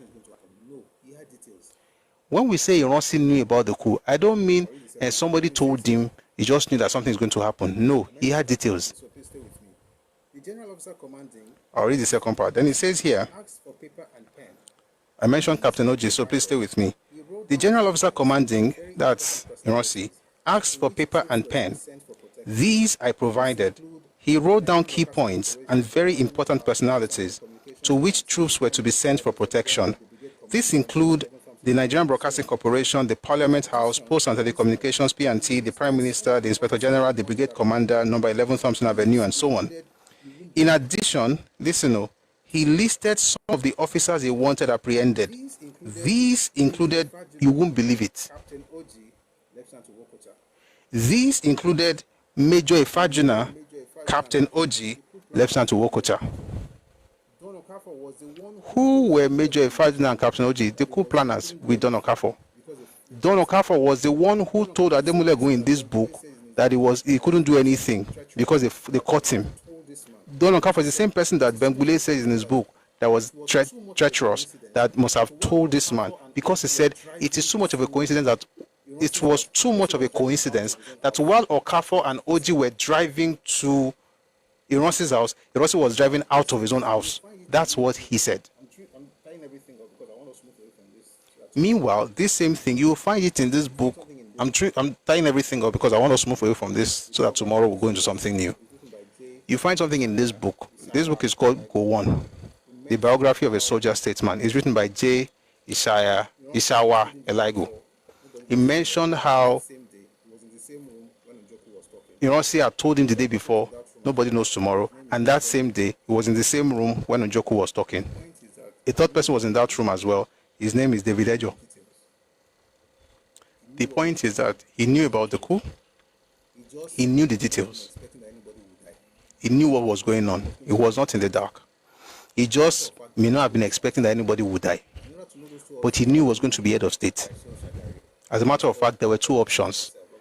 And in order to know those two options, you have to read the book by Shehu Shagari. The book is called Beckoned to Serve. We're going to read it tomorrow again, but the part that matters today, I'm not going to it because I read it here before, I think yesterday, but just to tie everything together. Somebody said Yoruba have always wanted to dominate Nigeria. Guys, I beg you in the name of God, give me 5 seconds. Somebody said Yoruba have always wanted to dominate Nigeria, but their plans for rubbish. In the history of Nigeria, only one group, well, actually two, but one, in fact, in terms of politics, have made that statement, that pronouncement that is recorded in history. The man's name is Charles Onyema, and he said this in 1945, and I quote, "The Igbo domination of Nigeria is only a matter of time." He said it. Who was Charles Onyema? He was a member of the Legislative Council. It was the same man in 1950 who said it was okay for the North to have 50% of the parliament seats.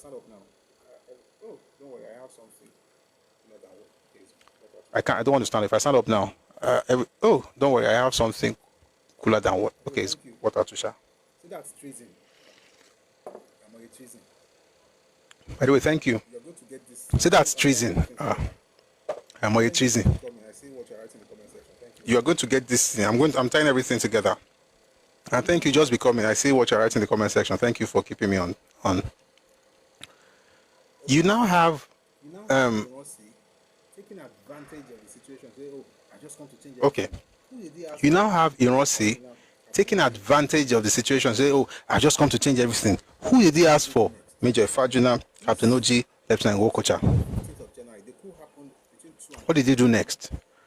This was on the 15th of January. The coup happened between 2 and 3 a.m. When they got to the office, They got to the office, according to Gowon. Gowon got to the office at 5 a.m. When they got to the office, Ironsi told them they would need about 2 more hours. don't worry. When they got to the office, Gowon was like, Ironsi told them they would need about 2 more hours before they could catch up with them. so he told the Yakubu Gowon was like, why should we have to wait for 2 hours? So he told the officers right there, I'm giving you 15 to 20 minutes to get ready. What do you see there? If Oga did not know about it, what was he giving them 2 hours to do? People are already ahead of you by 2 hours. This is 5 a.m. You're giving them 2 more hours. Are you trying to allow them to regroup?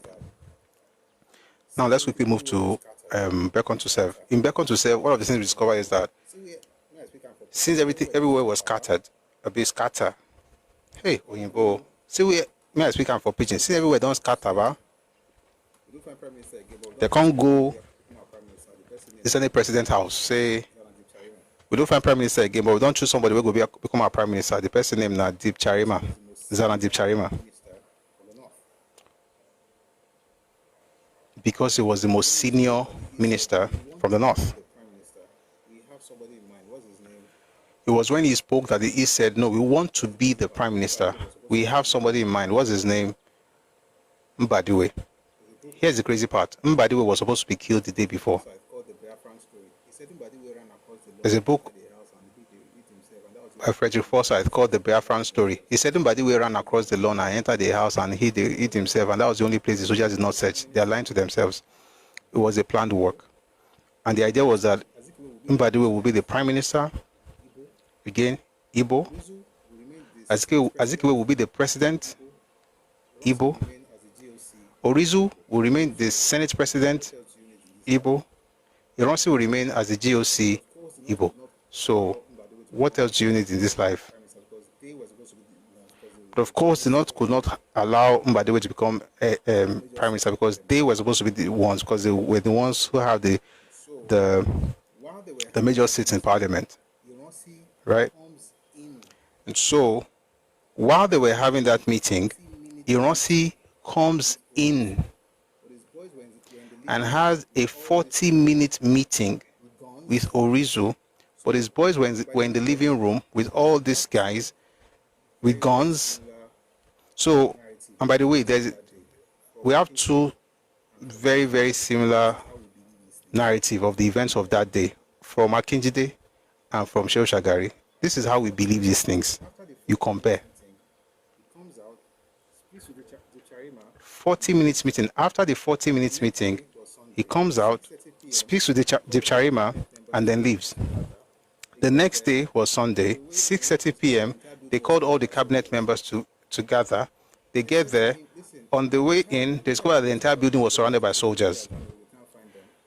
They said to him, listen, where are the men? Say, everybody has run away, we can't find them. You're not even making sense. I don't understand what you're typing. How can you not type correctly? Anyway, let's go back to it.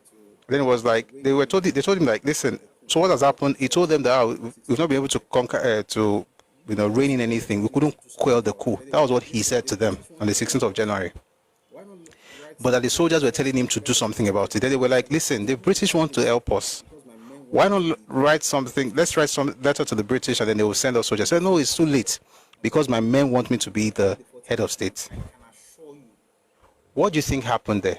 Number one, when they were having the 40-minute meeting, I can assure you that Azikiwe was on the call. How do I know? Because of Azikiwe's speech on the 16th of January. It showed that he was on that call on the 15th of January. Why? He said in a telephone conversation with the Senate President, he was told this, and that. And he was making that statement before the Senate President even broadcast it in Nigeria. And we caught something that he said.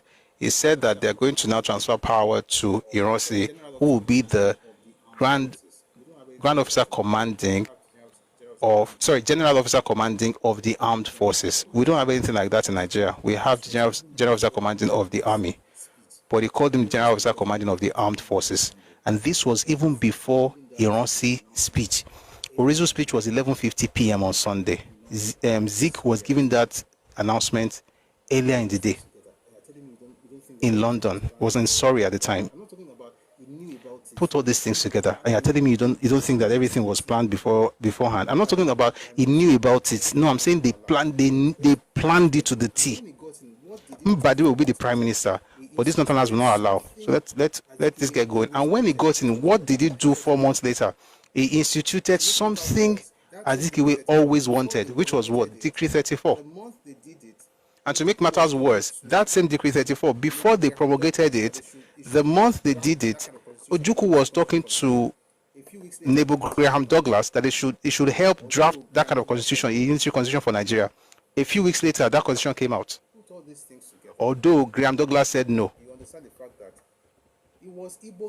Put all these things together, and you understand the fact that it was Igbo through and through. I don't speak flippantly. I'm not just talking. It is well researched. So it was an Igbo coup. But these men, Adewale Ademoyega and Nzeogwu, they just were willing tools in the hands of tribalists, no bigots. I'll make it clear, in this Nigeria history, there's no one who is more tribalist or who was more tribalist, as far as politics is concerned, than the man who branded himself Zik of Africa. And that's why, if you notice, he went from Zik of Africa to Zik of Nigeria, and he ended up as the Owele of Onitsha. It was just Zik of Onitsha. But here's the point. If you are Yoruba, you belong to Obedient, you are passionate, you want changes in Nigeria, this is a lesson for us. Don't be stupid. I'm begging you.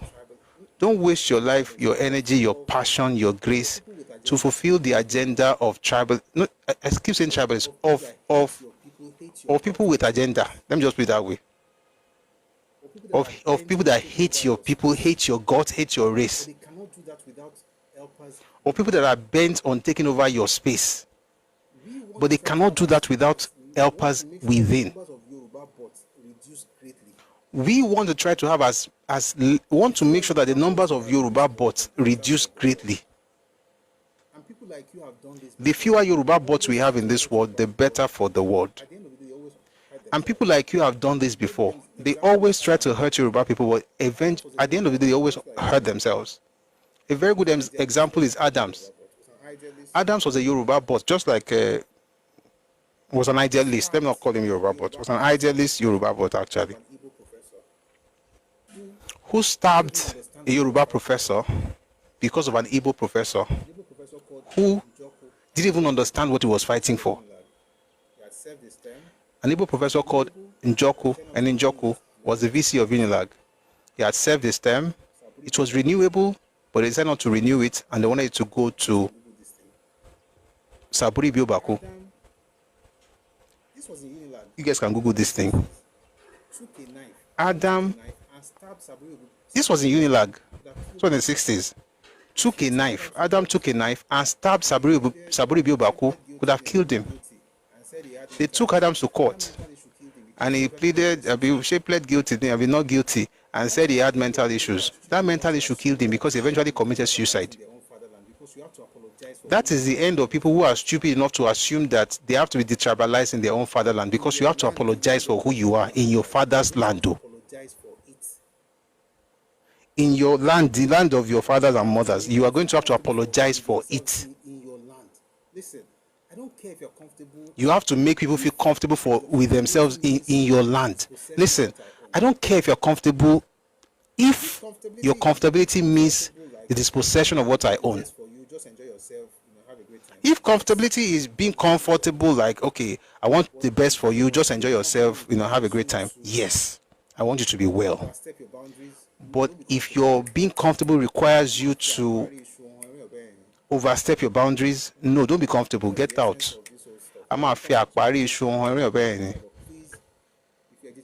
That's the essence of this whole stuff. We're going to come back to some things in that book much later, but please, if you're a detribalized Yoruba person, You are not thinking straight. There's nobody that is destabilized in Nigeria. Everybody has an angle as far as ethnicity is concerned. And guess what? It is the right way.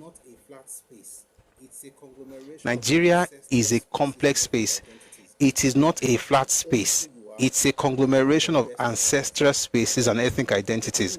You've got to own who you are and then want the best for others. But there are people who own who they are and don't want any good thing for other people. And they are the ones who speak the loudest and claim to be the victims of everybody. They are the victims in every story. They are the perpetual victim in every story. Believe me, those people are narcissists, and they are not doing anything because they are actually hurting. They are claiming to be victims because they want to get something from you. They are going to blackmail you, gaslight you, change history just to make themselves feel comfortable. And if you are stupid enough to allow that happen, what happens is that you are losing grounds. Your children will apologize for things that you did not do, that they did not do. This is what we're trying to stop. And that's why we're looking at the book by Ademwega. And I hope we learned something from him. And we're going to have another session tomorrow. So tomorrow we're starting a new session, a new series. What led to the war? That's what we're going to start tomorrow. And I hope, please come early. Please come early. Let's make it 1 p.m. if we're time, West African time. Enjoy the music. We're going to have a fantastic session, fantastic series, I would say. And thank God we have sources to help us understand the past a lot more. And guys, nobody hates anybody. We just don't want to we don't want to repeat the mistakes of the past. That's all. All right. Let me bring people up now. Please, because it's 6:43, we're not going to spend too much time in our submissions. Right? All right. So let me bring people up and then they will share. Thank you very much for listening. Everybody who has been listening, whether you're on Facebook, on YouTube, on TikTok, I really appreciate your presence. Thank you so much. And thanks to everyone in the comment section. Thank you for liking and commenting and tapping and sharing. Thank you so much. And also, thanks to the gifters. Thank you very much for your support and for your generosity. After, in a bit, please mute. Oh, Jesus is Lord. All right. I'm going to put up the account details much later because I've been told to do that every day. I think it's actually important because it helps those who want to support to just pick it and do it. And let me acknowledge those who have, reached out. I really appreciate what you're doing. God bless you and increase you on all sides. We're working on this power source thing. We have something we're trying to upgrade, so hopefully we can get that sorted in the shortest possible time. But of course, all those things cost money. But thank you very much for your support. Thank you for the gifts on TikTok and for the cash that you sent. I really appreciate it. Thank you very much. All right, let's have some people. Let's have the people on stage. We're going to start with user. Let me just say it this way. If you want to come up, I beg, come now. If you don't come now, after this set, it is over. And I'm not doing it. I'm not me or Shako. It's because of time. We've been here since 1 and it's 6:45 already. So please, if you want to come up, send your request now. Thank you very much. Also, I want to try something. If you want to speak and you're on, say, on YouTube, you are on Facebook, you have something you'd like to say, please call on Telegram. We've never done this before, but I want to see how it's going to work. Thank you very much, Adeleke. I really appreciate you. Thank you so much. Call on Telegram at Busui Oris, and then we're going to link you up with the rest of the people. They will hear what you have to say. So if you want to try that, let's see how it goes. If you're on Facebook, you're on YouTube, and you want to be part of the conversation, we're going to just call on Telegram at Busui Oris. We'll link you with the rest of the people here, and then we'll hear your thoughts. Thank you very much for your support. All right, let's bring people up here, and then we'll begin to round up now. Thank you very much for a wonderful session. Guys, we have to power tap. This thing is not allowing me to bring people up because it's hanging. So please, let's power tap. I have to drag puzzle, but I can't even drag it now. So if you're waiting for me to bring it, please just hold on for a bit. I just need to drag a puzzle while we power tap. Let's get this into 200K, please. Thank you, everybody. Tomorrow, we're going to start a new series. It's what led to the war. There will be tears. And I feel bad for the tears. But I feel good that we're going to be telling the truth respectfully. Thank you for the gifts. Thank you so much. Kini Yoshio 99. Guys, please power tap. This thing is actually not. This is not funny anymore. I'm not able to move past. You know what? Let me switch my internet source, please. This is not good. I don't want to end. I don't want life to end abruptly.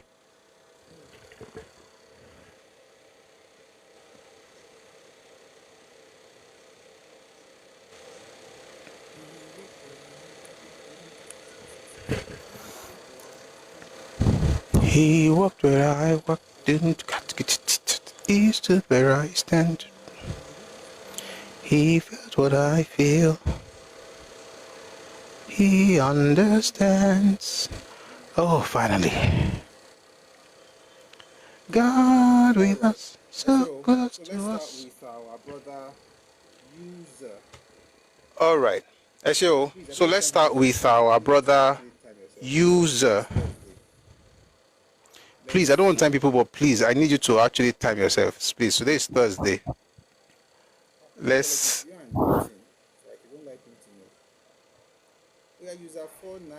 Apologies, you are muting. It's like you don't like muting, no? Oh, yeah, user 49396. Is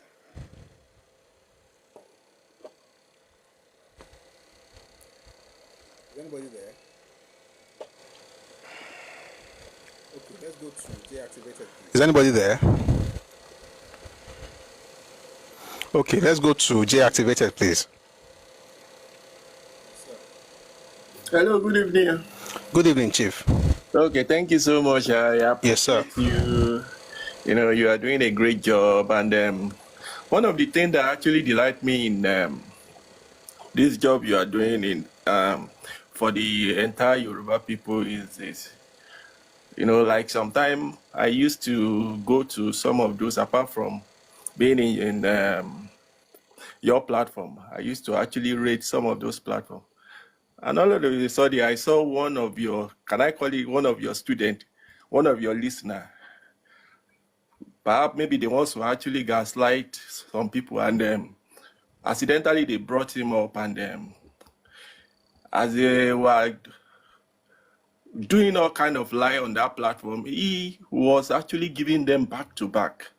So I want to actually congratulate you, because this thing you are doing, even where you didn't expect that he's going there, because you are molding people to actually stand for their heritage, stand for what their identity, their cultural identity, and not to fall victim of all kind of lies and propagandas.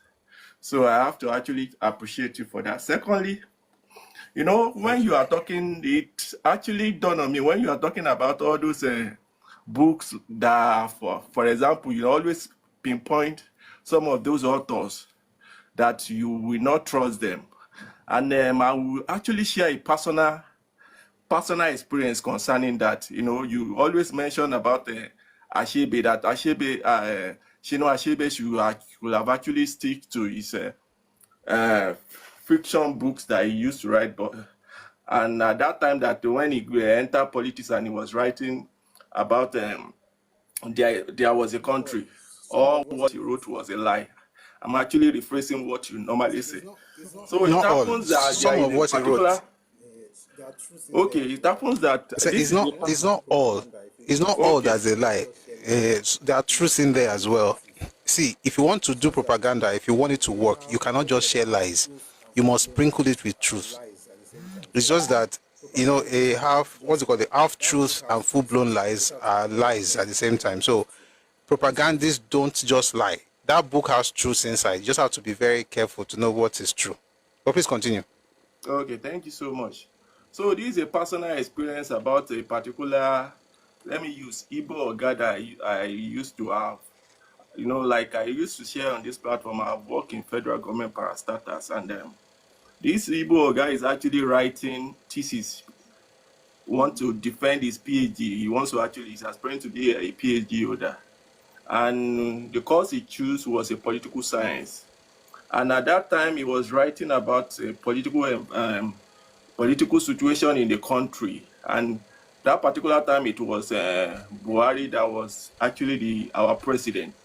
not when he was a soldier, but with just recent time now. And he was writing. Basically, he is the one that is aspiring to be a PhD holder. So I'm just a staff in his office.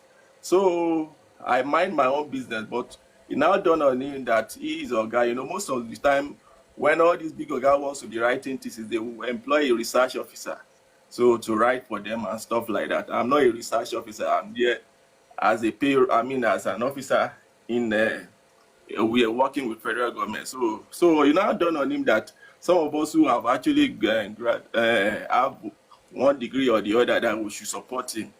So since I work with that kind of person, so I looked at what he's writing, and to some extent, I'm always curious about what is happening in my environment. So he now dump everything on us.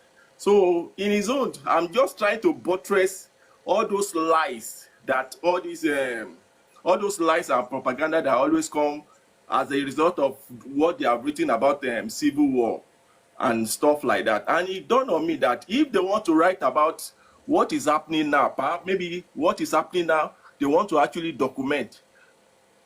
How do you think they could have actually written it? It could have been, maybe they will say, this government is not actually doing anything, everything is not going on well, there is nothing to show for it. That's what they will actually could. So at that particular time, my damn boss was just writing all kind of wrong thing, erroneous thing about Buhari. You have 30 more seconds, so. Yes, so I will manage it. So at the end of the day, he was tired because he has to do some engagement and manage all those things. So he now gave it to me. As a Yoruba boy that I said, so far you are actually contacting me this time around, and you are not the one that paid for my school fees. I have to actually set the record straight. So I said, because he doesn't have the time, I have the time. So I started from abstract, set the record straight, put everything together, join me together. So the time was against him. He cannot actually edit it. So he cannot actually, he cannot actually do justice to how he wants to. Yeah, please round up. Let me just say, he cannot actually convey his wicked mind towards that thesis. So he cannot do it anymore. I've actually corrected the abstract, corrected the introduction, corrected chapter 1, corrected all those chapters, and I've done it very well professionally. So he has no time to actually do that. So though he saw what I did, he was annoyed with me. He was so annoyed with me, but there was nothing he can do. So he now pushed it like that, and he used it to get his PhD. But with that I could make everything straight, because I didn't follow what he said. I mean, what he wanted to make that thesis achieve. He was so annoyed with me. He didn't even give me anything. He was frustrating me in the office. I said, I've actually established myself today. All right. So it boils down to all those books that they are, publishing even before our birth. It's because of the mindset. They tailor the mindset to write all those things so that everything will look horrible. All right. And Thank you. I saw it with my damn boss, and that's what I want to actually share it on the platform tonight. Thank you so much for giving me this platform. Thank you very much. I was going to give you 3 minutes. I'll use about 7, but thank you very much for your submission. It's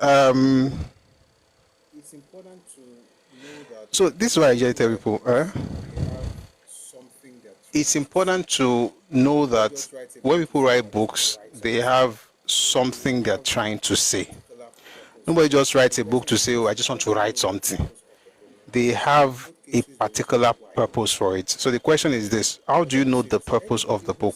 In some good cases, they will tell you why.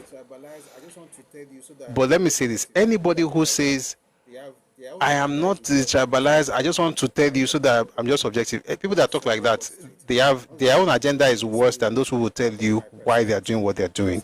But I want to set the record straight. I want to tell you my own experience. I want to tell you my perspective. Those are better people. I mean, I would rather read those ones than people who say things like, I'm just telling you what happened, the truth on all sides, because I was like, it's a lie. Because when you read it, you begin to see where they're coming from. That's why when I read certain books, I like to know where is this man coming from? It doesn't mean I will not read the book. I will read it, but I have to understand it within that context. And then I say, okay, this is where it's coming from. Let me give you an example. When I read There Was a Country, since I knew this guy was a propagandist, it didn't. It affected me because I couldn't bear it at a particular point, but I was able to read it because I already know that it was a propagandist. It was a Radio Biafra. They called it Biafra Directorate of Information, but it's a propaganda. Propaganda then they do there. So I don't know already. So for him, Ojukwu is not wrong. Nobody is wrong. Every other person is wrong. I already know. But at least what I'm saying basically is this: don't expect objectivity. Just understand where people are coming from. In reading what they are saying, you might discover that the person is actually objective, but that's okay. But don't make it the yardstick of even reading any book. I don't care if you're objective or not. I will read your book, but I am smart enough to know where you are lying. But I need to know where you are coming from. Once I know where you are coming from, if you lie, as you are lying, I'm going to tell you, say, I lie with this, I lie. So at the end of the day, whatever you're trying to do, for me, it will not work. But let me round up by saying this. If you know that may be a bit difficult for you, maybe you should start with books that are more, what's the word now? The books where you can tell that the writer, his agenda is more like setting the record straight, more than somebody trying to drive a narrative. So if you can find, and there are many of them, I always mention, let me tell you something, when I quote books, anyone I say that, this one be careful, that's the one that I know that this one have issues.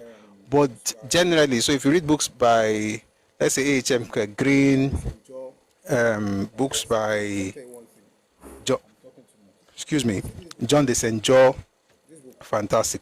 Let me tell you one thing, I'm talking too much. See this book, This book is a good book. The man, his agenda is to set forth his own role and his own, essentially his manifesto or whatever in this book. But something about this book is that he's sincerely wrong. How will you know that? By reading another book. So, as you interact with these things, you will know who is lying. One of them is very popular. I won't mention his name now. I'll mention his name again when somebody just wrote it in the comment section. I didn't even mention anybody's name, but let's continue. They just put everything together. Max Yolon is not a fair writer. I mean, and I'm not saying he's a bad writer, by the way. He's a very fantastic writer. I've read his books, great stuff. But he always holds brief for the Igbos. He finds it very easy for him to castigate Yoruba people. I've seen it in two or three of his books. Yeah, so, that doesn't mean I will not. If he comes with a book tomorrow, I'll still read it. But because sometimes also the information you're looking for might be hidden in some of the things he's saying. So you just pick it and just go. But don't. All right, that was a lot of. Let's go to user. Are you there? Oloye, God bless you for what you just typed there. Everybody, read what Oloye just typed. It's true. Your father fought in the civil war, but you're not going to tell anybody your name because you think the rest of us are stupid. But I mean, it doesn't mean that it doesn't write well. As a matter of fact, let me put it this way: even if it's Igbo, it will be one of the objectives Igbo. But even then, that thing never come out. You know what that thing is? It never come out. You will still see it in the writing.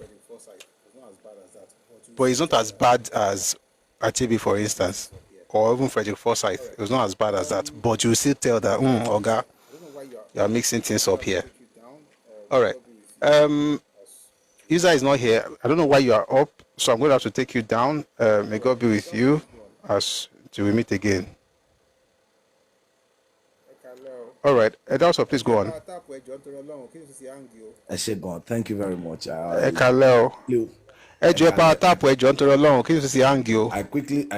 quickly want to salute you. Rounding up this book, you have actually gotten to where we were supposed to have started from. Eshegon, thank you so much. May your life be continually sweet, continue to be sweet, and continuously sweet. Amen. Your light shall never go dim. The first thing, I will quickly talk about the book because, you don't have the time. The first thing is that people do not know. People do not know that this coup that we've been talking about, that we have not talked about enough, was actually planned by Nnamdi Azikiwe. You know, I've always maintained this stance. Because how you just went on a boat cruise, everybody went with you, they left you there, you were just there. That is not only one of the points. That's not only the point. He made a call on January 15. So he spoke to Orizunwafo. Okay, about 2 or 3 days after, he granted an interview on BBC. If you remember, sir. There was a coup in Nigeria. No, it is not a coup. It's like political instability. And the guy, unfortunately, if they ask me about betrayal, I will even say Agunyi betrayed him, because Agunyi should have been GOC, not Grand Commander of the Armed Forces. No, it's GOC. It's GOC. Just instead of it being of the army, you now made it of the armed forces, but still General Commanding Officer. Commanding officer, yeah. Sorry, General Officer Commanding. General Officer Commanding. Sorry about that. So it was supposed to be the GOC, Jejeli, and the president will be there. So Ozumba Mbadiwe then becomes the prime minister, and Nwafo Orizu becomes the Senate president. Meanwhile, we have the Prechima there. So this coup, the first thing that this coup was actually planned by Nnamdi Azikiwe. Everything that he couldn't really achieve by democracy is what he wanted to achieve with the coup. Now, fast forward 2025. What is happening right now? The same people are calling for coup in Nigeria. These same people are calling for coup. So, and in their stupid moronic brain, they think that when that coup happens, they will then become the head of state. This Nigerian army is not formulated. This current Nigerian army is not formulated in such format that can just come and say, Peteru will become the president. It is impossible. It won't happen. Now, let me quickly move to books and Achebe. Achebe, from day one, had been suffering from inferiority complex. 3 times he changed his age. 3 times. He said, my mother now told me that I was born on so day because he just wanted to be older than Shoyinka. Several times he would say, hey, we are the first set of UI. No. His people are now telling us now that he left, that in 1986, all of them boycotted Nobel Prize, which was a lie. The Nobel Prize Foundation never, they never even made that, no African. In fact, nothing of such happened. He couldn't have matched the writing skills of Shoyinka. And let me tell you why Things Fall Apart was accepted. Things Fall Apart was accepted because of the barbarism in the book. In fact, the West. Yes. Let me tell you, okay, if you have read the trilogy, Things Fall Apart, one of the people are no longer artists. You will see that no longer artists, one of the people are very beautiful, subtle. Do you think, no, they don't have such acceptability? It is the barbarism, and Things Fall Apart became the yardstick with which some Western countries view Africans, which is just their own Igborilla version of how some part of Africa operates. The reason why they are translating this book into so many languages, over 52 languages, is because they want to see the savages of Africa. To say, see Africans. In fact, they have tail in their bomb. They have this, they have that. Look at how they kill people. Look at. So that is the reason that book was accepted, not because the book was good. Okay, let me tell you who first said this that I've just said. It was Onyeka Nwenwe who first told me that Onyeka Nwenwe is an Igbo man. Onyeka told you that? Yes, Onyeka Nwenwe was the first person to tell me that this guy cannot write. That I should go and read what he's writing. He's writing like a primary school. Wait. I'm not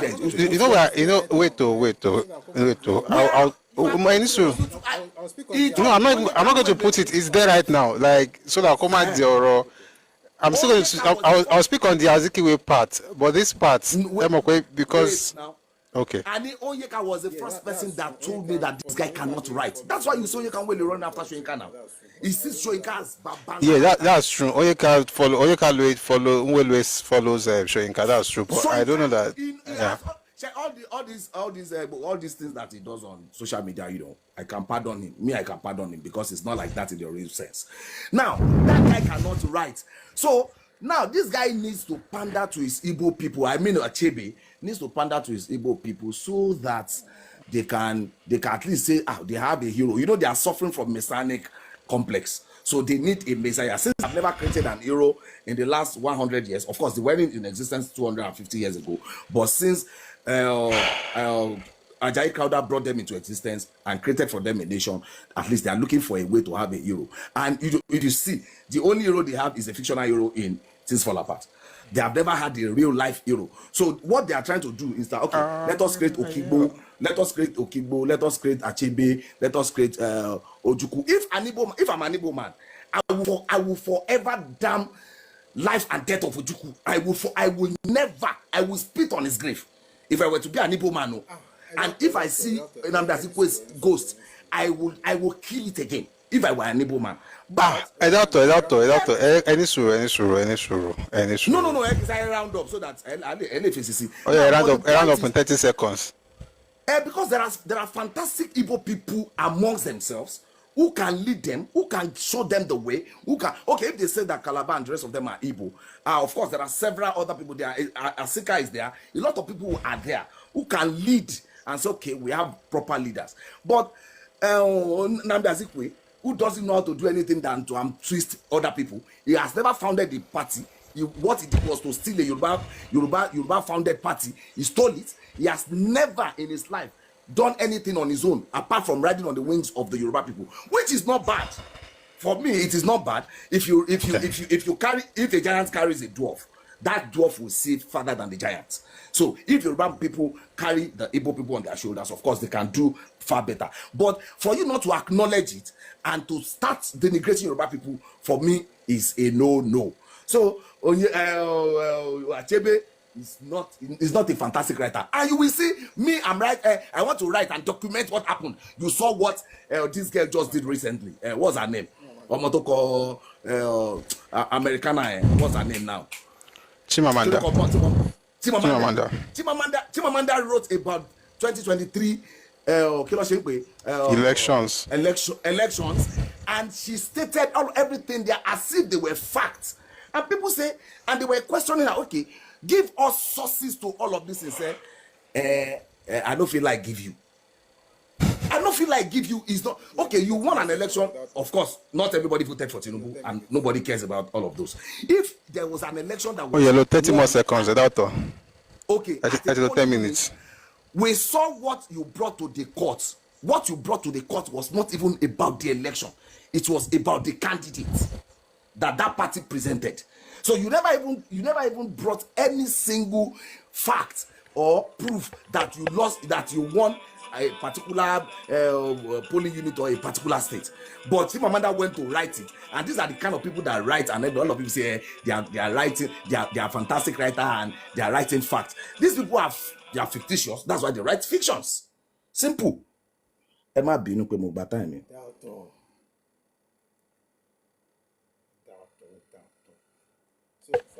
A doubter.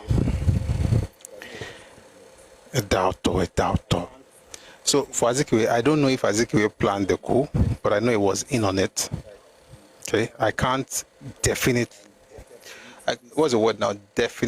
say that he planned it, but I can definitively say Azikiwe was in on it. That much is clear from all the things that we have studied. I may not be able to say he did it, but it was he knew exactly what was going on, and even in the heat of the moment, it was right there guiding and deciding, which is why when people say they hate him in the southeast, I just wonder, but he was in on it. He knew what they were going to do, and he was also there to help them midwife it.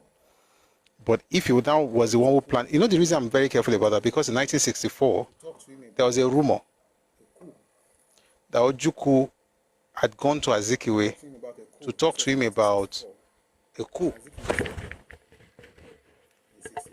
To talk to him about a coup. This was in 1964. And Azikiwe said no in 64.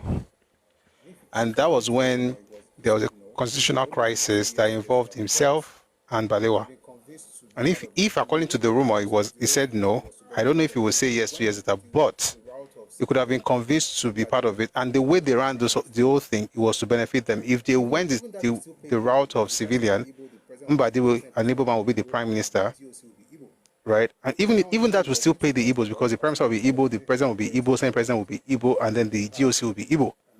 But if that one didn't work, which would not work, considering the fact that they didn't have the majority in parliament, then they will have an Igbo person be the head of state. Yeah, but he knew about it. That much I can say. But thank you very much for that powerful, powerful submission. Now let's go to the last person before we move today. Apologist. Please don't stay as long. Okay. Ẹkáàbọ. I just want to say something. Like I said 2 days ago, I said I'm not going to talk about these people again. I made up my mind that I will only be advising my own people. That's what I will do. Guys, please let's power tap. This thing is hanging again, please. If you're on YouTube, if you're on TikTok, please power tap, please. This thing is hanging and it might just end. I don't want it to end like that. So please power tap. Let's get this to 200K, please. Thank you very much. Please continue, Chief. Okay. So what I'm going to say is this. I just want to compare the coup of that 1963 and what is happening currently in Nigeria to advise my people. So I want to start from where you stopped the other time when you were advising the Yoruba bots. So I want to see what I just learned is it very possible for people to plant the idea in you and you will be running with it as if it's your own idea. So you will be seriously pursuing it. If you look at some of the Yoruba bots, you see that most of them want a better Nigeria. They just want a Nigeria whereby they can enjoy 247 constant power supply, good road, education, health, and what have you. That's what they want. Not knowing that, and now look at them, that these people who are projecting a man for you, the same man they were cursing when he was governor for 8 years and could not point to any signature project. If they ask him to talk about his 8 years, all you'll be hearing China went to China, Singapore, Bangladesh. And the same man, you want to push it to Nigerians. I don't say they should not push anything, whatever to push, but Yoruba, but I'm begging you, if you are very free to support any candidate of your choice. You can join any political party you want, but use your head, use your brain. Don't allow some people to bring down your obas, bring down your religious leaders, bring down your papa and mama, spit on their face, and you will keep quiet. Why will you be in a court? Let's say if I'm in a court and you want to kill my family member, I will not be able to resist and fight. Why? Everything they do must be right. Everything. All the politicians in Nigeria are corrupt except one, Obi. Every politician in Nigeria are bad. They cannot fix Nigeria. Nobody can fix Nigeria if it is not Obi. And that, how does that make sense to anybody? Please, my brothers in obedience movement, please use your head. At the end of the day, you will become useful idiots. They will use you and dump you. They will even mock you at the end of the day. So that's what I want to say. Thank you. Thank you. Thank you.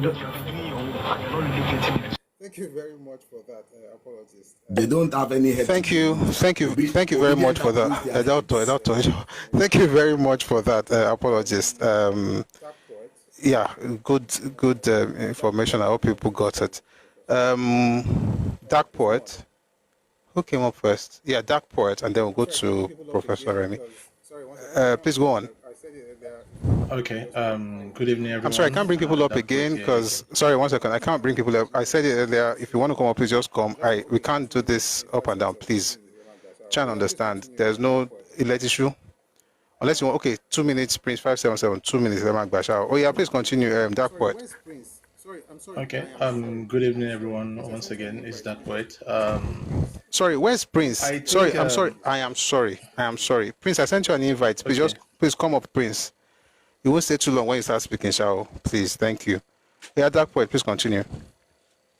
Okay. I think those who call themselves the Yoruba bots, majority of them, not even majority, all of them have identity crisis. That is the problem I see with them. You have identity crisis. If you can't see the beauty, the elegance, the history, the uniqueness of your ethnicity, which is I tell people I've studied the Yoruba the Yoruba history as a whole at some point in time. The uniqueness I see in it, I've not seen it in any other ethnicity in the whole world. I have not seen it. It's just unique. And somebody 10% of what you have are coming to you to bastardize this for you, and you open because you want to be either politically correct, or because you want to satisfy them, or you want followers online, or you are now pandering to them to allow them degrade the beautiful thing you carried on your hand, to the extent that you are now joining them to really insult on some of the good people who are our old people who are experienced, or our religious people, or our ancestors who have paved way for this beautiful culture to grow into what it is today. Nǹkan gbọ́dọ̀ máa ṣe ẹ́, tó bá agree sí irú nǹkan bẹ́ẹ̀, nǹkan gbọ́dọ̀ máa ṣe ẹ́. That's why man sọ fún your money, please go and if you have any Yoruba bot tó bá ń ṣe bí ẹni pé òun ò understand kórí òun ò pé, ẹni kó lọ wo Bigger Than Africa is on Netflix. Go and see the uniqueness of what you have. And àwọn tó yẹ pé history wọn bẹ̀rẹ̀ in less than 150 years, wọ́n á sọ fún yín pé kò.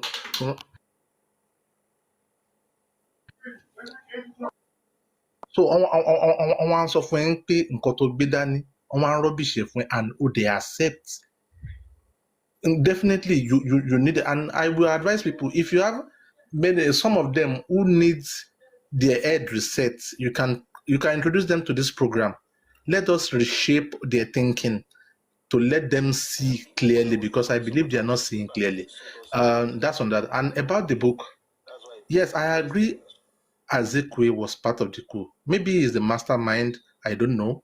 He was in on the coup. Ojukwu was looking around too on the coup. Ironsi was part of it, but not the major, not the head, but he took advantage. He's a calculated soldier. He took advantage when the time comes.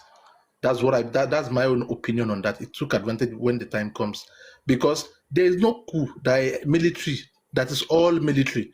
It will always have a civilian hand in it, especially the financial part, or some other puzzle part of a particular coup. That is how it's been done. Military don't just wake up and start shooting around.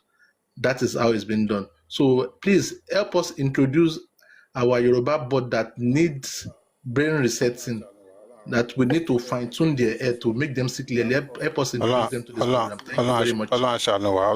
Thank you very much for your submission. We'll have Prof now. Prince, you have your 2 minutes still hanging. Prof, please go on. Oh, so yeah, thank you. Quick things. Two things that I just want to add or provide additional context. So one, the Azikiwe's speech that happened on the same day. So that speech happened, the interview he gave happened before it was announced in Nigeria, right? What makes it is not because he created a title. What makes it dubious was that, see, Ironsi was General Officer commanding Nigerian Army. Okay? The Prime Minister is the General Officer commanding Nigeria Armed Forces. So he was already calling him the Prime Minister. Understand? He's already saying, oh, this guy is already in charge. Even before this thing was announced in Nigeria. That was what was happening. So General Officer commanding Nigerian Army, yes, but it was the Prime Minister that's General Officer commanding Nigerian Armed Forces. But he was already calling him General Officer commanding Nigeria Armed Forces at the interview that happened at least 4 to 5 hours before announcement was made in Nigeria. So all the while, Shagari was saying they were doing deliberation and co. It has already been decided. And he's already giving speech, and he's already saying, oh, if you look at the speech, saying, I've reached out to him, the General Officer commanding Nigeria Armed Forces, I'm going to come back to Nigeria, and this. So he's already referring to the guy as being in charge before they even handed over to the guy. So I just want to, add that additional context. So that's what really made that a bit very treacherous. He knew that, right?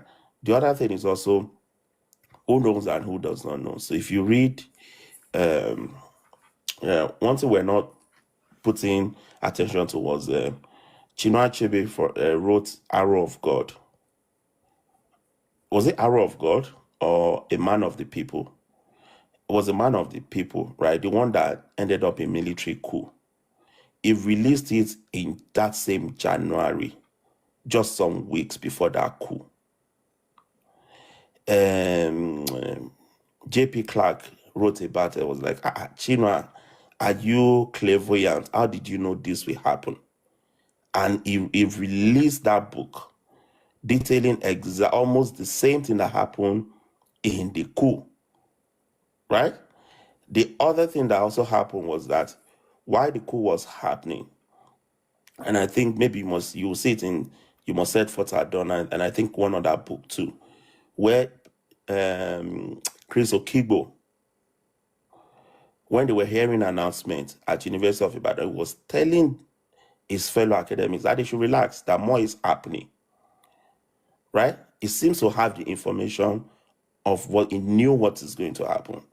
So the point was that it wasn't just Zik. It was confirmed that some Igbo intellectuals also knew about this coup, right? A number of them.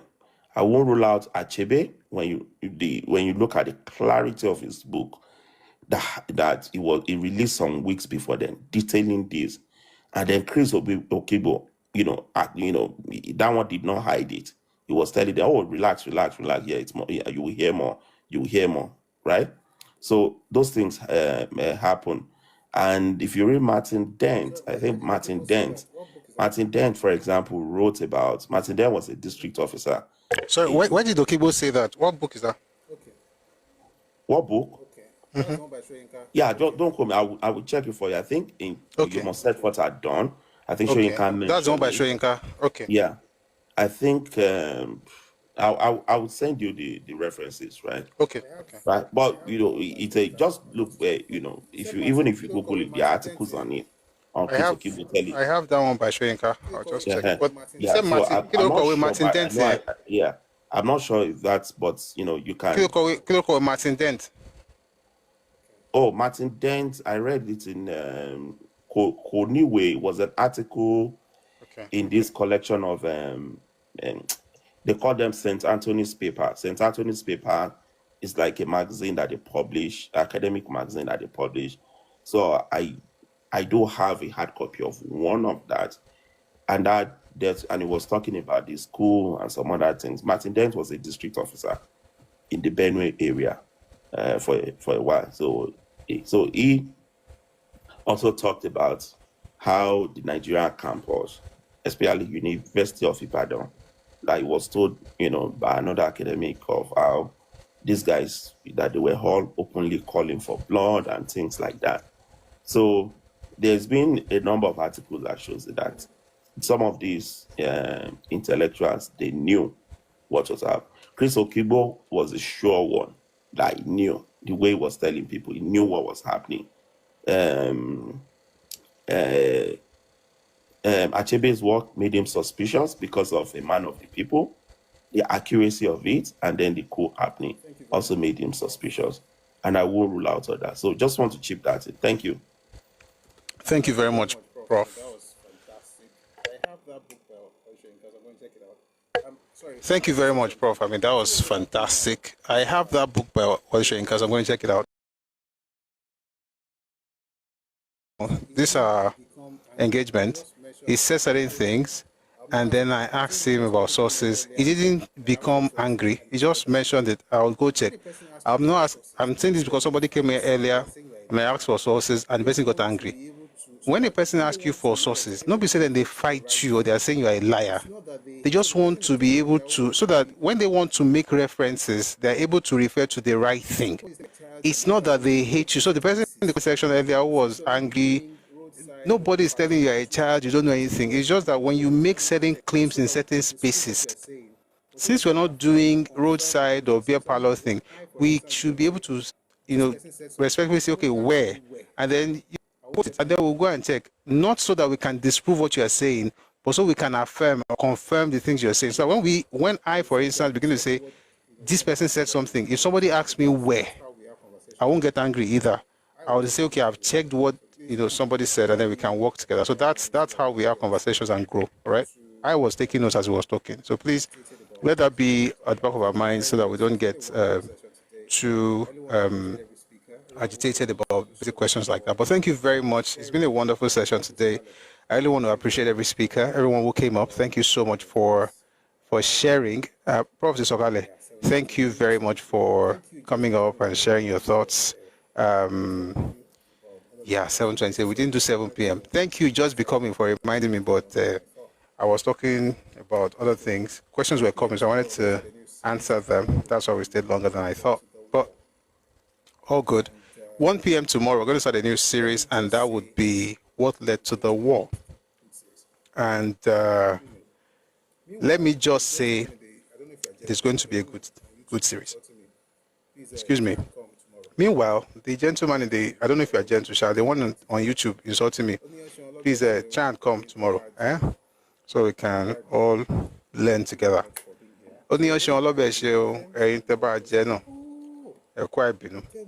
Thank you very much for being here. So we're going to have the anthems, and then we'll close. Oh, they tell me this thing every time. Sorry, guys, 1 second. Let me. Mambo, there's something now my app is not. Okay, it's working. Sorry. Let me just do the needful. I want to be obedient. Not that obedient, though, the one with an E. Not the one with I. 61. 1 second, though. 61854103. What a coincidence. All right. Tomorrow is Biafra Remembrance Day. What a coincidence. Thank you. I'm getting used to it. That's the account number I'm putting up now. I just remembered now. Thank you. I'm getting used to it. Thank you. Adura Mitig Baoluwa. Your name is interesting, Shao. But thanks. So, the account details, if you want to support us, we put this up, when people are talking. I'll put it up since and then play the anthem now. So if you're on YouTube, we're going to be closing very soon on YouTube because, so we're about to play our anthems. I would love for you to sing with us, but apparently if we play it on YouTube, we have copyright issues. So we're just going to move on to playing the anthem on YouTube right about now. But I hope you had a wonderful time today. It's been good listening to people. Not so good having people insult me, Sha, but thank you. It is what it is. All right, thank you. So account details, you can send whatever gift you have in mind. We're trying to work on a power source. We want to upgrade it because, like I said, the kind of blessings that we have is good blessings. Kind of issues or challenges we have, they're good challenges. So we needed new equipment. We got new equipment. And now the equipment needs more power source, so we're going to get that as well. So please do support however you can. all the people who gave gifts today on TikTok, God bless you. Thank you for your generosity. I really do appreciate it. Again, to those who spoke to us yesterday on YouTube about being able to call in, we're going to perfect it. But if you really are interested in calling into the show, into the program, you'll be able to use Telegram, and then we'll see how it will work. I've not tried it before, but I think it can work. We'll link it up, and then we have the equipment we have here should be able to have people hear it wherever they are. Anything good is welcome. Thank you. Thank you for writing that in the comment section. All right. So on YouTube, thank you very much for coming. I'm going to have to end the live now, and then we will have the anthem here on TikTok, and then we'll be going. We'll see you tomorrow again at 1 p.m. Ife time, West African time. See you then. Have a very, very wonderful evening on YouTube. Good night. God bless you. All right. Bye-bye.